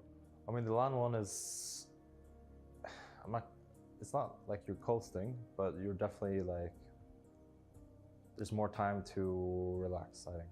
Whereas when you're playing online, it's like, since we're playing in Europe and the level of competition is so high, if you're dropping matches, even like you win a match and then you have 4 days to your next match, if you're not like, if you take those off and you're just completely chilling, you're probably gonna lose, and then you're 1-on-1, and then that might mean you're not going to the major. So it's like, it's kind of hard to relax once the online period is kind of going. Whereas before, I think when you had LAN tournaments kind of spread out, it's like you go play this tournament, you have a period of like, you can do whatever, and then if you're really good, you can do whatever all the way up until the next tournament, and still kind of get there. And like, if you're really bad day 1, maybe by day 2, you'll have figured out the rest, so you can kind of adjust on the spot, which I think that stuff doesn't really work online. Yeah, I think that's very encapsulated by your guys' Tour 3, because I would have had the same mentality as you, which is we're qualified for TI, we got 2 second places, that means that we're pretty damn good, and theoretically we'd be able to ease up a little bit. And then you guys got 4th in that tour, even though that you were the grand finalists for all the other ones, the fact that the margin is that thin. Yeah, I mean, Tour 3, we definitely took our foot off the gas, and we're not putting in as much effort into scrims and prep and stuff like this. And I think, to be honest, we were quite lucky to qualify for Bali. I had no, like, I didn't think we were going to qualify, and that was fine. That was kind of like a conscious choice that we were going to take it a little bit easier, just to kind of preserve our energy for stuff like this and TA, obviously. But so I was surprised, yeah. And it's like, if you're not putting in all your effort, you're gonna fall behind, and that's just, I think that's just Dota these days, but also Western Europe. It's just competitive. So then you would say that this era of Dota is probably like the closest competition that you've ever experienced? I would say in terms of our region, yes. I don't think I think Europe's the hardest it's ever been, and it's only gonna continue that way, I think. But when it comes to like maybe intra-regions or like against other regions, I feel like it's been more competitive in the past in terms of that stuff. Okay. Do you have an example of an era that you recall, even between regions, that the competition was? I mean, I think like Tier 10, for example, I think is like kind of a good benchmark, because I think obviously you're looking at top 3 of that TI, which was us, Western Europe. You had LGD, China, and Spirit, CIS, and that was kind of like the resurgence of CIS, because they hadn't been performing that well, and then obviously Tier 10 being like a benchmark for them. And even like the other regions, I'm sure, I have to remember, so I'm not flaming any teams, but like EG that year, I don't think they were that bad. I think they maybe lost to OG. Yeah, I think that's right. But still like decent. SEA teams, I'm not quite sure I recall, but I think they also weren't like... 10 was one of the rougher, but not as rough as 11. 11 was the worst for SEA. Yeah. I think 10 may have had T1 carrying the torch. And probably Beast Coast was in there somewhere as well, kind of delivering. So I think Tier 10 was probably like a good kind of, because the regions that were on top was kind of the bigger regions throughout Dota history. I think like CS, China, Europe has kind of been always there, Whereas now I feel like China's a bit so-so, CS is hot and cold, NA is like also a bit hot and cold, and it's mostly just been Western Europe. But there's still tournaments to be played throughout the year, so we never really know. But I think in terms of regions, it's been a bit more even before this year. Yeah. I am slightly worried that this is the logical conclusion of Dota for Western Europe to just create a power gap between the other teams, because I know during the COVID era, when you were on Secret, many people had the same thought that like your team was just miles ahead of everyone else. And then we finally got our first LAN back with the Singapore major, and it kind of proved that Europe wasn't that far ahead. Other teams were still quite competitive. Yeah. This time, like consistently, all 3 majors Western Europe has dominated, and you've had the occasional 9 Pandas, the occasional Evil Geniuses, the occasional Talon, but the podium has been consistently occupied by, well, specifically you and Gaiman. Yeah. I mean, yeah, and I think that's something like, because even looking back on that year with Secrets, I never felt like we were that good. Really? Like, to be honest, I felt like Europe was not that strong at the time, to be honest with you. That was like before Thunder was a team, really. They were playing as Mongols and like kind of like also hot and cold. Yep. Like our biggest competitors during that time was like the old Alliance that I'm playing is now, or my team is now. Like before they were Liquid, like OG with dodgy rosters that like were half complete and like people had to leave, COVID stuff and like visas and like whatever. And I think the competitiveness in our region wasn't all that, because I think we played against we won all those finals, but we played against a different team every single final. I think. I think like Mad Moon, you even faced Enigma Galaxy, I think, in that one. Yeah. So I wasn't that surprised when other regions were strong. I mean, we were good, but we also were chilling. We were chilling. So I wasn't surprised when there was other competitive regions. And I think now it's just like, I think gaming's an extremely good team, and we're trying to catch up to them. But I think also there's been a lot of stuff throughout the year that have kind of caused other teams not to perform that well. Also, I think Tundra has been struggling for non-Dota reasons, like losing Saxa this last event. I think they were going to be good. Same with Betboom. I think Betboom last tournament would have been really good, but just stuff. So I think there's more to it than we've seen, and hopefully one of them will kick out gaming for us, and we can maybe play some other team in the finals. But I think there's more to these tournaments that kind of have shown up in the past ones. Have you ever considered exporting yourself to another region? So you've played in North America, you've played in Western Europe. Obviously, right now, Western Europe is very much the strongest region, but let's say that you were in a 5th, 6th place situation, like where Entity kind of is. Would you ever consider jumping to another region? Hypothetically, I think I would. Like if that's where, it kind of depends on where I'm at in my life, or like whatever I want to accomplish. But if I'm trying to break into the Dota scene and I'm being gatekept by like the European region, I would definitely consider just branching out, because I think it's, your Dota career only lasts so long. So it's like, you waste a year or two like struggling to qualify, and maybe you could just go somewhere else and you could qualify, and then you could play these tournaments, and then you develop more and more. So I mean, it's a personal choice, but I would recommend it to people if they wanna, because like it's not gonna get easier. Right. It's only gonna get harder, I think. So either you're like beasting and you make it, or you never know. I think it's the development. What's the time? In terms of the development aspect of it, I think obviously the most indicative example of that would be Quinn coming from North America to Western Europe. Would you have expected this level of growth from him as a player from what you knew from him in North America, or even this has taken you by surprise? I mean, I knew it was good. We played together on Optic, and like back then he was quite new, and I think he only had like a couple of heroes that he could really do his thing on.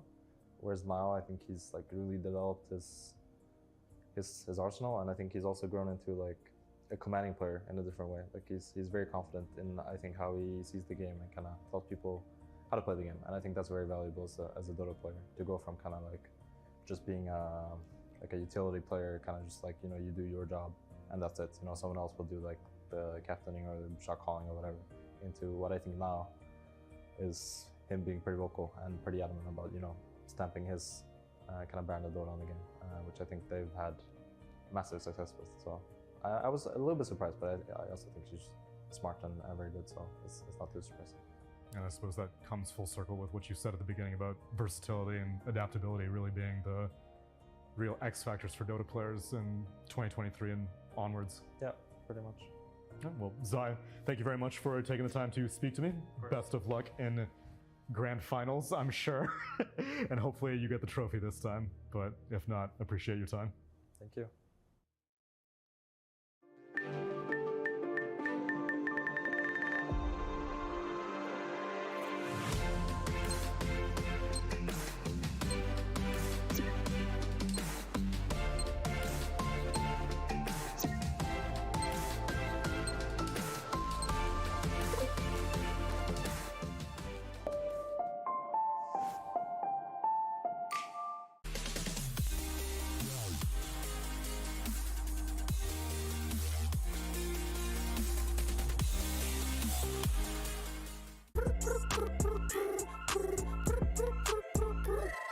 حتاكل لين تشبع وانت مستمتع وتلاقي الوجبة جاية على الأصول.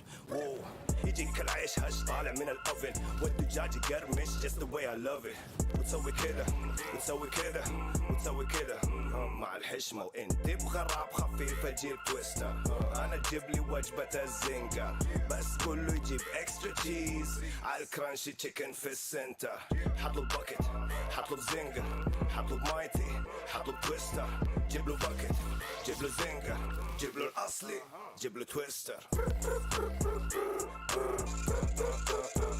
delicious yeah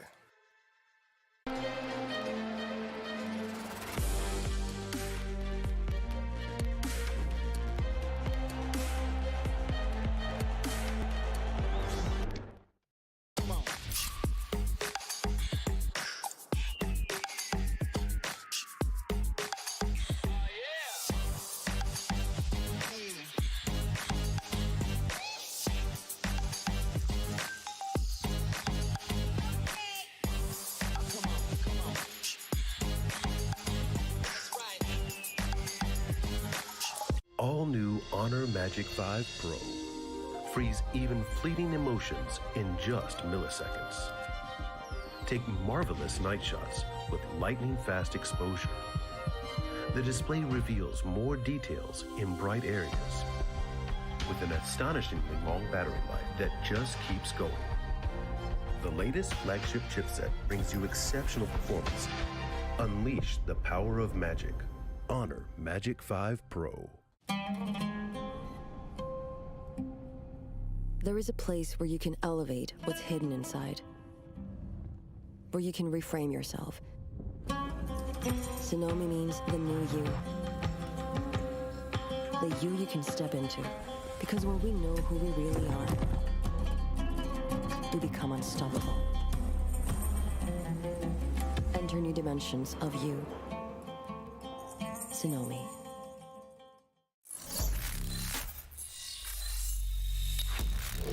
Open your eyes. when you look into my eyes tell me what do you see Tonight, I'm gonna show you the wonders of the mall. I got nothing to lose I got nothing to lose I need warriors. what you want in you wanna walk show me what's up in now we ready to bust in take everything leave 'em with nothing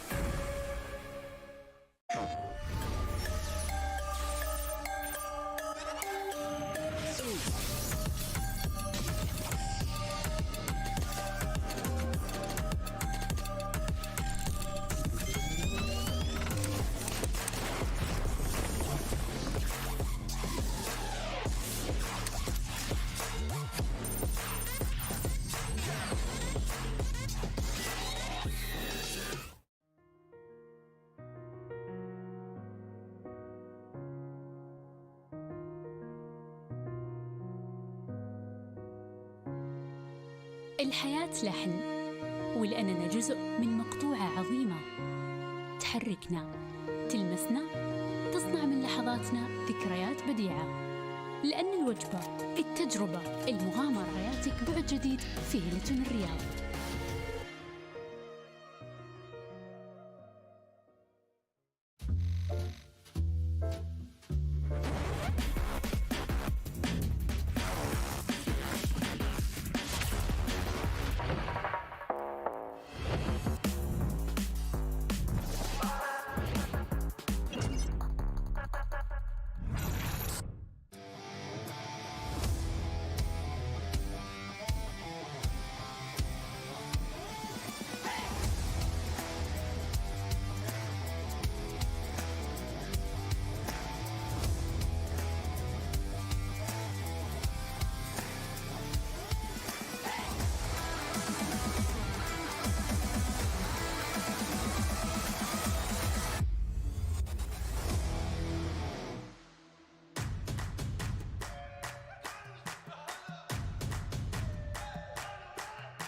Dragging us down, face on the ground. Still we so proud, just look at the crowd. Making some noise, making some sound. You got a choice, they're hearing us now.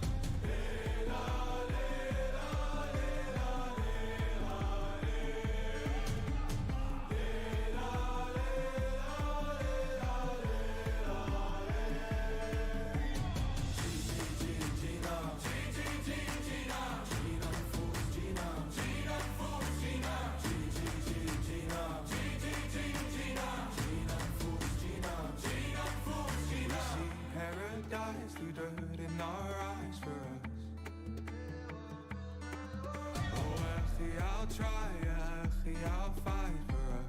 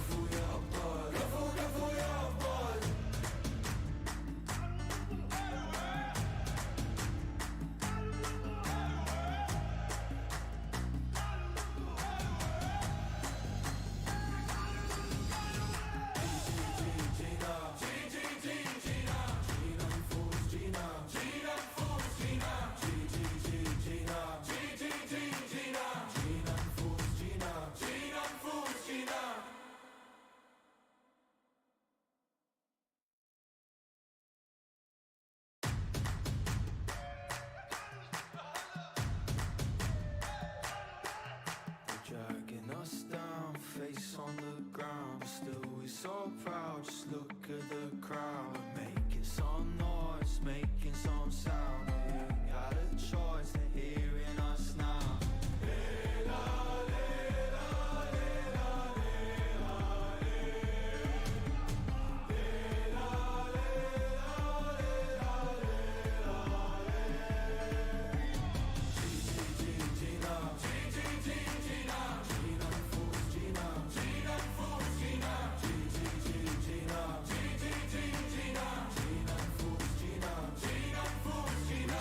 Paradise through dirt in our eyes for us. Oh, Akhi, I'll try, Akhi, I'll fight for us.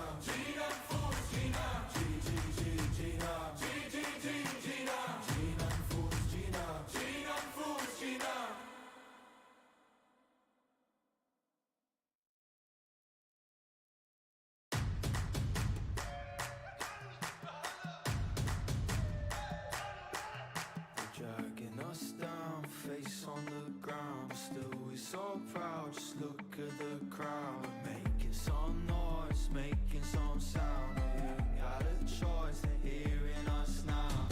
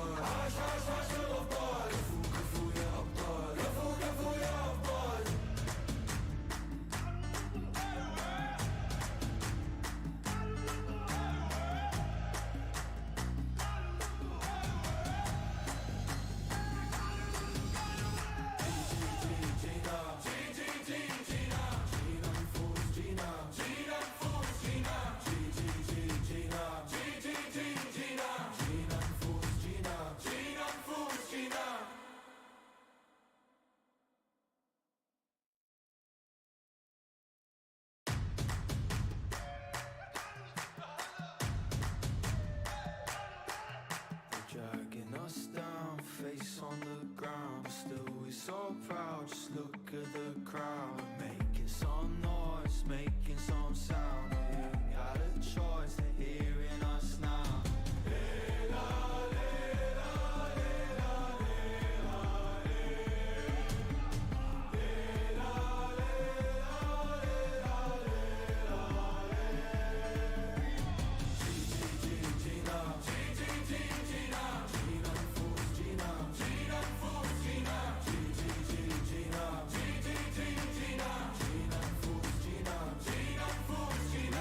Paradise through dirt in our eyes for us. Oh, actually, I'll try, actually, I'll fight for us.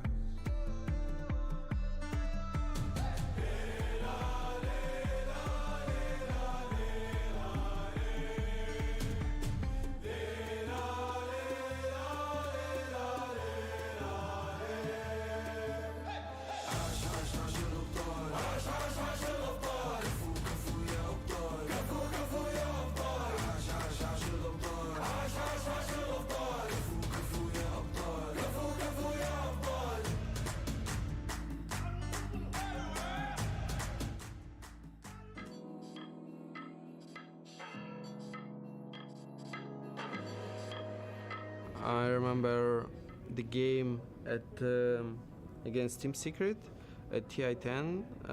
It was like it was third map. I played at Sven. It was like a good matchup for me. I stayed against Lycan. They have Tiny Carry, Lina mid. Everything is great for me. Like a good matchup, and I played well. High ground defense is there, Team Secret. Oh, Toronto Toki goes really deep, and there's a big skewer from Collapse onto two. Good lord, double kill for Yataro! But we got some problems at game because Lina was big, but we killed them.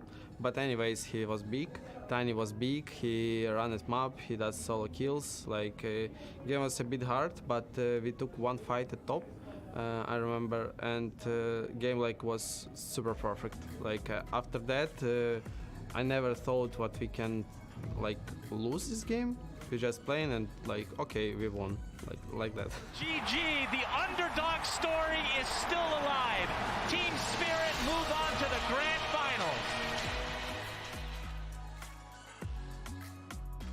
I think it was like Arlington Major. Like we was good team for that times. We played on Riyadh and we got some troubles at our personal like relationships and gameplay. We didn't understand meta much. Like we playing and we don't understand what we're gonna do, what we're gonna draft. We just was so messy. But we tried to fix all our problems at Riyadh. I thought we're gonna be like a 9-20 place at this tournament, but then we focused, we understood all our problems, and the most important thing is like trusting for our team. We start to trust each other, like supporting everybody, and we took second place. It was great performance for us because we are not was ready to play against these beasts at final. We lost, and then we played at Arlington. In that point, I understood what we gonna win this tournament when we only came at hotel. Like I understood everything is great, nobody can stop us. Like, but LGD gonna stop us in upper bracket. But never mind, we just played against Secret again, or against Astra again. And when we was in final, I like understood, okay, they cannot stop us. We here for win, and we have everything for earn it. And I guess it was the best performance for everybody of us at this tournament. I like maybe like sitting in chair when draft is starts, and I just watching it upstairs. And just thinking about nothing, trying to meditate somehow. Like I'm just watching and think, okay, I'm here, I'm at like at best of 3, 5, no, doesn't matter. Like I need to stay focused and try to do best my performance what I can do. And then I just come back to reality and like talk to other guys. I think my signature hero would be Morphling. I think I have the most games on it in my career and highest win rate among those heroes. So I think Morphling. Tomato, full HP, full strength, and incredibly tanky. I like the idea of humans trying to achieve perfection but never achieving it and still striving for it. I think Morphling really embodies that, where you'll never be the best morph. There's so many good morphs. And I have like 1,000 morph games and I still have to keep practicing the hero. I don't remember my first Morphling game. I remember against 9 Pandas, Dream League this year. They got him, Morphling. Dragged down to half HP He's straight shifting. up, but he's shifting, he's BKB'd and he's into Magnus mode, skewers across 2 heroes, Ramses Kiyotaki in trouble. I feel like the game was really hard. My team wasn't doing so well after lanes and they had this counter pick on me, which was a Varong at the time. I told my team, guys, I'm gonna kill them all. And then I just like 3v1 them, 1v4 them. I was just very confident. Anything that we were playing. I guess we're both kind of chill. You know, we kind of flow, go with the flow of the water. We're also able to morph into the situation that we're in. My signature hero. That's not a easy one since I switched roles so many times. I did have a lot of fun with Wind Ranger. Maybe I keep the Wind Ranger. I specifically enjoyed the skill shots about Wind Ranger. I feel like you could look at like a failure, like a non-factor, or you could look like the best hero in the team fight. If I think of like performances on Wind Ranger in the Stockholm Major, I think our first stage game, if I remember, was against Thunder Awaken. They were very strong. See if they can turn for more. Uragi, he's in straight away on top of Panda as the Pugna has to run. Shackle, Pakazi's shackled. The Gale Force as well, blowing back Pakaz over towards Uragi. He'll get the stun in. Rift as well, dragging him back there in onto the void. Whooping Shackle again. forward. Shackle again. Step, locking them down. Oh my Thunder God. Awaken, everybody's dead. This was the first stage game, so I was like, finally. And I played Wind Ranger, and I felt like I played really, really well this series. Had a lot of impact, and then it got me going. So I remember that series in particular close to my heart. Yeah. Okay, my signature here would easily be Invoker. What I really like about Invoker is just basically the entire skill set, the entire concept that you mix your own spells and that he just basically has more spells than other heroes. It seemed super, super cool, and it seemed really, really complex. So basically in the beginning, he has a big advantage. Oh, he has 10 spells. Got him. This is huge. This is everything. Second round disarm. Tries to keep him alive, but not gonna happen. Did not have his BKB out and ready, and losing those two OEG. And I've always played like spellcasters in video games, so everything came together.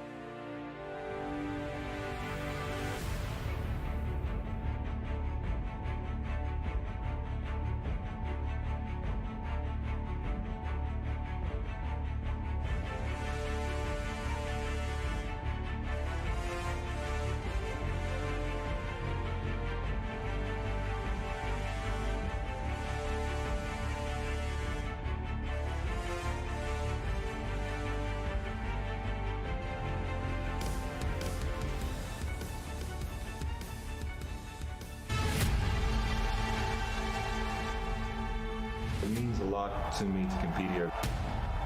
It's going to be a very exciting experience for me. I'm waiting for amazing games here.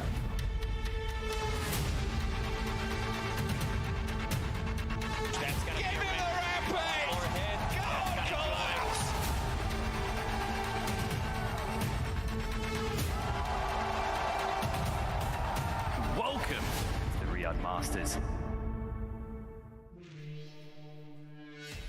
Ladies and gentlemen, it is time! Grand Finals hour is upon us here at Riyadh Masters, and we have got the possible legends making their way over to the arena. I say possible because only one team at the end of all this will be able to call themselves legends and join PSG LGD that were the legends of last year. For now, mere heroes, but they got here and they look very, very strong. We got a great Grand Finals ahead of us. We got Team Liquid, we got Team Spirit, and a best of 5. And of course, when we're talking about world-class teams, I gotta be able to talk to world-class panelists. We got, on average, 1 TI amongst every single one of my panelists. I am joined by none other than Faith Beyond, Seb, and Fear. Thank you, Seb, for letting me borrow one of yours. How are you doing this afternoon? Great, great. Which one are you borrowing? I'll do the second one. Sure. It's yours. It's yours for today. Oh, I'll take that. Are you excited for today? Super excited. I mean, you know, Team Spirit, Prime Team Spirit is going to be insanely, you know, exciting and hyped to watch, and Team Liquid also in a really strong shape. They don't have Gaming Gladiator on their way, so it's gonna be a crazy best of 5. A crazy best of 5 here, Fear. I mean, definitely. This reminds me a lot of like TI5 when we played. We made a run. There was one team we just didn't want to win. That was Team Secret at the time. I feel like Liquid are in that situation. You know, these opportunities don't come very often where you get that grand final. That one team, the monkey that's been on his shoulder, isn't going to be in that grand final. It's their moment to seize here. Yeah, Faith Beyond, you from the get-go have been saying that Team Spirit, a team to look out for. So it's no surprise for you to find them here in these grand finals. Yeah, I mean, they performed so well in the tournament, and they already beat Liquid in upper bracket. So I think this tournament, this grand final will be amazing, and I'm super enjoying with, like, I have 3 legends on my panel. Hey! So I feel so excited. I am really looking forward to the grand final. Yeah, it should be great. And we have got a ton of Dota action coming out. But as some people might be aware of, there's been a lot of different competitions running at the same time as the Riyadh Masters. And 2 of those we are ready to announce the winner of. The first one was the Most Creative Fan Awards. And we have asked fans to make art and to be creative in their art, and we're ready to announce the winners. So ladies and gentlemen, without further ado, this is the Sand Bear coming from Virtus Pro. It's pretty cool. Looks very nice, and the theme is right, I guess. It's on point. You know, very on point, exactly. You got the building in the background as well, the Riyadh building, the one that is the Really like the light effect. Yeah, this is really good. Are they going from like bottom to first? Yes, they do. Okay. This is fourth place. All right. Yeah, this is pretty good. If this is 4th place, curious on what the others are have in store, because this is nice. All right, well, let's take a look at the next one. This one comes from Entity. It has a anime theme to it. Oh, this is just happy. That one's cute. That one is adorable. All right, let's see which heroes we see. I see Bowrider. That's a Bane? Bane, yeah. Yeah. There's the mango tree, guys. Come on. Hey. No one got that one. The mango tree. There's a helmet. And we're in Riyadh, and the infrastructure in the back. Looks good. This is the next one. It's the Tundra TA. Also got the skyline there in the back. If you look really closely, there's a PA and a drow on the bottom left, bottom right. Oh wow. Yeah, so very creative. Wow. That is super. That is very well done. And then our winner is art made with the theme of Team Secret.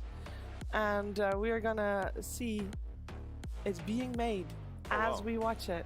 I don't want to spoil what it is, but someone spent a lot of time and effort. No idea who that could be. No. Like, I see it shaping up and I really cannot tell who it Isn't that could crazy be. though? He did it with Rubik's Cubes. Looks like you, Fear. It is. It might be me. We'll see. We'll see it finish out here, but could be you too. Indeed. Well, it's Faith Beyond. Oh, it's not me. What? That's an easy one. Yeah, it is you. It looks very much like you. That is really well done. Congratulations. That is Amazing. first place there for the Most Creative Fans Award. And then there was also the best team content that you've been able to see come by on social media, where 4th fourth place was OG, third Entity. Team Secret this time came second, but first place for Team Content was Team Spirit. So they won that competition, and we're here to talk about whether they can win, you know, the main competition here in Dota 2. We're going to focus our attention on the grand finals, our undivided attention, and when we do that, we of course have to take a look at the road that the teams have taken to get to this very place, because both teams, well, I was going to say a slightly similar road, Faith Beyond, but Team Liquid had to come all the way from play-ins to even make it to brackets. Yeah, Liquid, they are so, like, I remember back to TI11, they also, like, play the long format. Yeah. Yeah, they come to the play-in and all go into the final day. I feel this team, they have very strong mentality and they can conquer all the, like, troubles. Yeah, maybe more games is better. I'm sure that there's some logic in that. This time around, at least, they came through mostly upper bracket. So they did get knocked down, of course, earlier, well, yesterday, Seb, and this is still a fairly short road for them compared to some of the other tournaments they've had. For sure it is, but you know, they're no strangers to these long roads. Faith Beyond, like mentioned, I mean, TI, that's TI, like they went all the way, and here too, like they play-ins into group stage. And I think what's really incredible about that team is that their ability to learn and improve throughout the tournament. And they're obviously a really smart team, really smart players, veterans, a lot of them. So they pick up a lot of the stuff that other teams are doing, what works for them, what doesn't. So usually if you get them in the grand finals, you get like the finest version of Team Liquid. You get the finest version of Team Liquid, and we've been getting that. We'll see which version we get in the grand finals. I'm sure we're going to see the finest of both Team Spirit and Team Liquid. And we've also been seeing the finest of Jenkins on this finals day. Hello, ladies and gentlemen. I'm here in the player lounge with one of the players and it's going to be in the grand finals versus Liquid. How you feeling? Yeah. Just kidding. It's Spirit there versus Liquid. What advice do you have for Spirit in going into the grand finals? How are they going to beat Liquid? Because you've done it 5 times in a row. I should try disconnecting the whole other team in a fight. Yeah, that really worked for you guys. Can I have a fry? What are you going to do with your millions of dollars? Buy more fries. What do you think about Team Spirit powering up when there's millions and bajillions of dollars on the line? Like, why do they get so strong? They bathe in milk, and the milk is kind of pricey when you buy it in that quantity. So they need the money to support the milk bathing. Ladies and gentlemen, milk is going to be the name of the game in this next series. And back to the panel. We'll see who can buy the most milk after this grand finals. I'm sure it's going to be quite a bunch, actually. Maybe a set for life in terms of milk storage. There's a lot of prize money on the line here. Of course, both teams already guaranteed $2.5 million, and you can double it. It's doubling if you win this best of 5. Let's talk a little bit about Team Spirit, because Fear, this is a team that we've seen perform for the largest of prize pool, like the largest prize pool in history. They won it, so this pressure is not there for them. I think, yeah, when you get these teams that are used to competing in ultra high stakes, such as the international grand finals now of Riyadh, it's pretty much they're on autopilot at this point. This is where they want to play. This is where they're most confident, and this is where they're the most scary as well. And they had a really good run in the upper bracket, just getting a clean 2-0 against Aster. Going against BB team, that one wasn't as clean. It was a very tough series. And of course, they went against Liquid, another tough series. And even though Liquid got knocked down, they're going to be back even stronger. So I have really high hopes for this grand finals. Yeah, they looked like they were a lot stronger this morning as well. I think Talon felt that one. Before we start this grand finals, it would be so wonderful to also have a couple of words from the teams themselves. Being legend in Dota, it's doing good performance. Being like super high skill, like Papi, Zai, Nisha, they all like legendary players. You just feel some aura from them, you know? See if they can finish off the Legion Commander, but Intel can use the way. A last Oh, that thunder! It's gonna be low, and they manage to get him. Toronto no miss. No, the damage comes in. Nisha. Now the buybacks from Liquid in turn. They know this is their opportunity. This is the chance to change their fate. This is their chance to be able to turn it. They've done it. They have managed to finally bring down Gaming Gladiators, who have been undefeated in this series in playoff matches. For me to win a Riyadh Masters would mean a lot because I think it shows how much work we've put in to finally get to that mountain and climb it. I think would be really amazing for everybody's mentality. And for me especially, I think it'd be super cathartic. Whoa. Blast off into the hacks. Pure.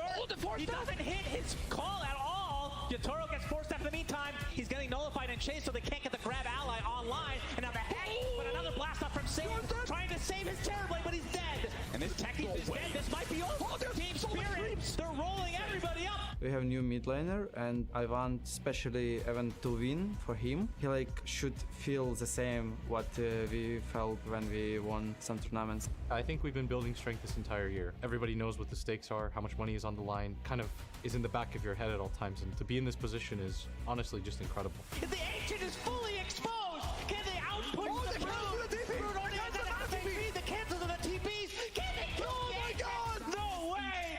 Alan, you better be careful because Zion's coming for your base. And you win game 1.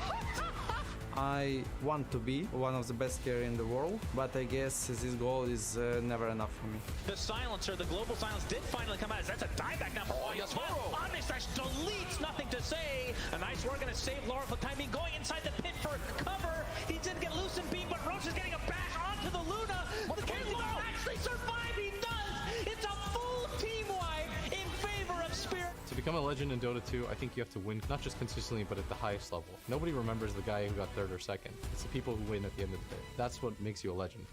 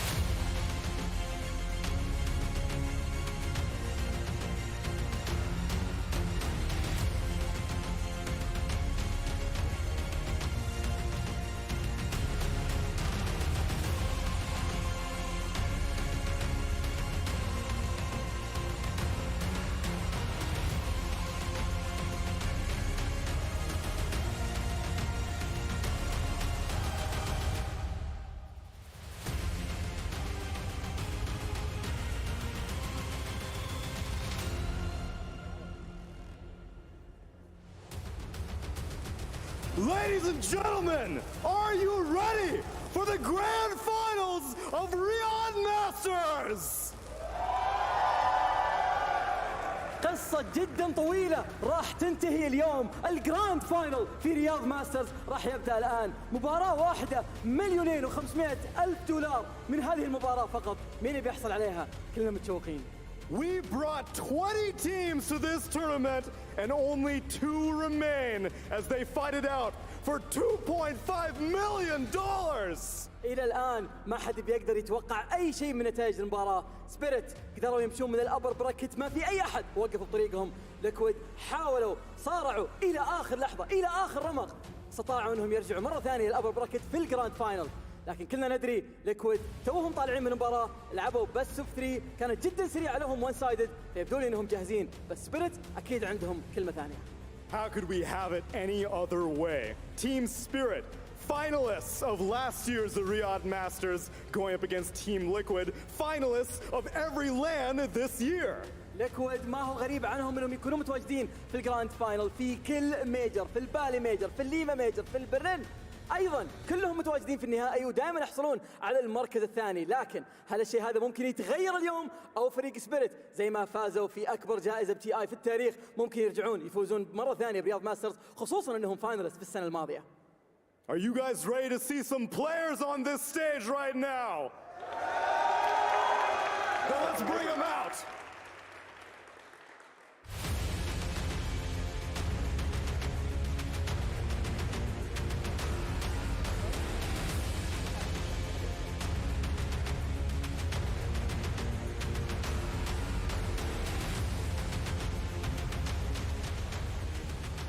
Team Liquid!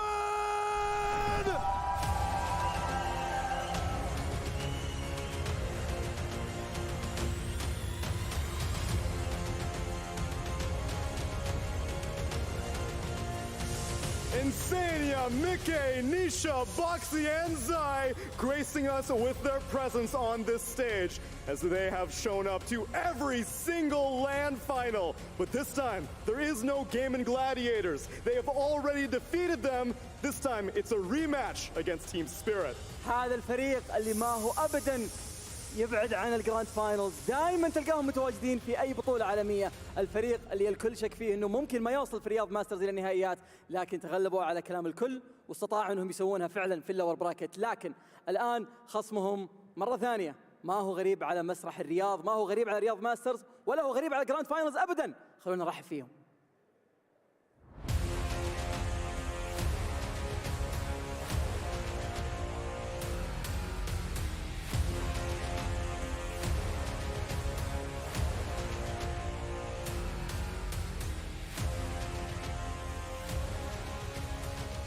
Riyadh Masters 2022 finalists, Team Spirit!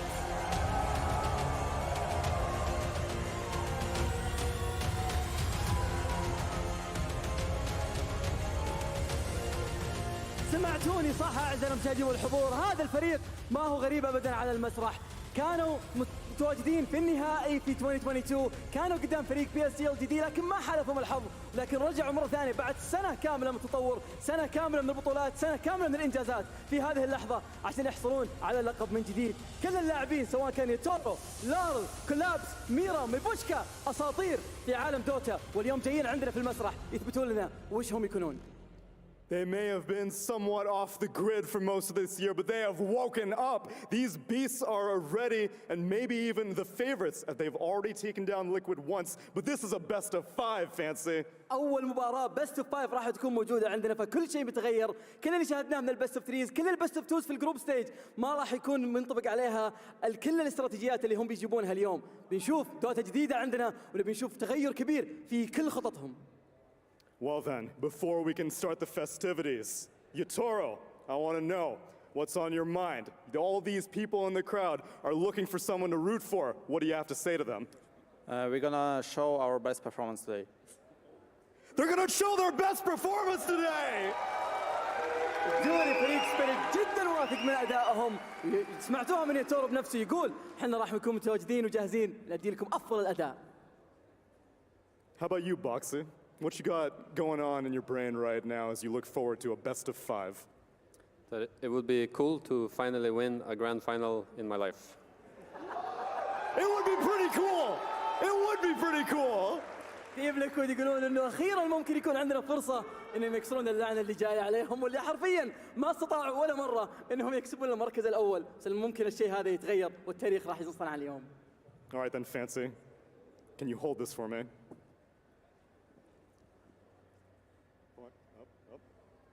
Let's get this started! Let's go! Teams, players, please, to your seats. Let's get this grand final started!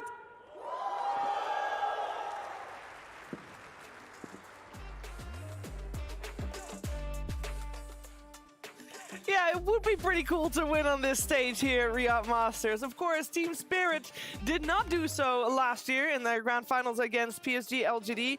And Team Liquid, well, I will say they won one thing in their lives. They have won in 2020 an online tournament in a best of 5 against Na'Vi. And that was really good. But since then, this is their 4th LAN finals in a row this year. And it feels, Seb, coming second every single time so far, that's mentally damaging. It is, and I mean, when you're as competitive as these guys, I'm sure losing is losing. You know, there's like winning, which is finishing first, and there's losing. Nothing doesn't matter if you're 6th or 2nd. No, they don't. They probably don't see a difference between finishing 2nd, 4th, or 10th, even though they should. Obviously, attending every single grand final of the year is a big statement, and they should be proud of what they have accomplished. And you know, I wish them to win the grand finals. But at the same time, I'm also very excited to see Prime Spirit again, because these guys have shown that, you know, in the money time, they are incredible and one of the teams to fear the most. Yeah, they step it up when they need it most, fair. Team Spirit, they absolutely do. We haven't seen a lot of them getting into the top 3s or the grand finals this year, but when they do get there, they always look damn good, and they're always a team to be super scared of. Yeah, Faith Beyond, it is time to get into it. It's time to get into the Dota 2 of it all. And I know this is something that the teams normally prepare for a lot. What are you expecting to see out of these opening picks and bans from these players? I'm really surprised by Liquid. They just find out Beastmaster and darksteel here, because I think it's a very good strategy, because look at the play of Spirit. They basically just play these 2 offlaners. They pick one Lycan and one Mars, and other game they just pick Beastmaster and darksteel. So I think it's a very good strategy for Liquid. Shut Collapse down, shut Spirit down. These were the 2 bans of the 3rd map of the upper bracket final that Team Liquid ended up doing. At first, they played versus the Beastmaster with the Medusa, and they won. Then Team Spirit banned the Medusa in the 2nd game and picked the Beastmaster again, and Team Spirit won this time. And then in the last game, Liquid was like, let's ban both Beastmaster and Arseer and force them into something else. And in that game, Team Spirit opened with Void and Enchantress. So this was the same opener in the last game that they played. First pick Snap, and Team Spirit answered it with Enchantress and Void. And Team Liquid proceeded to answer with an 8th morph pick. So let's see if now Team Spirit is gonna switch things up or go for the same. And it's always a little bit different, I feel like, in a best of 5, where maybe you want people to just get their comfort. This is literally the same draft, except Team Liquid went for the Naga 8th pick instead of the Morphling. It looks interesting. We just saw Liquid come off a 2-0 against Talon. They played on 2nd pick both these games, so they're going to be playing 1st pick again. And interesting enough, they are just running back similar draft from the upper bracket finals against the same team, against Team Spirit. So they're going to get the Naga. It's been pretty prominent in this tournament where we see 1st pick Snap into a carry on 8 with bans here. And Naga is one of those heroes that has a very favorable matchup versus the Faceless Void throughout the game. So I do like this adaptation a little. But the interesting thing is, when I having dinner with Liquid, they said Nikkei, he don't play Naga. Maybe it's a special weapon for this tournament, for this grand final. Yeah, I mean, it's very interesting. I mean, that's what we were talking earlier on our way to the venue, right? And you were saying that you thought what's very nice about Team Liquid is that they're not afraid to try things and to go for like creative strategies and even extend their hero pools when they need to. They're the kind of team to really... They're very versatile, and they're not afraid to pick what seems the best to them, and that's probably an example of it. They probably decided, well, Naga is one of the best heroes against Void. Maybe it's not a hero we play very often, but we believe in ourselves, we can do it. Their players, they dare to stand out their comfort zone. They willing to play the hero they don't like. Yeah, I definitely agree with that. And as this tournament has been progressing, we've seen a lot of late picks carries happening, but now it seems like we're just getting a lot of these Medusas, first fade banned, Faceless Voids, Terrorblades, Nagas. A lot of these hard carries are just getting first phased with a couple bans to protect them. And we'll see which one of these teams is going to be more comfortable in that situation. I think the Naga is a hero that I've seen it do really well mid-game and then in the early game, but sometimes in that late game, it might have some issues. Maybe that's why having that Snapfire really helps this hero out a lot. You can get the lanes push out, you can delay the game. Normally, Naga can't be that be-all, end-all late game carry, but Snapfire can be. What surprises me a bit is that they're not really protecting this Naga pick right now with the second phase bans. They're banning Ember, which is of course acceptable. They're banning Wind Ranger, which is, you know, not necessarily the best hero, but they're not protecting her on the lane. Maybe it's a bit crazy, but I know Zai plays Naga. You said Mike maybe doesn't like it as much. Is there a possibility for Naga to be position 3 this game, where it's actually extremely good versus Faceless Void and Enchantress in the lane? It literally can 1v2 that lane, and Boxy likes to roam around a lot, and he's gonna be very free. If it's maybe it's a bit crazy, but I think it's not completely out of the picture, because to me they haven't really protected the position 1 Naga a lot in the second phase, which could hint towards that. Yeah, I haven't thought about this idea before, but now I think it's really good. And also, except you mentioned on the lane, and also in team fight, it's a good counter against Exactly. Void Chrono. You rely on the sleep, the Illus are scouting, so showing where Faceless Void is, making it really hard for him to, you know, get a hidden angle into the fight and get a very good chrono. And if he does, Naga has to be in there, because if not, she just sleeps. Even if Void has a BKB, Aghanim shot on Naga is just gonna heal her teammates. Like, it's just a very good counter in terms of team fight and map presence. Yeah, I think it could be really good here, and that's what I was saying early on, that the meta that we knew before, I think it's just going to get flipped over on its head here, and we're going to see something completely new in this grand finals compared to what we saw in probably any of the upper bracket games. Team Liquid has came in with a new outlook of the game. They showed that versus Talon, and I wonder how far they're willing to push that. Yeah. And I mean, the Timber Saw is direct answer to the Naga, especially on the lane. Like, it's a very, very good lane for Timber. Collapse has had incredible Timber games in this tournament, where he single-handedly almost carried the game, explosive performances. So I'm sure he's extremely happy with his matchup right now. Yeah. When you're talking about explosive performances, though, I feel like I'm going back to the first pick of Team Liquid. They get their hands on the Snapfire. We've seen Nisha absolutely dominate on it.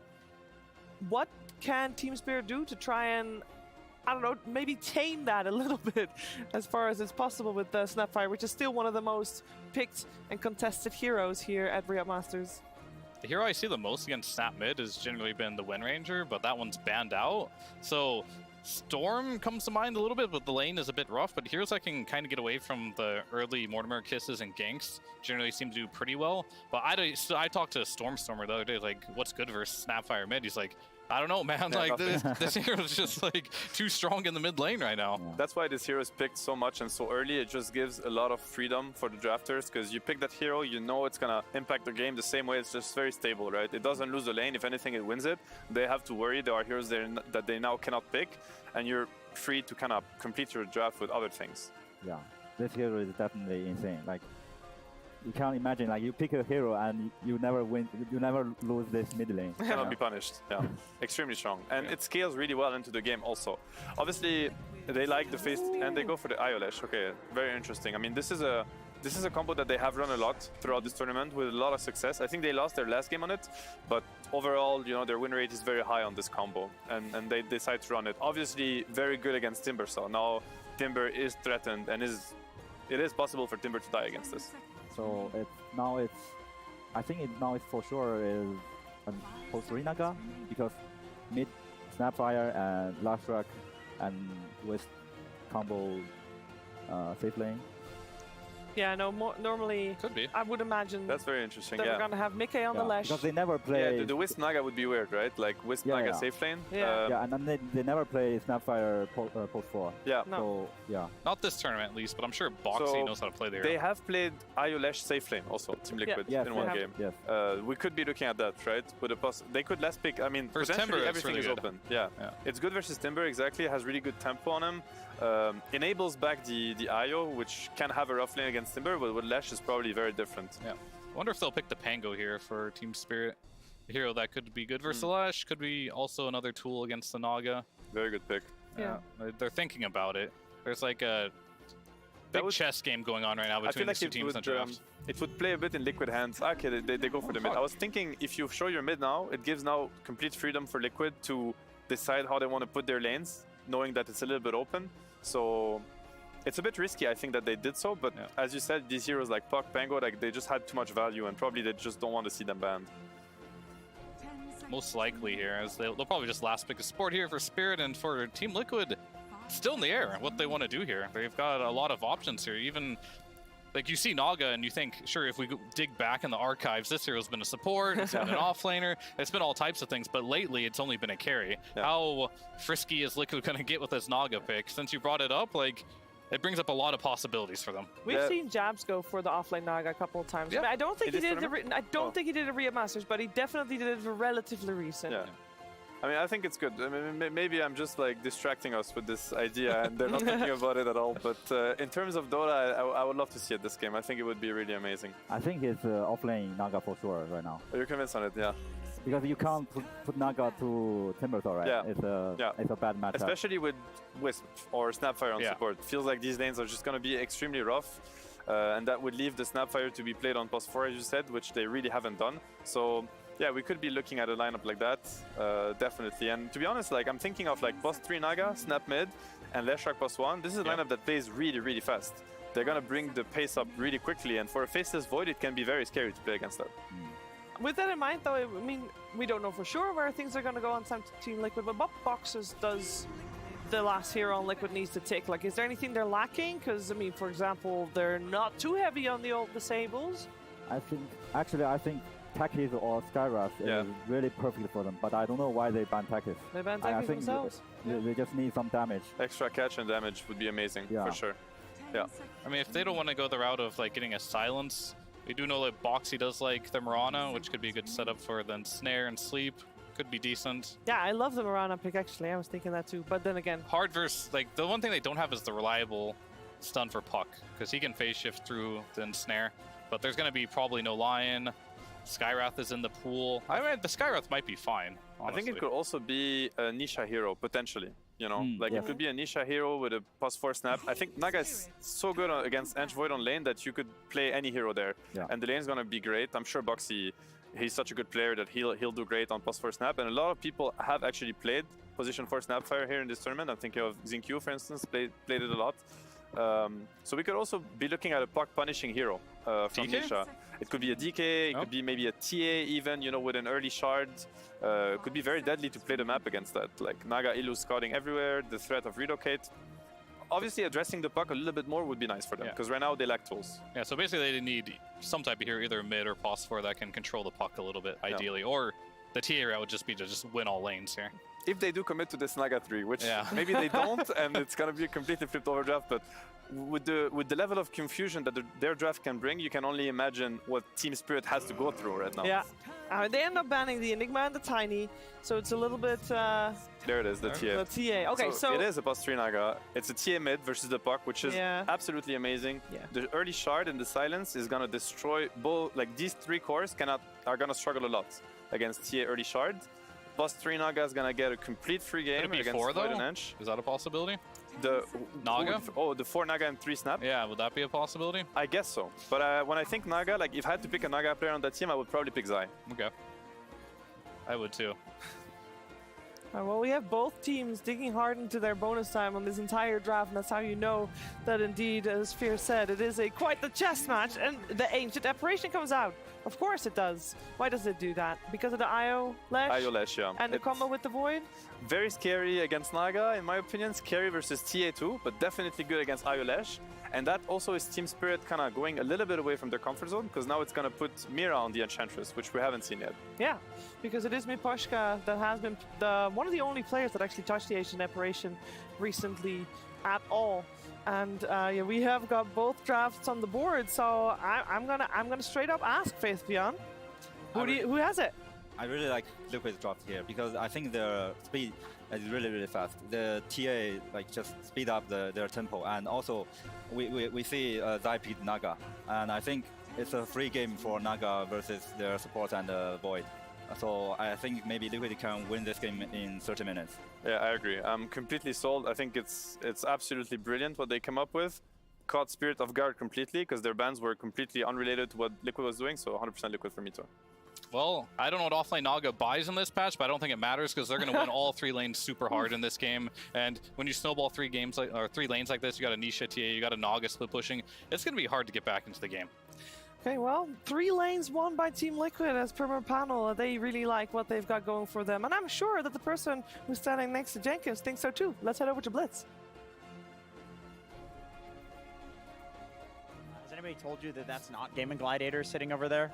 Yeah, it's still relief. Like I'm pretty sure that's Tofu, like 99% sure. I'm pretty sure it's not, but you guys ended up picking the IO Lesh. They gave it to you. Are they insane? No, I mean, I think these guys they probably just were confused because we were confused ourselves. We were like, we're cooking something and we have no idea if it's good or bad because obviously we've never scrimmed this. A lot of the things here we've never scrimmed and we're kind of just saying like, you know, let's have courage, you know, let's be brave. That's right. Courage is the slayer of suffering, and human suffering is the worst kind of suffering. And speaking of suffering, you picked Naga Siren. When did you know this was a 3 position in the draft? Oh, I don't know. It kind of just worked out that way. Zai's like, I'll make it work. We're like, all right, sounds good. Sounds fun. Like, if you want to do it, just go ahead and do it. And he's like, don't worry, I got this. And I trust him. If there's any player in the world that I trust, it's probably Ludwig, so. Okay, and well, who we also trust to bring you the game is Cap and Avery with the game of Dota 2, Game 1. Thank you, Jenkins. That's right. Welcome to the grand finals of the Riyadh Masters, where 2 teams have come to defeat the demons of their past. Second place finishes have become the norm for Team Liquid, but Spirit also came second in last year's Riyadh Masters. So it begs the question, Avery, what does it take to win a finals? I can tell you from experience, if you leave a grand finals on the table and you felt like you give it everything, it will not matter years from now. It takes more than that. It means belief in your teammates, belief that you can pull through in a BO5 against another world-class team, and belief maybe in heroes you've never played, a draft you've never scrimmed, a tempo that isn't custom for you. It's putting yourself out of a comfort zone and still rising to the occasion here. And that's what's going to take to claim this championship right here for either of these teams, because they are both absolutely world-class. They have some of the best players of all time. There is no doubt in my mind this game and this series is likely going to go the distance.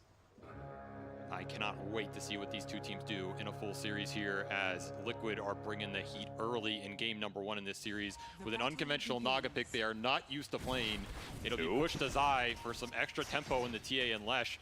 And once more, like our analyst said, are they just going to win 3 lanes and run away with it? It is something we saw happen in that game 1 series in the upper bracket final versus Team Spirit that caught them off guard. That triple lane one was deadly in that game 1. It's not going to put them away, though. And if there's anything about Team Spirit at this point that we have to understand, it is that this team is incredibly comfortable playing from behind. And I think that's something that Team Liquid is trying to address, is the full series win, right?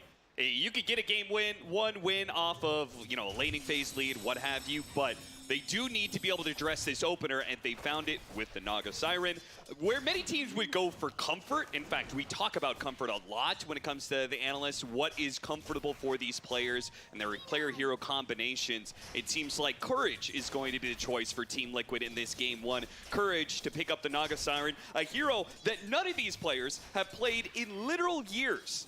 In fact, the latest person to play it, and the person who has played it the most, is indeed Zai, because, well, he used to rock it all the time, all the way back on Team Secret.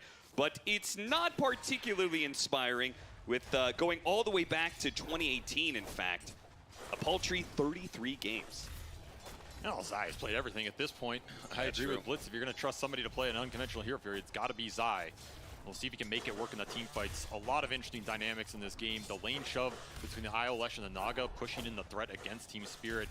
You need to be able to control the map between the Timbersaw and the Puck to buy time for your Faceless Void to get into those later game fights where you maybe have Refresher, you have double BKB, and then maybe you don't care about Song. Maybe you don't care about the Leshrac magic damage that is coming out here. This is also a very interesting game because we might have one of the only games I can remember in a long time with a non-distinct aura buyer.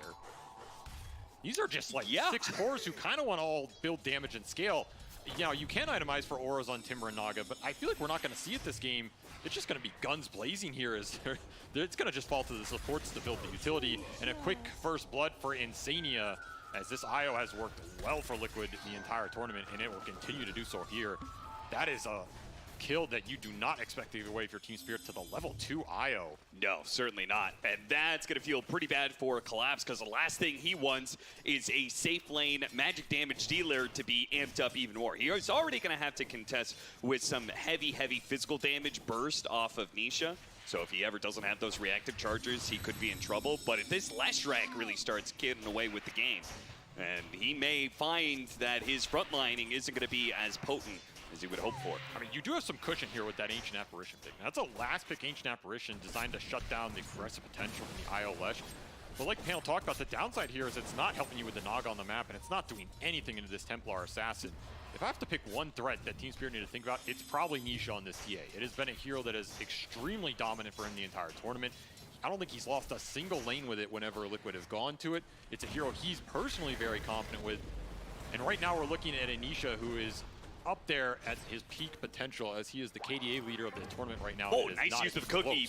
Boxy, he's going to surround Miposhka with the help of the illusion. Miposhka's going to turn around, do what damage he can. It's going to be close call. Boxy gets stunned up, and they do manage to get the kill on Boxy first. Miposhka will be granted the experience for that one. Zai, in turn, will claim the solo. I mean, not too bad for Zai. He's going to get a level 4 off this. You're happy to get the XP on your Ancient Apparition as well. This is a support duo from Team Spirit that's a little unconventional for them. We're talking about the Naga for Liquid. At the same time, you're pushing a 4 Enchantress, which is normally a hero that you just automatically assume is going to be Miposhka. Yeah. That's another reason this AA pick really needs to pan out here. And so far, Mira is not having a fun time in this early game. He gets pummeled again. He's just gone. He can't even believe that he died there. The amount of early damage coming out of this level 2 Lightning Storm is significant with the buffs. Cannot underestimate it with a little bit of extra spelling from the IO. Yeah, 140 damage since 733D, so I got a 20 damage buff, and that probably is what made the difference there. He's still looking for the level 3 on the enchant. I mean, ideally you want to give a lot of soul XP to Collapse here so he's as strong as possible going into that mid-game, burst all this burst damage, and you maybe get some roam action to mid or the jungles. You get some wards up, you can contest stacks from the TA or Naga later. Right now, this early game is not going how Mira wants it to. 2 deaths on the board. Does get that level 3 as they look to rebound in the laning phase. This is something we are used to seeing from Spirit, however. Can't really stress that enough, right? They go into these drafts, they go into these games understanding in some of them they're going to be behind. That's also why I go back to that upper bracket final in that game 3 where they switched the tempo up so much and just decimated Liquid in that laning phase. They are capable of doing that. It just seems to be something that they can turn on or off. That's not a bad skill to have as long as you can turn it back on. Quick check up here on this mid lane. We can see Laurel's going to be heading back to base. A big lead in the Nisha versus Laurel matchup, but maybe it's less about the players. After all, it's a TA versus Puck matchup, an old school counter that Nisha is taking full advantage of. 30-13 compared to 17-6. He's supposed to be ahead.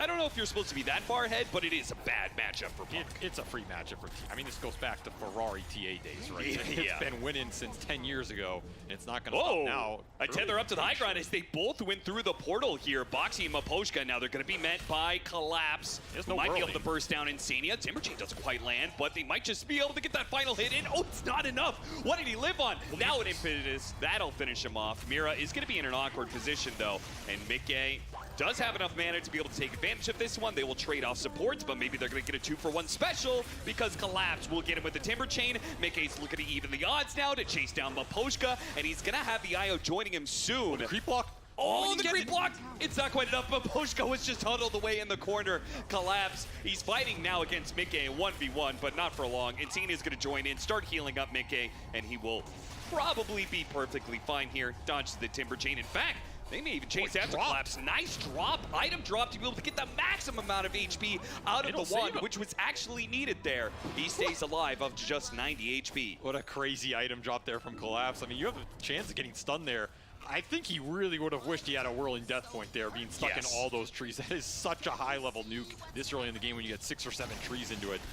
Double chain, triple chain, in fact, just to get as much damage. Oh, he dropped a branch to try and block away the vision of himself. Meanwhile, Yutoro dies at bottom lane. Oh, this is definitely a bit of deja vu now because Liquid is running away with the laning phase, Avery. There's just no way to skew these lanes this early. It's just a draft situation that Team Spirit have put themselves in. They are used to it, but this is going to be a deficit going into that mid game, and it's going to be a lineup that can take full advantage of the map. That's the scary part. What do the AA and the Enchantress offer you when your lanes are getting shoved in by a TA Naga that their interactions with are just pitiful? You have to make it up elsewhere. You're going to have to bring some skirmish power, maybe some early chrono rotations from Yatoro that we've seen him pop off on. Maybe get this coil rocking with an AA ult. You can find the levels on Maposhka. Is it really better for him to be here in this lane against the Leshrac? I mean, yeah, we saw what happened bottom. You just can't fight Zai right now. You know, speaking of fighting Zai, actually going back through his history, I was wrong. It wasn't Team Secret 2018. I was like, wait a minute, that's way earlier. That's going all the way back to Optic. I don't suppose there's a little bit of deja vu for you, Avery. What? Last time, not actually the second to last time that Zai played Naga Siren, it was at TI, and it was against you. Oh, Optic Gaming versus VGJ Storm. So you can actually give me first-hand experience. What does... did I win that game? You did, actually. Nice. You played Jakiro. I don't remember it. I'm sure he popped off. Catching collapse, they left him alone in the safe lane. The lane swap maybe not working out for Team Spirit the way they intended. He can't stand on here. The rotations through the gate with this IO are look at this mass rotation on Nisha, though. They have to get this one. They are losing way too much in their side lanes. They need to be able to punish Nisha, but Boxy is here, and he's going to help them out a little bit. Another round of refraction going up to quickly break the coil. Insane is going to join in too. The heals are going off. Laurel, he needs to deliver the last bit of damage before the heals can do enough. Nisha, another win. No, the orb doesn't land. Oh, now awaiting rift. It's still not enough. Nisha survives, and it's Laurel who dies. Oh, no. They needed that kill so badly, but somehow Nisha versus Laurel, the difference is made underneath the tier 2 tower. Sometimes the best juke is no juke, because I think he just got in his head with that one. Nobody in their right mind would expect Nisha to just run in a straight line. Yep. I think Laurel juked himself a little bit. He really did. As some early series pressure, perhaps. Yeah, the pressure of a finals. Laurel, this is his first time experiencing that kind of pressure. The rest of Team Spirit, obviously, very equipped to be able to handle this. They did it in the biggest prize pool in Dota's history. I mean, we should say the heals were significant there. Toro will make his presence felt with the Chronosphere and should collect the kill on Mickey. That's a streak kill, 4x, almost 800 gold. Jesus, how is an early kill like this worth so much? I mean, because they're up in a lot of net worth early on, and that's why that TA kill would have been just as valuable here. These are the big core kills you need to find with your ults of Team Spirit to get back in this game and slow the pace down, because you already have this level 6 on Insania off of all that survivability. It's one of the reasons Nisha lives here. The support's doing their job and doing it damn well. And now you already have reload up to make some aggressive plays of your own. You just fogged him on the tree, I think, too. Just a nice little sidestep from Nisha. Another stick, 8 HP is what he ended on there. And strength treads plus up health, early itemization. Also, so many little things go into a play like that you can swing so much momentum in this game. Laurel looking to recover now. That was a kill he desperately needed. Oh, and collapse. Speaking of deja vu, yeah, collapse dies in literally the same spot he died last time. No early Vanguard in this Timber just leaves him super susceptible with only 2 points in the reactive. Zai has set up shop bottom, and there's nobody that can kick him out. And meanwhile, Liquid are happy to bring in reinforcements with that reload. However, Deja Vu straight back to top into the clutches of Yatoro. Cookie is going to be given over. Mickey needs to run away from Yatoro, get away from that damage, but Yatoro, he pounces forward, gets the bash required to claim the kill. A good trade-off, but if they lose more supports, it could be bad. Lauren's going to come in, though, and they've got collapse with the song.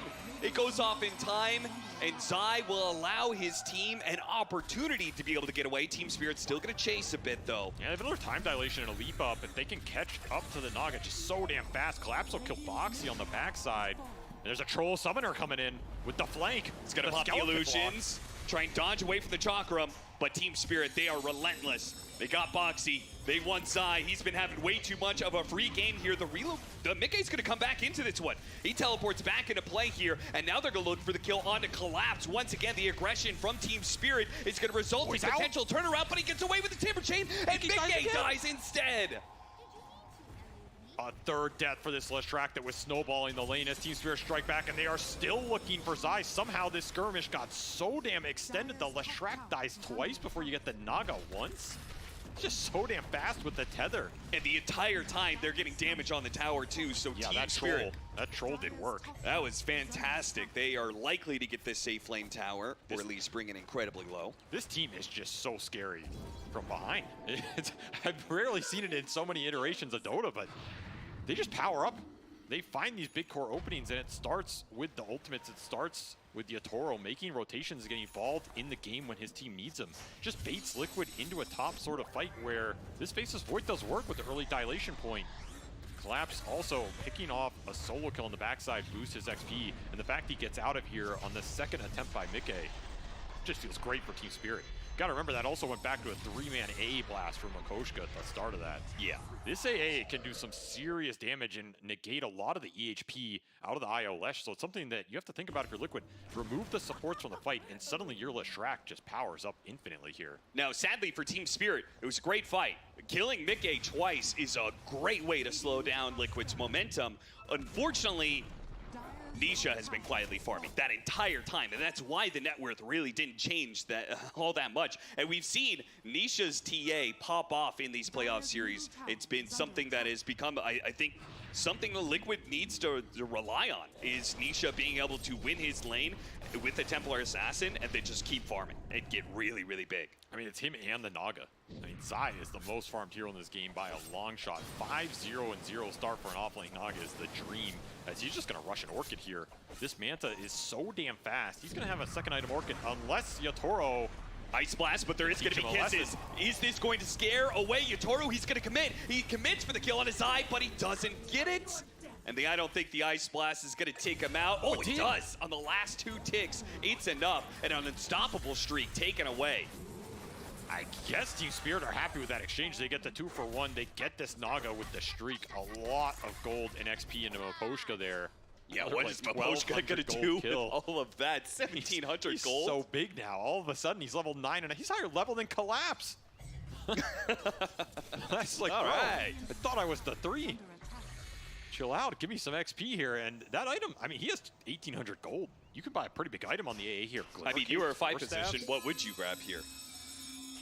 I don't even think Fast Shard is bad. This Shard on the Ancient Apparition is a real game changer in the fights. The extra lockdown here, Maposhka's been able to land these blasts. It's a big deal. You can chain the cold feeds off it as well. This is a level 3 cold feed, level 4 Vortex. Cannot underestimate the spell amp coming in with double cold feed hitting on a hero. I would not mind Shard. I would not mind Glimmer Cape. You could even go a pipe if you really feel like you can get to it here. It's going to be nice for your cores. Again, these are 3 damage dealing cores for Team Spirit. You're not going to have the big auras here. And suddenly the net worth with these 2 Team Spirit supports that I was worried about in this game playing into Naga and TA, not looking too bad, as they've been able to push out these lanes and find the big chrono exchanges. Yatoro, this guy is just so good at making sure his team stays in the game, not only himself. It's one of the things that makes him one of the scariest carry players right now. Yeah.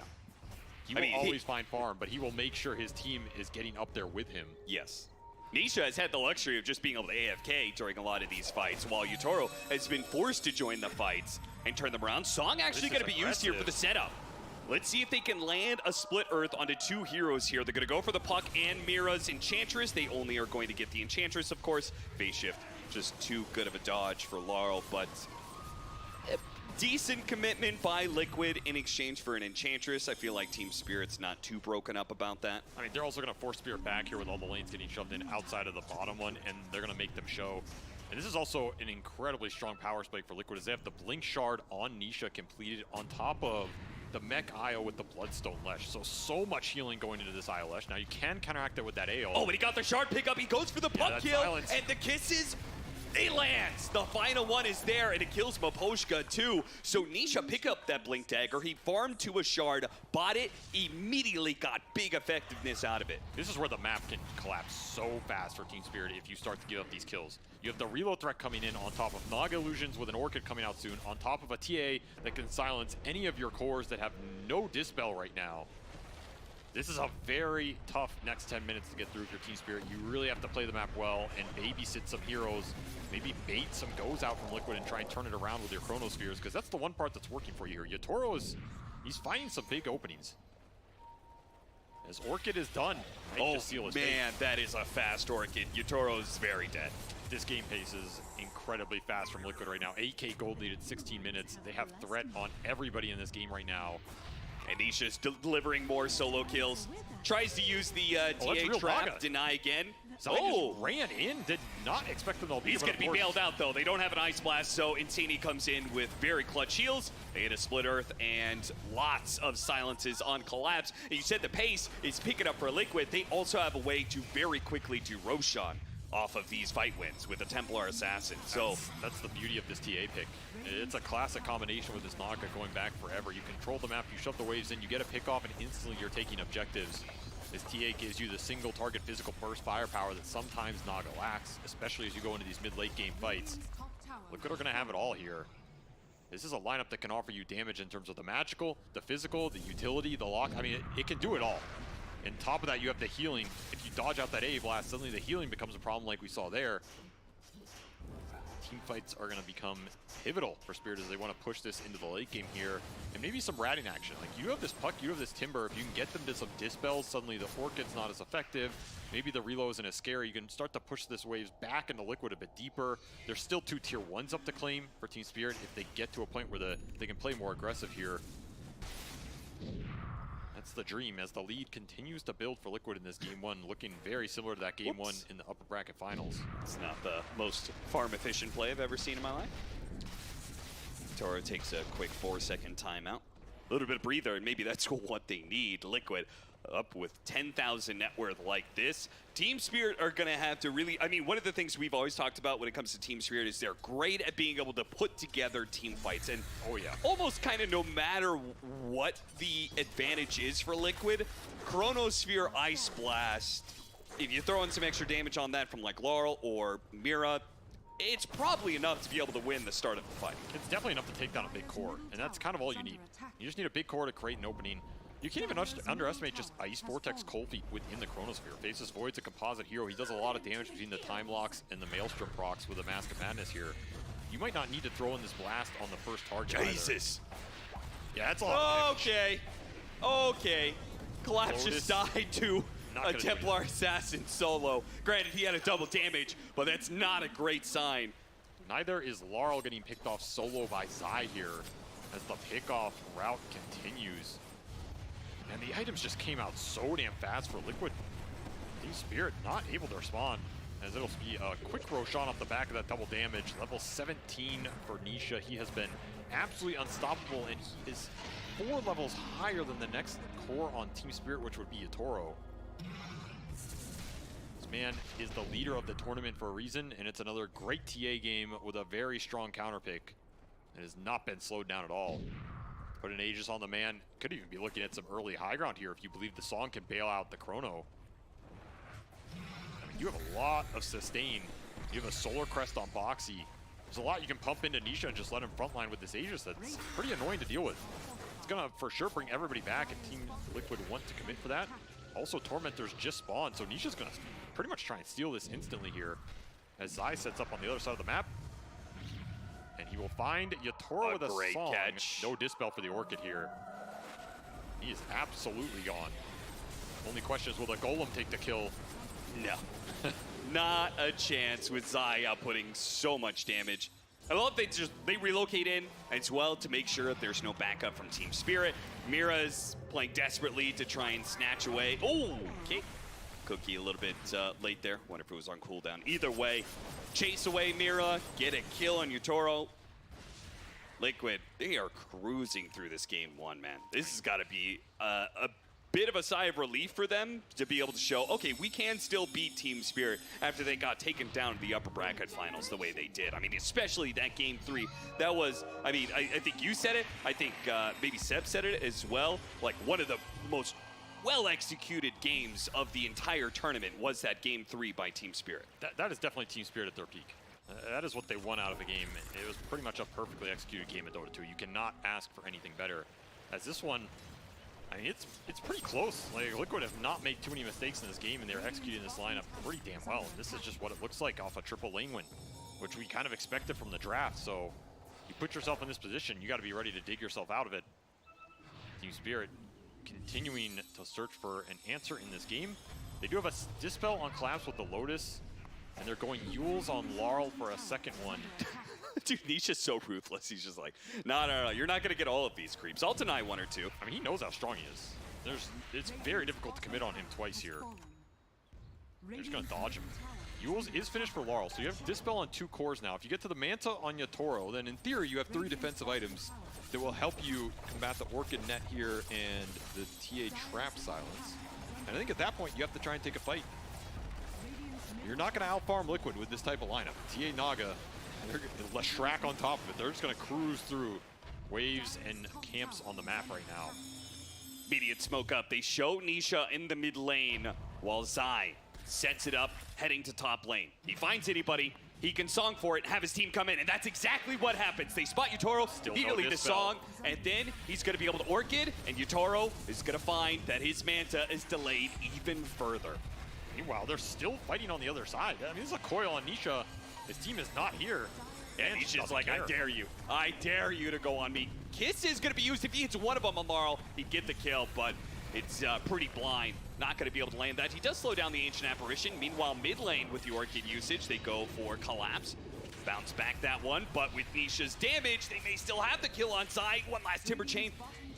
No, that shot almost killed him, but fortunately he had enough armor built up by that point. Liquid, though, just continuing, giving Team Spirit absolutely no room to breathe, no time to farm up those defensive items you're talking about.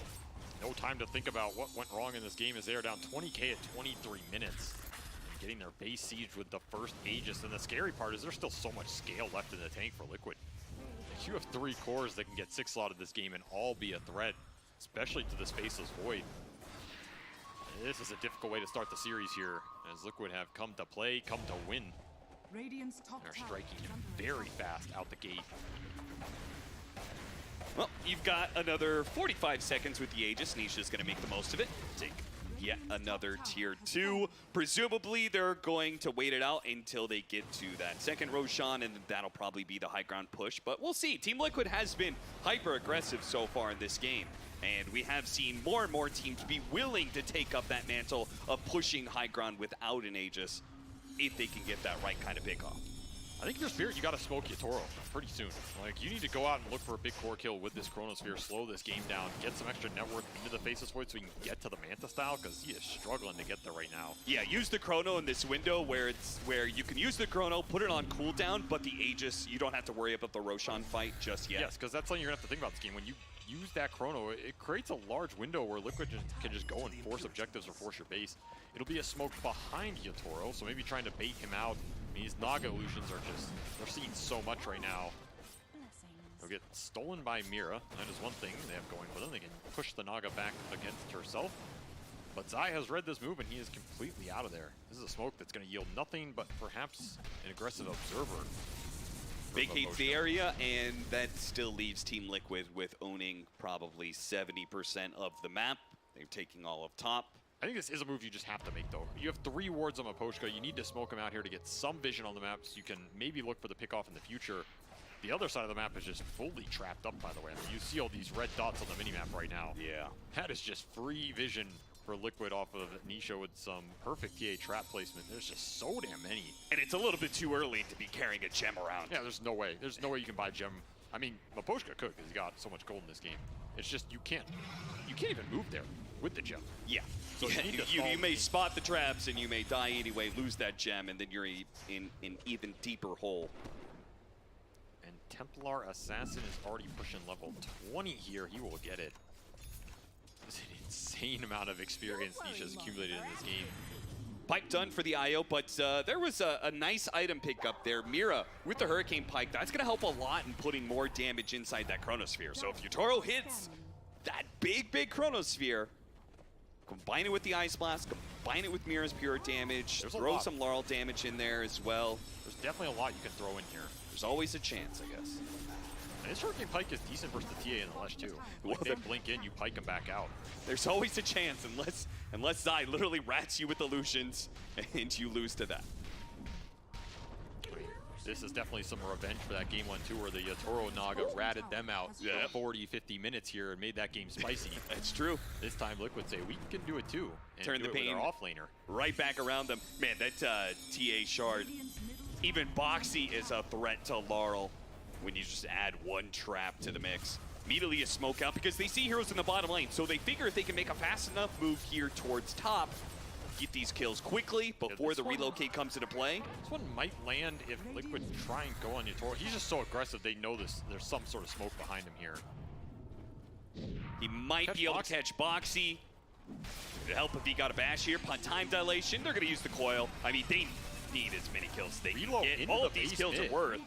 It will get a glyph instantly out from Spirit. They did not even wait to see the Zeta hit their buildings.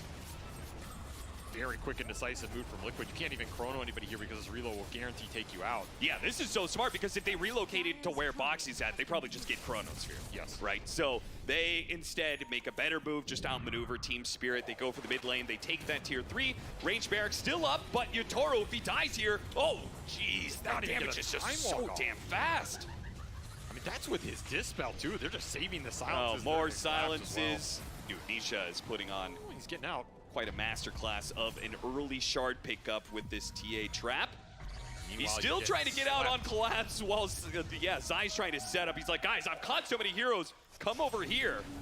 And Nisha will oblige. They'll get the kill onto Mira as well. So 3 dead on the side of Team Spirit. Now they can go and finish up that range barracks. They started earlier and take a melee on top of it. And no glyph because of that little reload play you made before. So 15 seconds for Yatoro to come back up. He does have Chrono off cooldown, does have that Manta.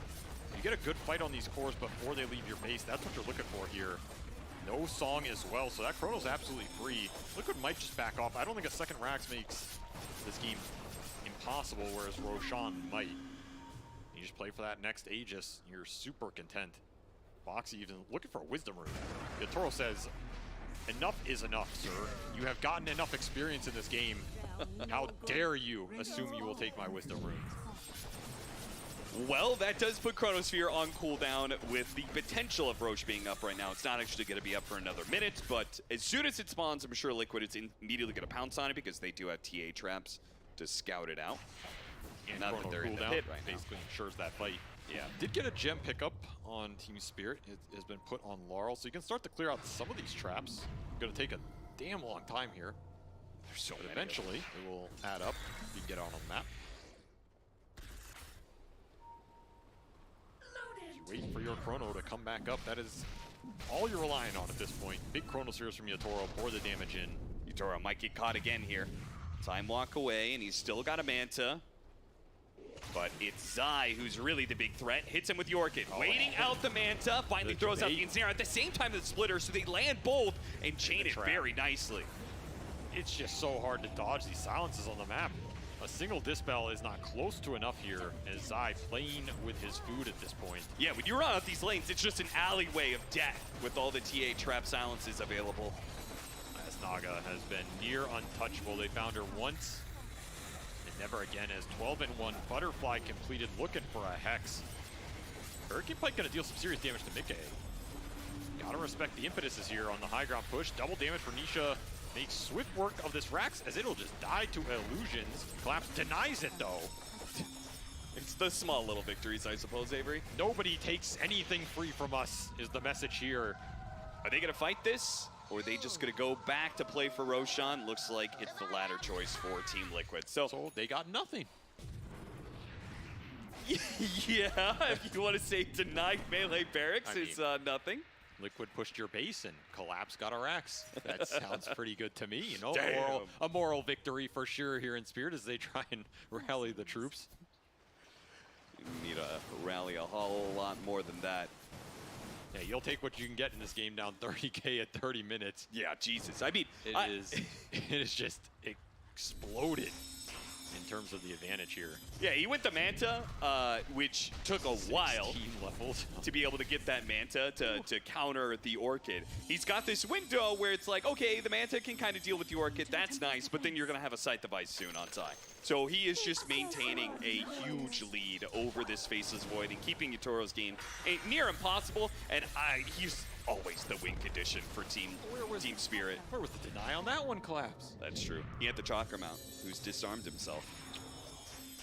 You only have a couple moments to seize these advantages, as it'll be a smoke play to the Roche pit. This is pretty sneaky from Team Spirit. Yeah, I mean, they kind of have to make a big play like this. They got scanned, man. Absolutely nothing is going their way as Liquid fully ready for this now. They'll smoke up themselves. They're like, oh, you're going to do Roshan, huh? Just run. You do Roshan. Well, we'll take your melee barracks. We'll take Megas. Yeah, Zaya is ratting you the whole time. It's just put Collapse on illusion duty. He has to clean up the trash while the rest of his team fights for their lives. He does not have a bots, by the way, so he can buy out for it and maybe join this fight.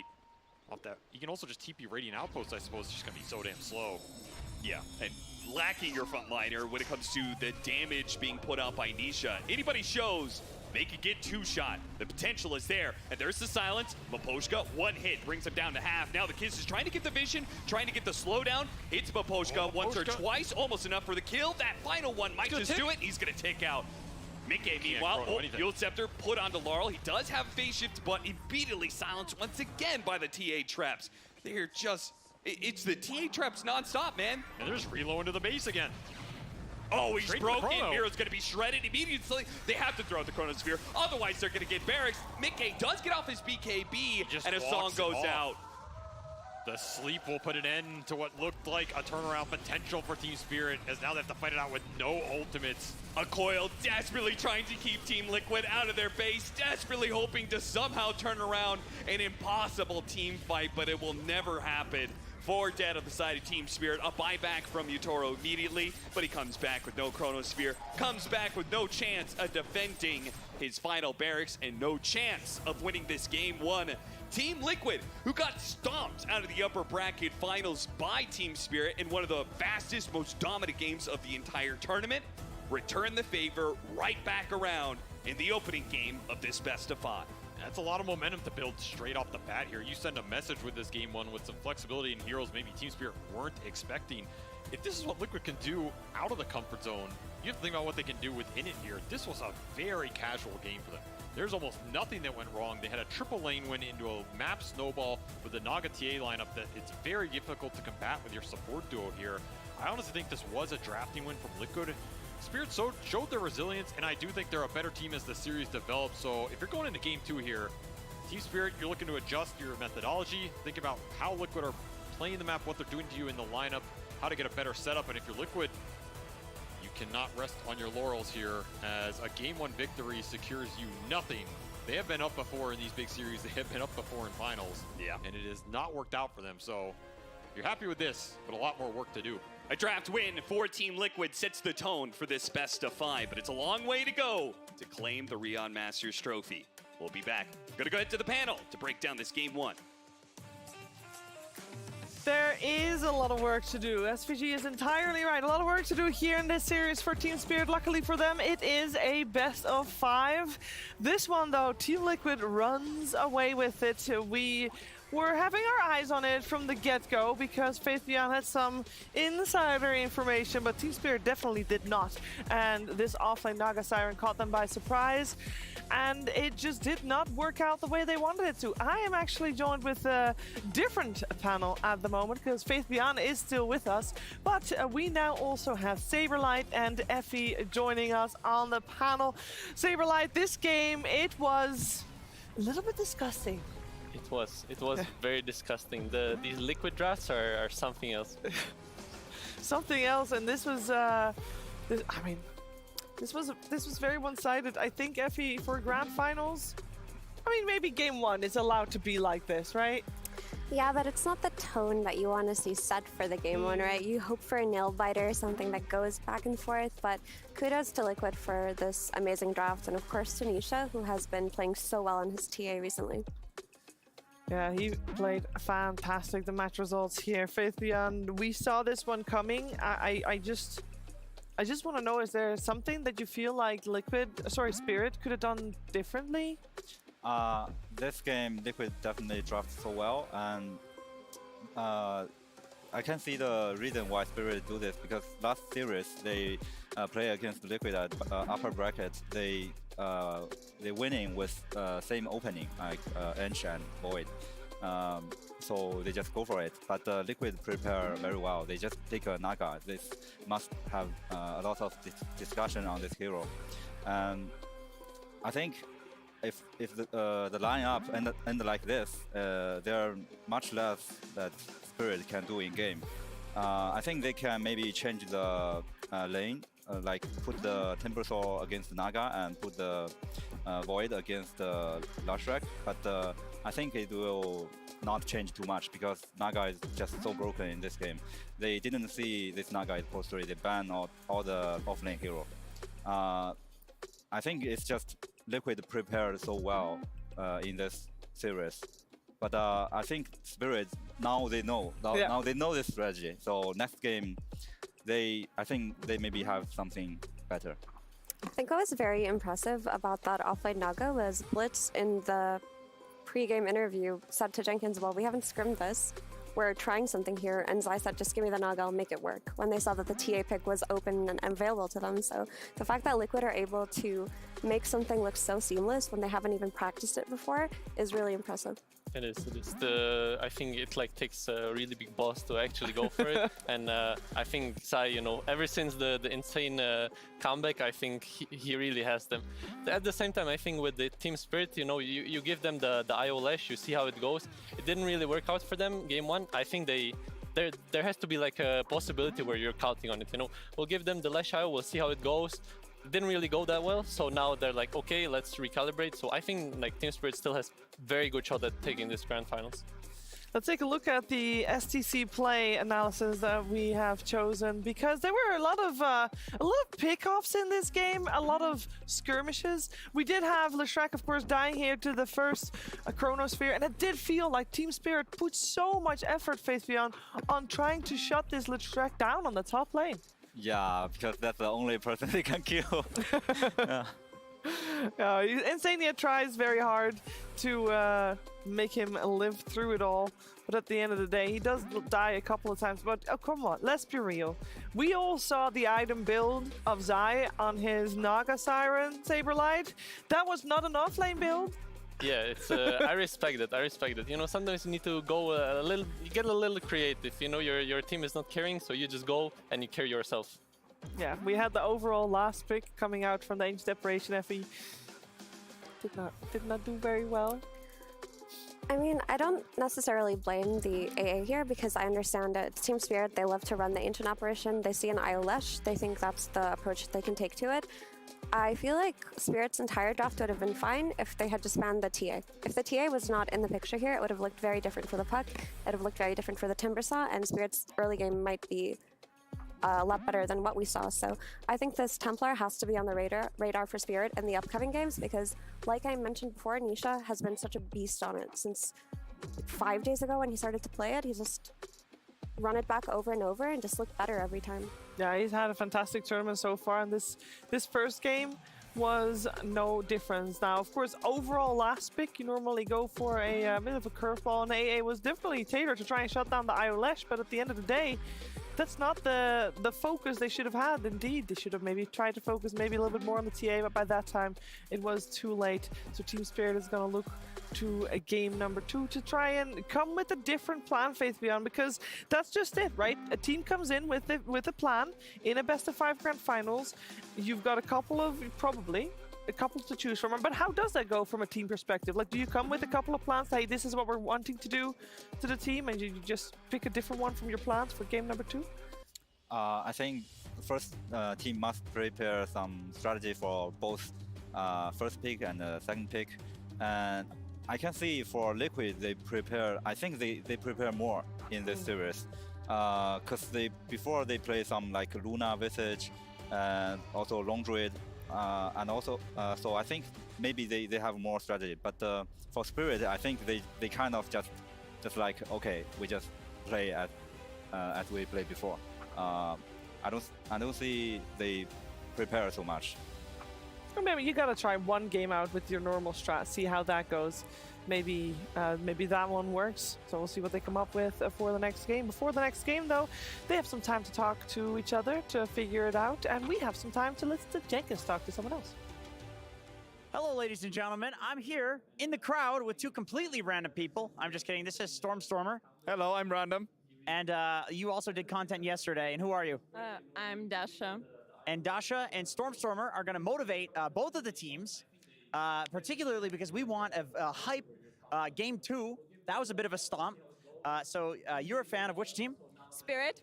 And you are a fan of which team? Liquid, obviously. You're on the panel. You can't be biased. I'm sorry, I'm not a fan of any team. I will give a speech to the crowd. Okay, he's going to give a speech to the crowd.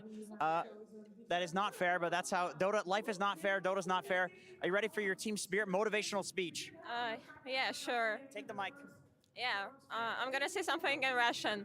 Ютора, еби! Collapse, еби! Come on, guys, соберитесь. Please, Spirit, just win this fucking tournament, please.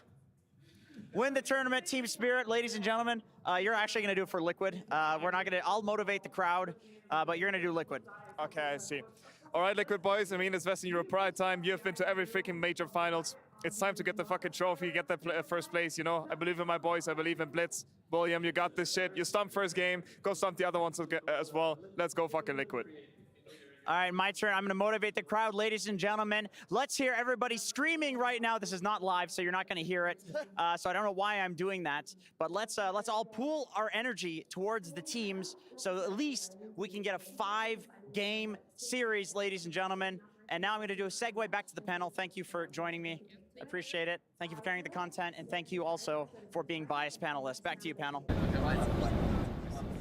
Well, thank you very much, Jenkins. Indeed, we have people cheering for both squads right here, and Team Spirit, they definitely have got their work cut out for them. This is a best of 5. Of course, when they were playing in the grand finals last year at Riyadh Masters, it was a best of 3, so best of 5 maybe gives a little bit more leeway for them to adapt and come up with a different plan, and we know that they have got the capabilities to adapt and to come up with a different plan, because we've seen them in grand finals before, and they have taken the biggest of prizes home at the International 2021. Yes, definitely the right math going on there. And so we know they can do it. The question is, can they do it here against Team Liquid as a team that is in their 4th grand finals, and they are so hungry after getting denied 3 times before this. And I just want to touch up on something that Yatoro said before the series started. He said his goal, I mean obviously winning, but his personal goal is to be considered the best carry player ever. And he said that, you know, he feels like that goal will never be reached. It's never enough. Saberlight, when you're, as a player, like, can you relate to that? You're never enough, never, always got to go more, always got to do more? Yeah, I can relate to that. I feel like there's like it's very easy to get content in your life. You know, we're here in Riyadh in an amazing 5-star hotel. You know, everything is great. So when you're at a place like this, it's very easy to become content, to become lazy. So after losing this tournament, I can relate to that a lot. I think it's important to strive for greatness, to strive to be better. And in a way, you can't ever reach the goal that you set out to be. Yeah, but that's so sad, no? Yeah, it is. I mean, that's the irony of it. You know, you can because the thing is, once you're content and satisfied, you'll never get better than that. So you kind of have to just keep pushing and you know, burn the boats, as they say. Keep being hungry. I think both of these teams at the moment very hungry. We have seen Team Spirit this entire year, Effie, and they've made it top 8 in Lima. But other than that, they have not really performed at the level that we are expecting from them. Yeah, I think the last time we saw them truly shine was at Arlington last year. But after that, it's kind of been, you know, mediocre placement after mediocre placement. And this is a team that won TI-10 in one of the most spectacular fashions and one of the best 5-game finals we've seen in a long time. So I think that they are in TI form right now, and they can bounce back very easily. They just need to reset. What I really like about Team Spirit and what I really like about watching them is I feel that every minute of the game that you watch them play, it is so hard fight. Like, it's so hard fought. They are never content to just concede parts of the map. They never play like they're at a net worth disadvantage. They always find their way to any kind of fight, any kind of smoke, anything that they can do, they try to do it. I think a lot of people will remember Team Spirit's game against BB Team just a couple of days ago, where they were ahead in net worth for 15 seconds. And then the rest of the game, they were behind, but they still won the game in the end. Team Spirit, Faith Beyond, they've got a very methodical way of playing Dota, I feel. Would you agree? Yeah. I mean, Team Spirit, they always trying hard. Before, when I play against them, even I win the game, I feel so tired because you cannot like relax at any moment. Even you're almost winning. They always trying to find chance to beat you. I have to say that one thing that I respect about them so much is whenever I see them play, they're like the one team that would actually just go for the throne. Like both at TI 10 and even in this tournament, they just walk down mid and they just destroy your throne. And I think it takes so much courage and like confidence to actually do it. And they're one of the only teams that does it. Yeah, you got to be able to make those split-second decisions. I think that goes to show for a lot of players. They do these things. As example, Zai, he had a split-second decision. I think a lot of people could have, looked back and say, okay, yeah, if you sell your items here for this exact amount, you can buy travels. You can probably do it in time if we get the interrupts for the teleport scroll, and we can make a play like that. But you got to make that decision in such a short amount of time that that just puts people above the rest. And Team Spirit has shown that they can do that. Team Liquid has shown that they can do that as well. So 2 grand finalists, definitely ready to make a big showing, although game 1 was very one-sided. I can't wait to see what Team Spirit has in store for us next, because they do seem to have something in store. Because we have a exact same opener, and that, Faith Beyond, that is a statement right there. This is Spirit. Only this team can do these things. What do you mean by this is Spirit? Like, what do you think is so shocking about this being run back? They picked this very fast, and they just lost very fast, and they still have very strong confidence about this opening. I don't think other team can play like this. Other team will just think, okay, we change something to pick, because you have lots of opening you can choose in first phase, because you can pick off lane plus post 4, or you can pick something like Storm plus Silencer, some normal pick, but they just go for it. For now, I respect it. If they not fucked up again. Well, yeah, go for it, Effie. No, I just love the confidence to stick to your ideas and not try another one of your openers, because that means that they have identified that the problem within the draft wasn't in this phase, and they're going to fix either the second or the third phase. But I think that the Templar Assassin was really the biggest thorn in their side, and they feel confident in their Void, they feel confident in their Enchantress, and that's a very good sign for the rest of the series. Yeah, I think in best of fives like this, there's important to find balance between adapting to what is happening in the games, and also just sticking with your preparation and with your ideas, being confident in what you've been winning the entire tournament with. So I will tell you guys what happened in the previous game during this phase. We did have the we did have the Wind Ranger and the Lion banned out by Liquid, so they stick with that one. They also in this phase banned out the Ember Spirit. We'll see if they go for that as well. On the side of Team Spirit, they have changed it up, because the Doom is the same ban, but previous game they banned out more offlaners in this phase with the Mars and the Legion Commander. This time around, they start by removing the IO, and we'll see, of course, if the Templar Assassin is still gonna be there as well. They will still have overall last pick, so they can at least... The previous game, we saw them picking up the puck very early, which allowed Team Liquid to still go for the counter there with the Templar Assassin. This time around, they can counter with whichever hero they want, probably for their mid laner. Potentially for Collapse's off lane. But we'll see, as Team Liquid is this time taking a lot of time. I will say, yeah, the first half of this draft went so fast. We knew exactly what was coming. Yeah, Team Liquid is exactly the same on their side. They will be obviously on Radiant side rather than Dire, but they have their bans and picks exactly the same. Slightly different order, but that does not matter. Yeah, a couple of things to note are, of course, the threat of the IO Lesh is gone this time around for Team Spirit simply by taking out the IO, and that does mean that they focus less on the offlane bans, but that also means that there are other solutions that they could pick for Collapse by not banning it. So we might see a really big adjustment here in the second phase for Spirit. But I think even now this Naga is offlane. But I think Snipefire, if going mid, is still a very good hero right here, and also Naga is just too good to laning with Void. So I think Spirit is still kind of struggle at this point. I think I mean, we'll see what heroes they pick, but maybe they can do what you mentioned, that they try to send Void not against Naga, but against the other lanes, regardless of whether Naga is carry or not. And now they pick a hero that is good actually laning against Naga. So I'm curious, Saberlight, because earlier you were talking about how you have to have the balance between adjusting and sticking to your guns, and do you think that it's a common thing for teams to overcorrect after they lose? Kinda depends. I think if you have another like draft prepared, then you're not really overcorrecting.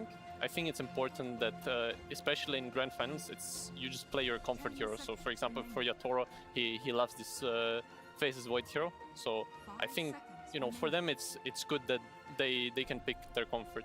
I also think if the TA is banned, so suddenly the puck route opens again for them, because this matchup is extremely hard, and you know, if their mid doesn't lose this bad, then maybe the game becomes easier. Yeah, we got the techies picked up by Team Spirit. Of course, we had that banned previous game in the last banning phase by Team Liquid. And this time, I'd say the onus is on Team Liquid, because with the techies pickup, Team Spirit doesn't really reveal all too much other than what is their offlane, for which they have at the moment Naga Siren. So we're going to see them pick up most likely their support and potentially even a mid laner for themselves, I think, Effie, because this, I mean, it depends on if they want to keep that flex on the Snapfire. Yeah, I'm also curious if that Storm Spirit will emerge at any point from either side, but something that I want to note is Saberlight was talking just earlier about how comfort is so important in finals, and in that last game for Team Spirit, they did last pick Ancient Apparition, and they gave Mira the Enchantress. Mira does not often play this Enchantress. It's not one of his specialty or signature or comfort picks. So now that we see these techies, we can assume that the techies is for Mira, and he's just going to be playing a lot more confidently this time around. So I think that in terms of comfort, Spirit are nailing it so far. Yeah, what do you feel about the Rubik and the techies pick Faith Beyond that we see coming out? What's Liquid contemplating? Techies is a needed hero for Spirit, because last game Liquid also banned it out. Now this Rubik is just a normal pick here. It's just a normal laning post 5. We have to see what they want. It's probably Mickey Monkey. Yeah, it's a pretty good pick here, because you can counter like most off lane that Collapse play, and also very good at team fight. Now they look very solid. I think even like Spirit changed the lane. It's also very hard. You put Void against the Monkey King. The only fear with this Monkey King is that they could opt to go for a different route for Collapse, where they don't pick a hero that's countered for it, obviously, but you have the Enchantress who, if he plays a very solid early game, you're going to have the Dispel on the early Jingu stacks if Monkey King is rotating early. Plus, the Techies is a hero that kind of lanes quite well against the Monkey King. Like, you're constantly harassing him with your mines, you're constantly poking him and causing him threats. So, as far as the Monkey King goes, I do feel that it's not entirely difficult to deal with right now for Spirit. Also trying to figure out what's like a good offlane hero for Team Spirit, because all the offlaners are very hard to pick against Monkey King. Like the classic collabs heroes, like the LCs and Axis are usually really hard to play against Monkey, so I'm interested to see what they pick. What do you think, Fabian? What's like a good offlaner here? I mean, Collapse, he played just all the heroes he played in this tournament is not good. Maybe he should try something new, or maybe he could try play Edge for 3. True. That sounds cool, actually. How about the Collapse Axe? That always comes out somehow in a grand finals. It is good against Naga, but not so much against Monkey, so they would need to like get the lanes correctly, but I don't think... I mean, Void sounds also kind of rough to lane against Monkey King, so I think they need... I don't know. Like, even Enigma is hard, some Venomancer is also hard. These are like the usual Monkey King counters, but all of them are super bad against Naga. They will still go for the Timbersaw. They did that previous game as well. This time with the Monkey, isn't Monkey considered to be on lane anyway, a counter to the Timbersaw? I think that Timbersaw actually, after level 3, can do fine. He has a lot of spells to like disengage from the Monkey King, and as he gets more levels and gets the Vanguard up, he can easily self-sustain. Also, just in terms of spell casting, Timber does counter Monkey when he's like perched up on trees. He can cut them down. But I feel like you would have something more to say about this, Silverlight. Yeah, I think the Monkey Timber matchup is very like high skill. I feel like it can go to either one. It's like, I don't know. I would not want to play Timber against Monkey from my experience, but some Amar the friend, I'm sure he would enjoy it.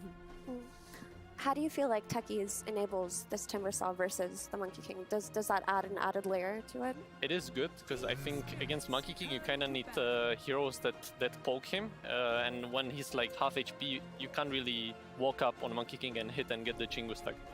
So Techies is nice in that regard. At the same time, it is very easy to mischief the Q bump on Techies. So I think it still might be a kind of hard lane for Team Spirit, but it's playable for sure. I think one point I want to mention is Naga have a free lane on top, so it's very easy for another support to rotate to bottom.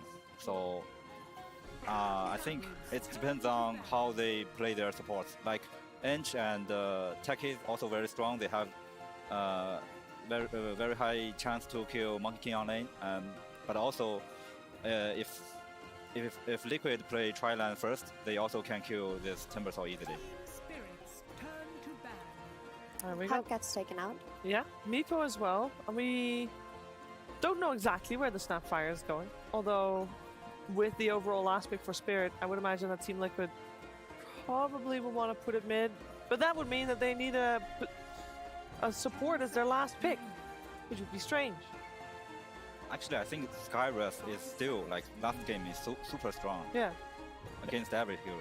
You mean for Team Liquid? Yeah. Yeah. Yeah, some supported magic damage is really nice. I was thinking Phoenix as well, some big team fight, because so far if you look at these 4 heroes, they're really strong in laning. Like just these 4 heroes against the other are, I think Liquid would win lanes. Okay, they take Mirana instead. They have a nice setup for it, so makes sense.